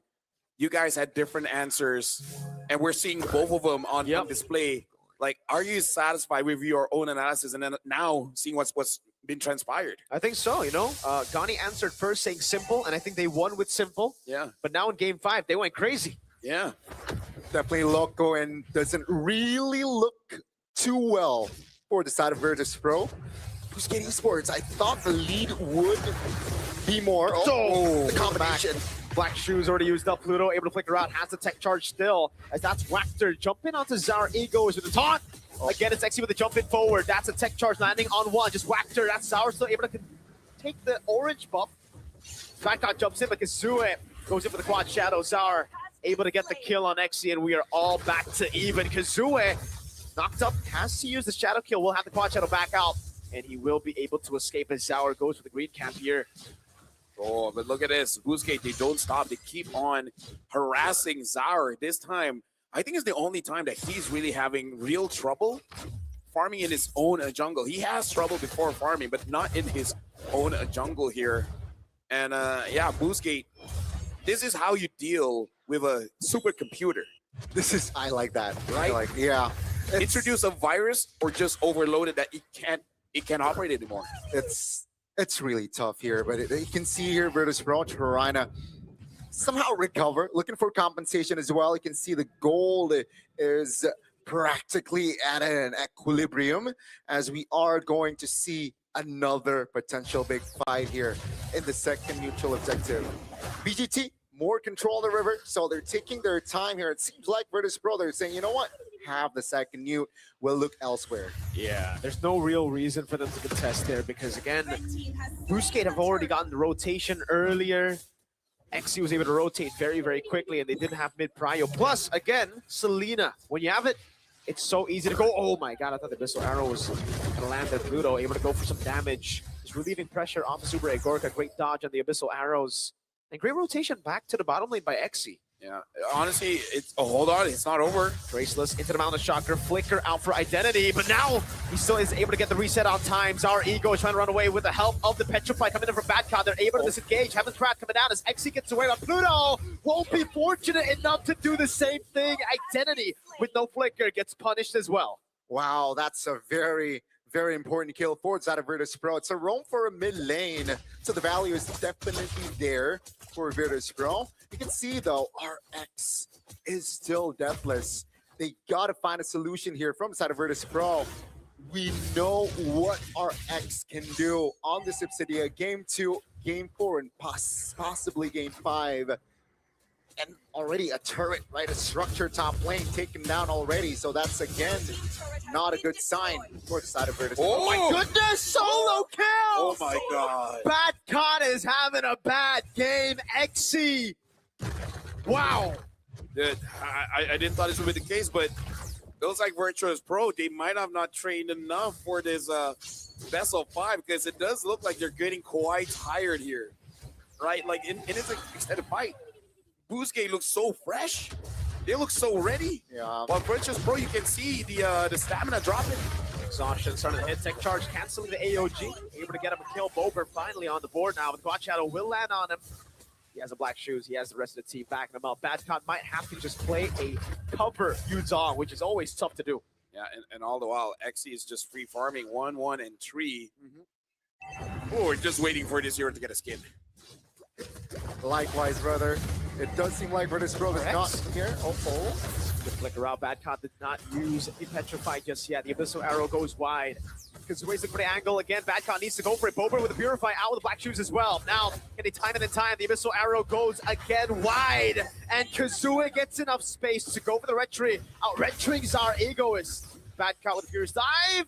Almost getting caught by the Abyssal Arrow. Great. Take control, take over from the side of Boostgate.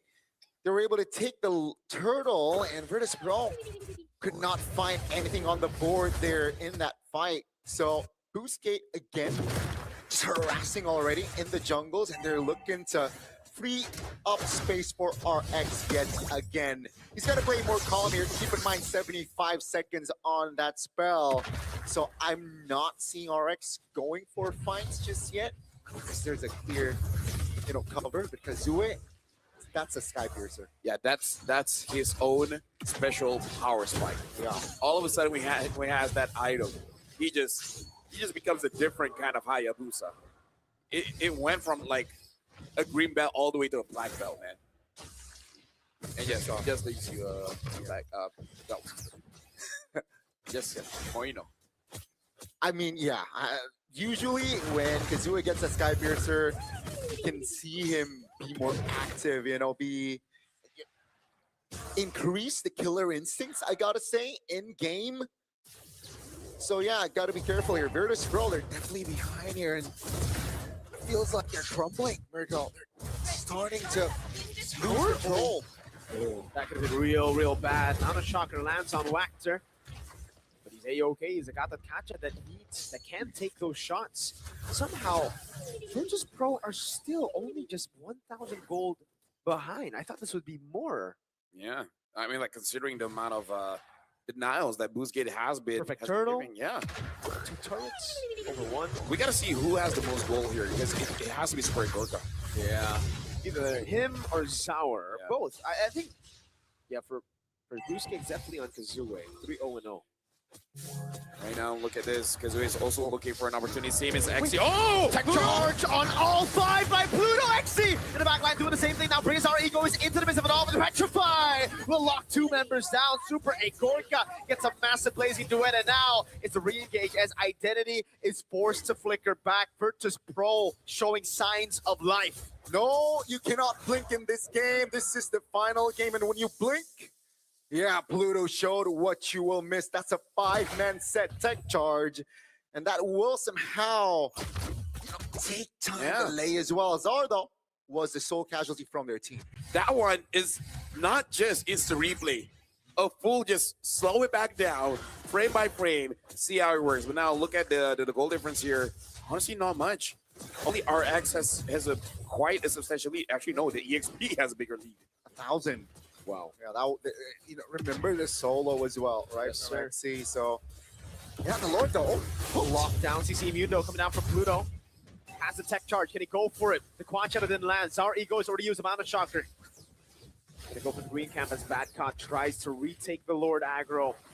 Mountain Shocker as well. Oh my god, he gets the arrow from Identity! Kazooie wins out the red tree battle. Blazing duet from Super Agorka.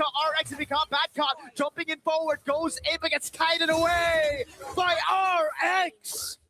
Identity has been shaky game by game, but it seems like the timing was perfect this time around. Just about.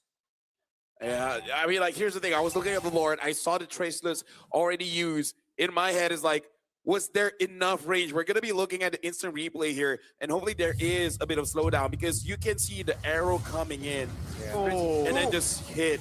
He walked into it, but you can't blame him. Yeah. There were so many things going on from the front, from the left, and from the right. An arrow suddenly comes in. You can't be mad at this kid, man. He's so young. This is his debut on international, and he was overloaded. That's how you deal with a supercomputer. Oh my goodness, ladies and gentlemen. We might see another technically upset. Yes, sir. With this lead, with this lore, with this momentum, and RX is still untouched. Oh my lord, brother.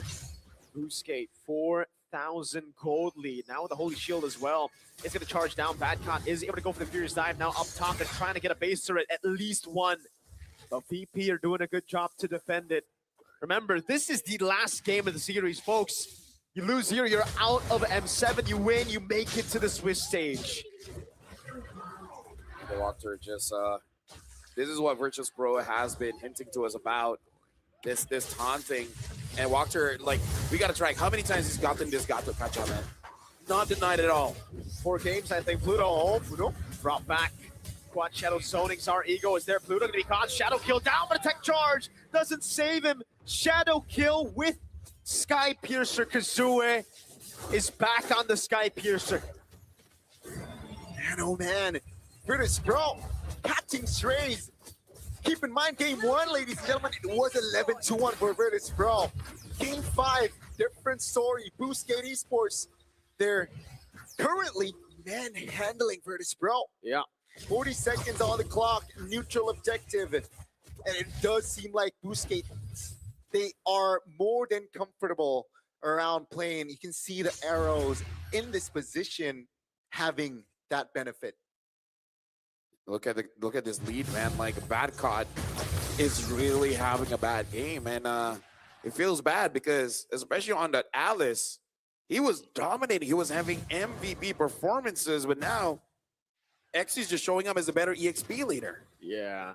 On the Yuzong, man, it's horrible when you're behind. So the fact that he's 2,300 gold behind against Xe on a Sora. Sora, on the other hand, even if you're behind, you still have a lot of value that you can bring to the team. All the calm before the storm here for the side of Virtus Pro. Boostgate is, take a look at the zone, take a look at the formation. It's time. Pluto looking to provide information. Kazooie is unknown, the position, I believe. Looking for an awkward angle or awkward opening here. No Purify on Bober. That is 80 seconds where he's vulnerable. You can pop Black Shoes, but if you're locked CC, it'll be tough. Kazooie again, just, he's moving. from bush to bush, getting better positions as we get into Lord fight. Yeah, and Zaur is probably, I would say, anxious right now because you don't know where the engage is coming in. The Haya can come out of nowhere. Identity with this Selena can come out of nowhere. All of a sudden, you have a circle around you, and a Gatot is jumping on top. Like, he's got to be super ready with his Lee Sin. He cannot use his Traceless willy-nilly. There you go. They're trying to get control again. They got to get it.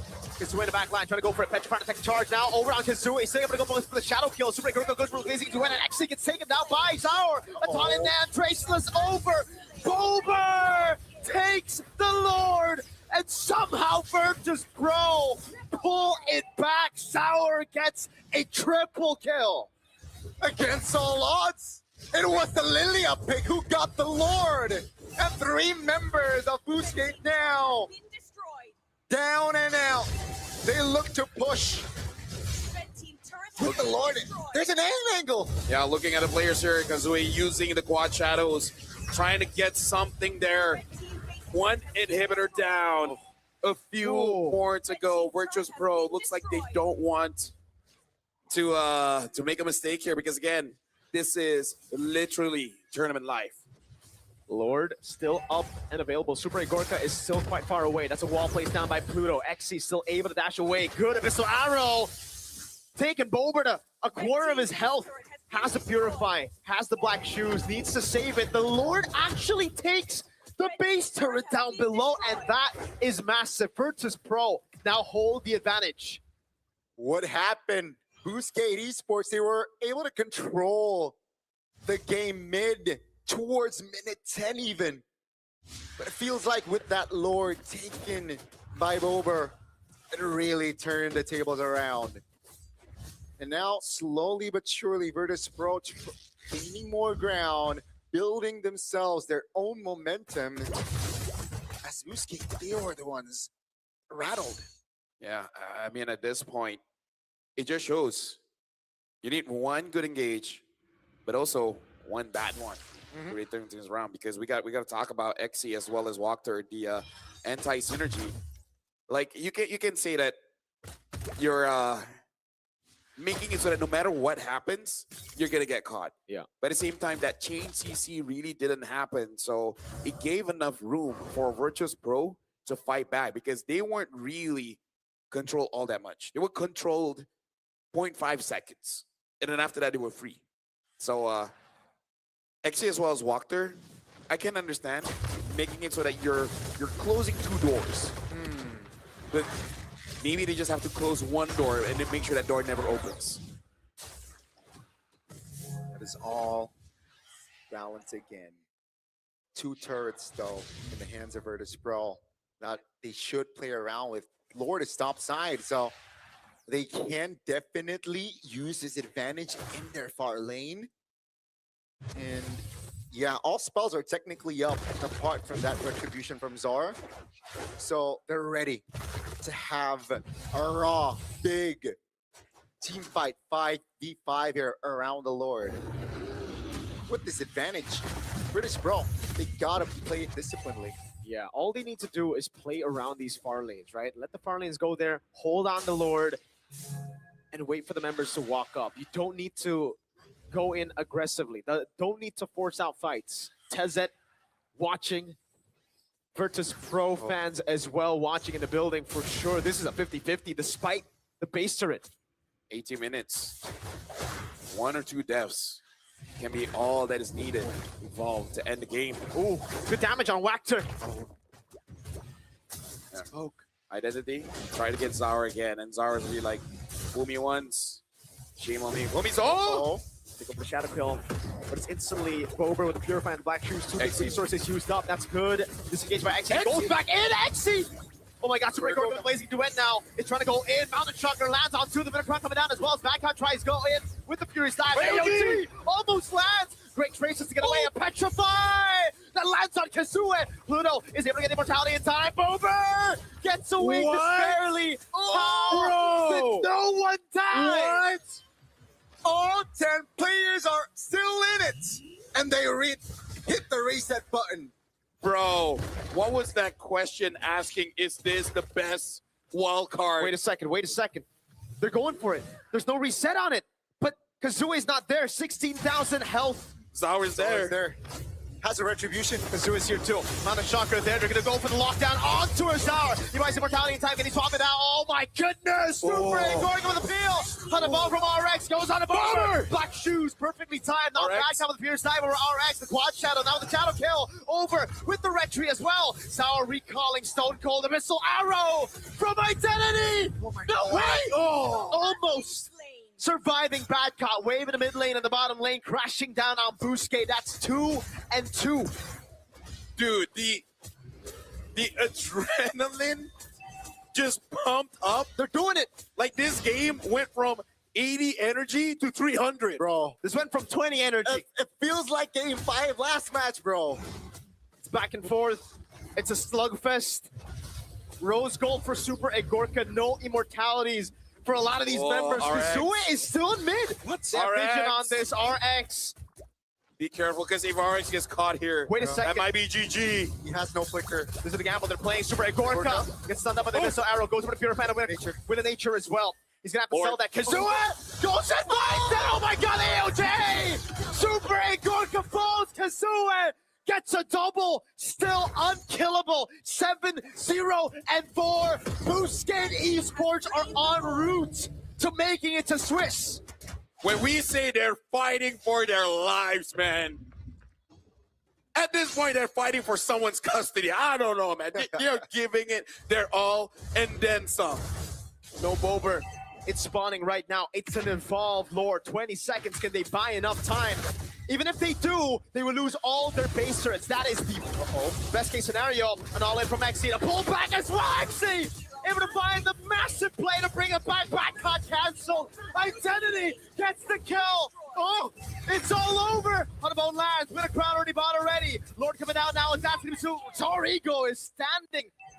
The rest of the team coming out. Amount of Shocker as well. Bober gonna clear the waves. That's the big question now. As Super Egorka spawns as well. Black Shoot's coming out. They can't. No way.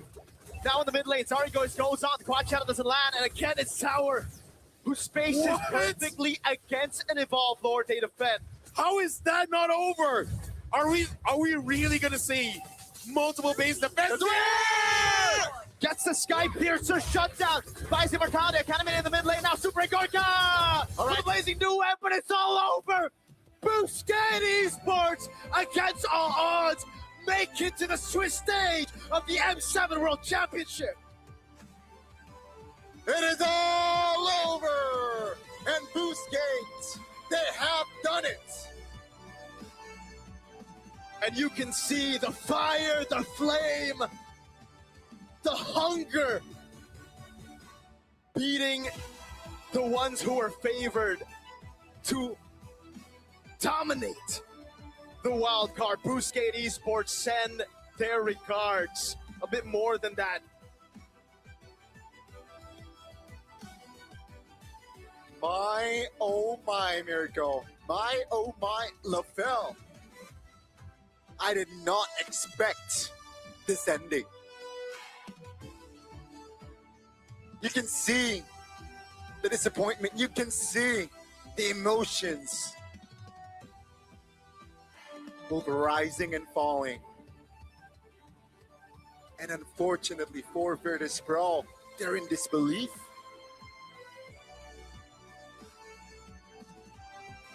What a performance by Busquets Esports. The rise, the pressure, everything. Super Egorka trying to go for identity, gets caught, and Kazue. The man of the hour, the man of the tournament for Busquets, the man who sent them to Swiss.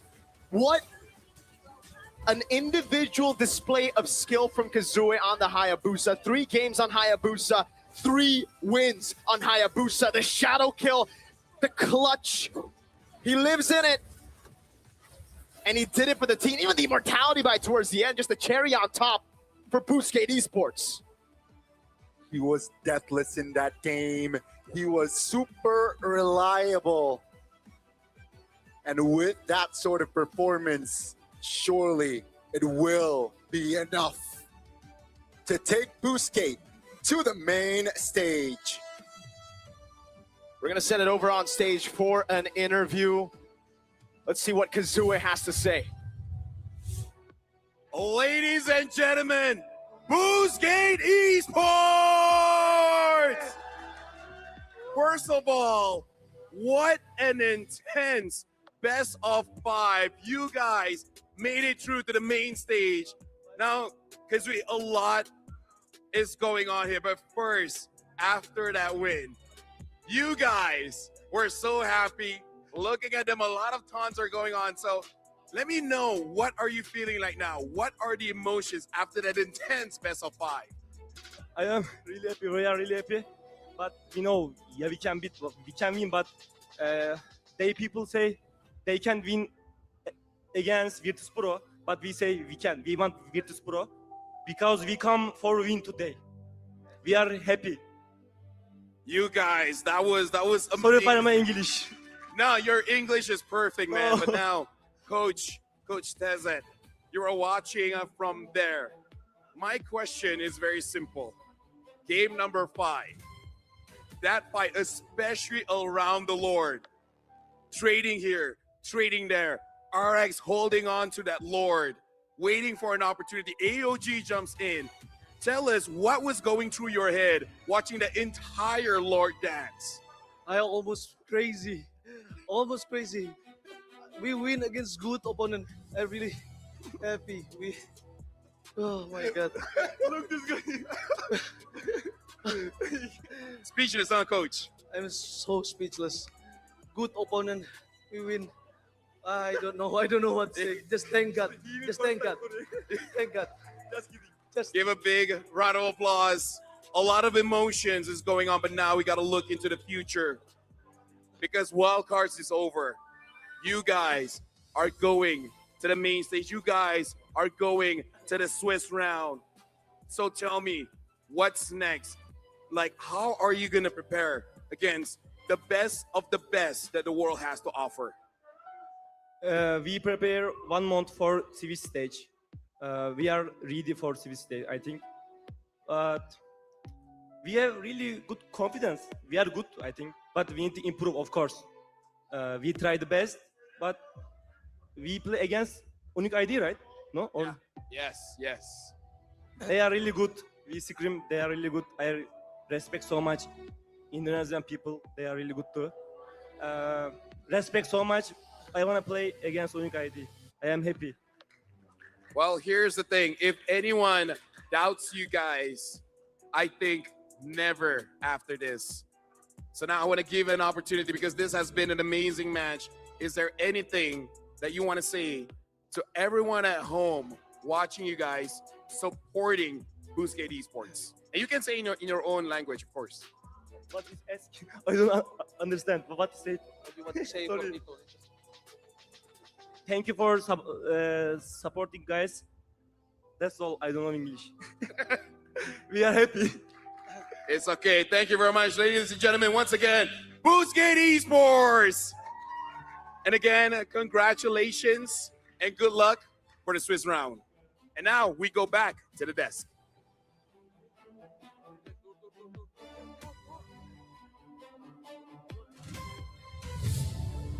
Ladies and gentlemen, for one last time in the M7 wildcards, type it in the chat. W Kazue 8-0-4, my personal player of the match, on top of the player of the game. What a phenomenal performance by this man, brother. The guy who was definitely the standout for BGT for the majority even of the group stage, but everybody started pulling their own weight, letting him shine like this. Kazue, I mean, you saw how fired up they were. You saw how hungry they were. You saw how they wanted to prove to the world that Turkey, not just Boostgate in Wildcard, but Turkey are not a one-team league. It's not just Aura Turkey. It is Boostgate Esports who've just been there in the shadows as well, but finally now get to see the light. I mean, one word to describe Boostgate is resilient, right? They're so resilient in this series, not wanting to back down. And again, Kazue just so reliable on this assassin, 0 deaths. 100% win rate on Hayabusa. That's crazy. Brother, and it's all Sky Piercer. Yeah. Like, this guy, the fact that there was one time where Pluto and Bad Cop both jumped on him and still wasn't able to kill him shows you just how clutch he was. And it really comes down to not just the mechanics, but the brain. This guy has it all. Such a well-rounded player. The gank level 1, Bad Cop didn't expect that. That set Bad Cop in for a horrible game. Yeah, both of you actually called it. What's gonna happen in this game? The chaos. Do something unpredictable. And you guys were also talking about simplicity, making it so that you don't go far away from your own identity. And then also the emotions coming in, right? The team that looks lost going into game number 5 compared to the team that's clearly having fun. Such a big difference when you see the game. Pressure was heavy for Virtus Pro coming into game 5 as the favorites, right?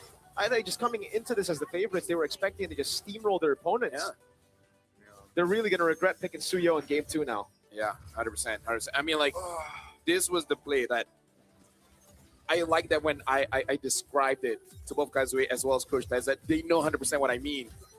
But even Coach Tez is like, he was speechless. He could not describe the thoughts, the emotions that ran through his head, through his heart in that final bout. Special moment for Tezet, right? Technically, this is going to be his first appearance in the international. So, again,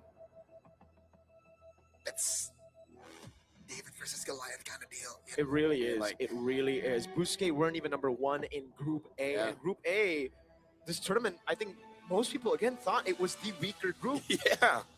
It just shows with practice, you know, when you are going through hardship, that will change a lot because, again, you can't have an easy life and a great character. Wow. I mean, I'm still really go hand in hand, That quote right there on top of the game is like, I'm getting hit by a lot right now. I mean, like, I was on stage and the emotions was intense. Oh, yeah. I've never been spat on stage. What? Oh, it wasn't on camera? Unintentionally, though. Right? No, so I was asking Taz, and as Taz was answering, because he was drinking water, and he laughed so hard. Oh my god! And he just hit me. I was like, hey, "It's okay, bro. We're all having fun." Oh my lord! Oh my! That's a moment to remember for sure. Kazue. Wow. What else is there to talk about? We've gone through Obsidia, brother. The Obsidia. Obsidia, yeah. 100% rate as well. Facts. The question really is it meta or just an RX special? Dude, I hope it's just an RX special. Because if it's meta, it's so boring. Like, oh, it's just good. RX made it work. This guy's reaction time, this guy's positioning, his spacing was phenomenal. Again, we're finally getting to see wildcard teams showing some real good MLBB, dude. In the past, a lot of people would just be like, no, I'll just watch the Swiss stage. I'll skip over to wildcard. But now, you really got to keep your eyes on wildcard. After this, never again, man. Wildcards, man. Yeah. This is where raw emotions, pure passion, bro, takes over. And at the same time, the other side of the coin, the disappointment, the thrill and the agony, the regret. Like, I was there on stage. As much as I was looking at Busquets, I was looking at VP as well. You can see their soul left their body. Definitely. Right? Like, their eyes were empty. Like, they knew it was over. You know, like the celebrations coming in from Busquets as well. That's definitely painful. That's definitely, you know, that helped in taking away the soul. Yeah. But they were definitely in disbelief, right? They didn't were expect it. confident perhaps this No one morning. expected it. We predicted 3-0 for VP. But then, you know, okay, 1-1 and then 2-1 and then 2-2. And then bro, we touched on it. If it's a best of one, then, you know, the underdogs can. And then happen. Okay, here's the thing. Group B would have won if this was both best of 3. It's 2-1, 2-0. Yeah. And then it just shows that Group A, they're a team that is meant to be challenged. They are meant to be challenged. Yeah, so now we're going to be looking at the Swiss stage bracket. Oh my lord. All of this is for this. And if you think wildcards was insane, look at all the teams here. Oh my god. God. Onyx ID, the champions of MPL Indonesia, will be going up against Boostgate. And then, I'm looking right. That's Zone going up against YG. Oh, dude, these are some fire matchups, brother. But if anything has taught me, I'm not gonna doubt them.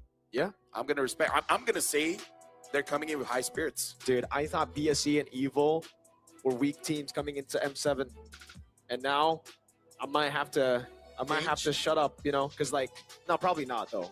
Probably won't change because I got to stick to it. But I might have to, you know, really look at them closely and be like, you know, maybe some upsets could happen again. If somehow Evil is able to take down Team Spirit at this point, this might be the best M series ever. Dude, we need to see the champ though. We need to see the top three, That's top true, four as that's well. true, It's not that's just true. about the Yeah, first because round. it's always the start that's good, and then at the end, Exactly. it's like, Wild card is the only one where the start was like, it's kind of boring because like we know what's gonna happen in the start, and then we see the last day and we're like, no way that just No happened, way. dude. A reverse sweep in match one. That makes it better because Exactly. our expectation, Exactly. you know, you don't know what to expect, and then 10 games. Yeah. You eat a sandwich thinking it tastes like a burger, But and all then- of a sudden it tastes like steak. There you go. There you go. Steak tastes like vegetables. Swiss stage.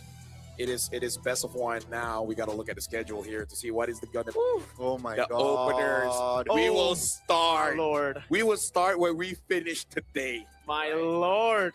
Boostgate going up against Onyx ID, and then the next match, CFU against BSE, and then Zone 1 going out against Yangon, and then Dongfeng Yao Y against Falcon. So they're still Chinese representative, but I hope they carry the spirits, man, because they're like, okay, you know what? We're going to avenge you. Man, TS versus Evil. Then next for match number 5, SRG versus CG in the first Civil War. That's right, first because we have two. Match 7, the PH Civil War. Aurora PH takes on TLPH, and the final match of the day, Alter Ego takes on Aurora Turkiye. Oh, dude, now I have the life bring back into me, man, because I forgot about what's gonna happen. Dude, later. I thought it was over. I thought exactly. we're done. That it felt like a whole tournament already. It is, but That's true. wow.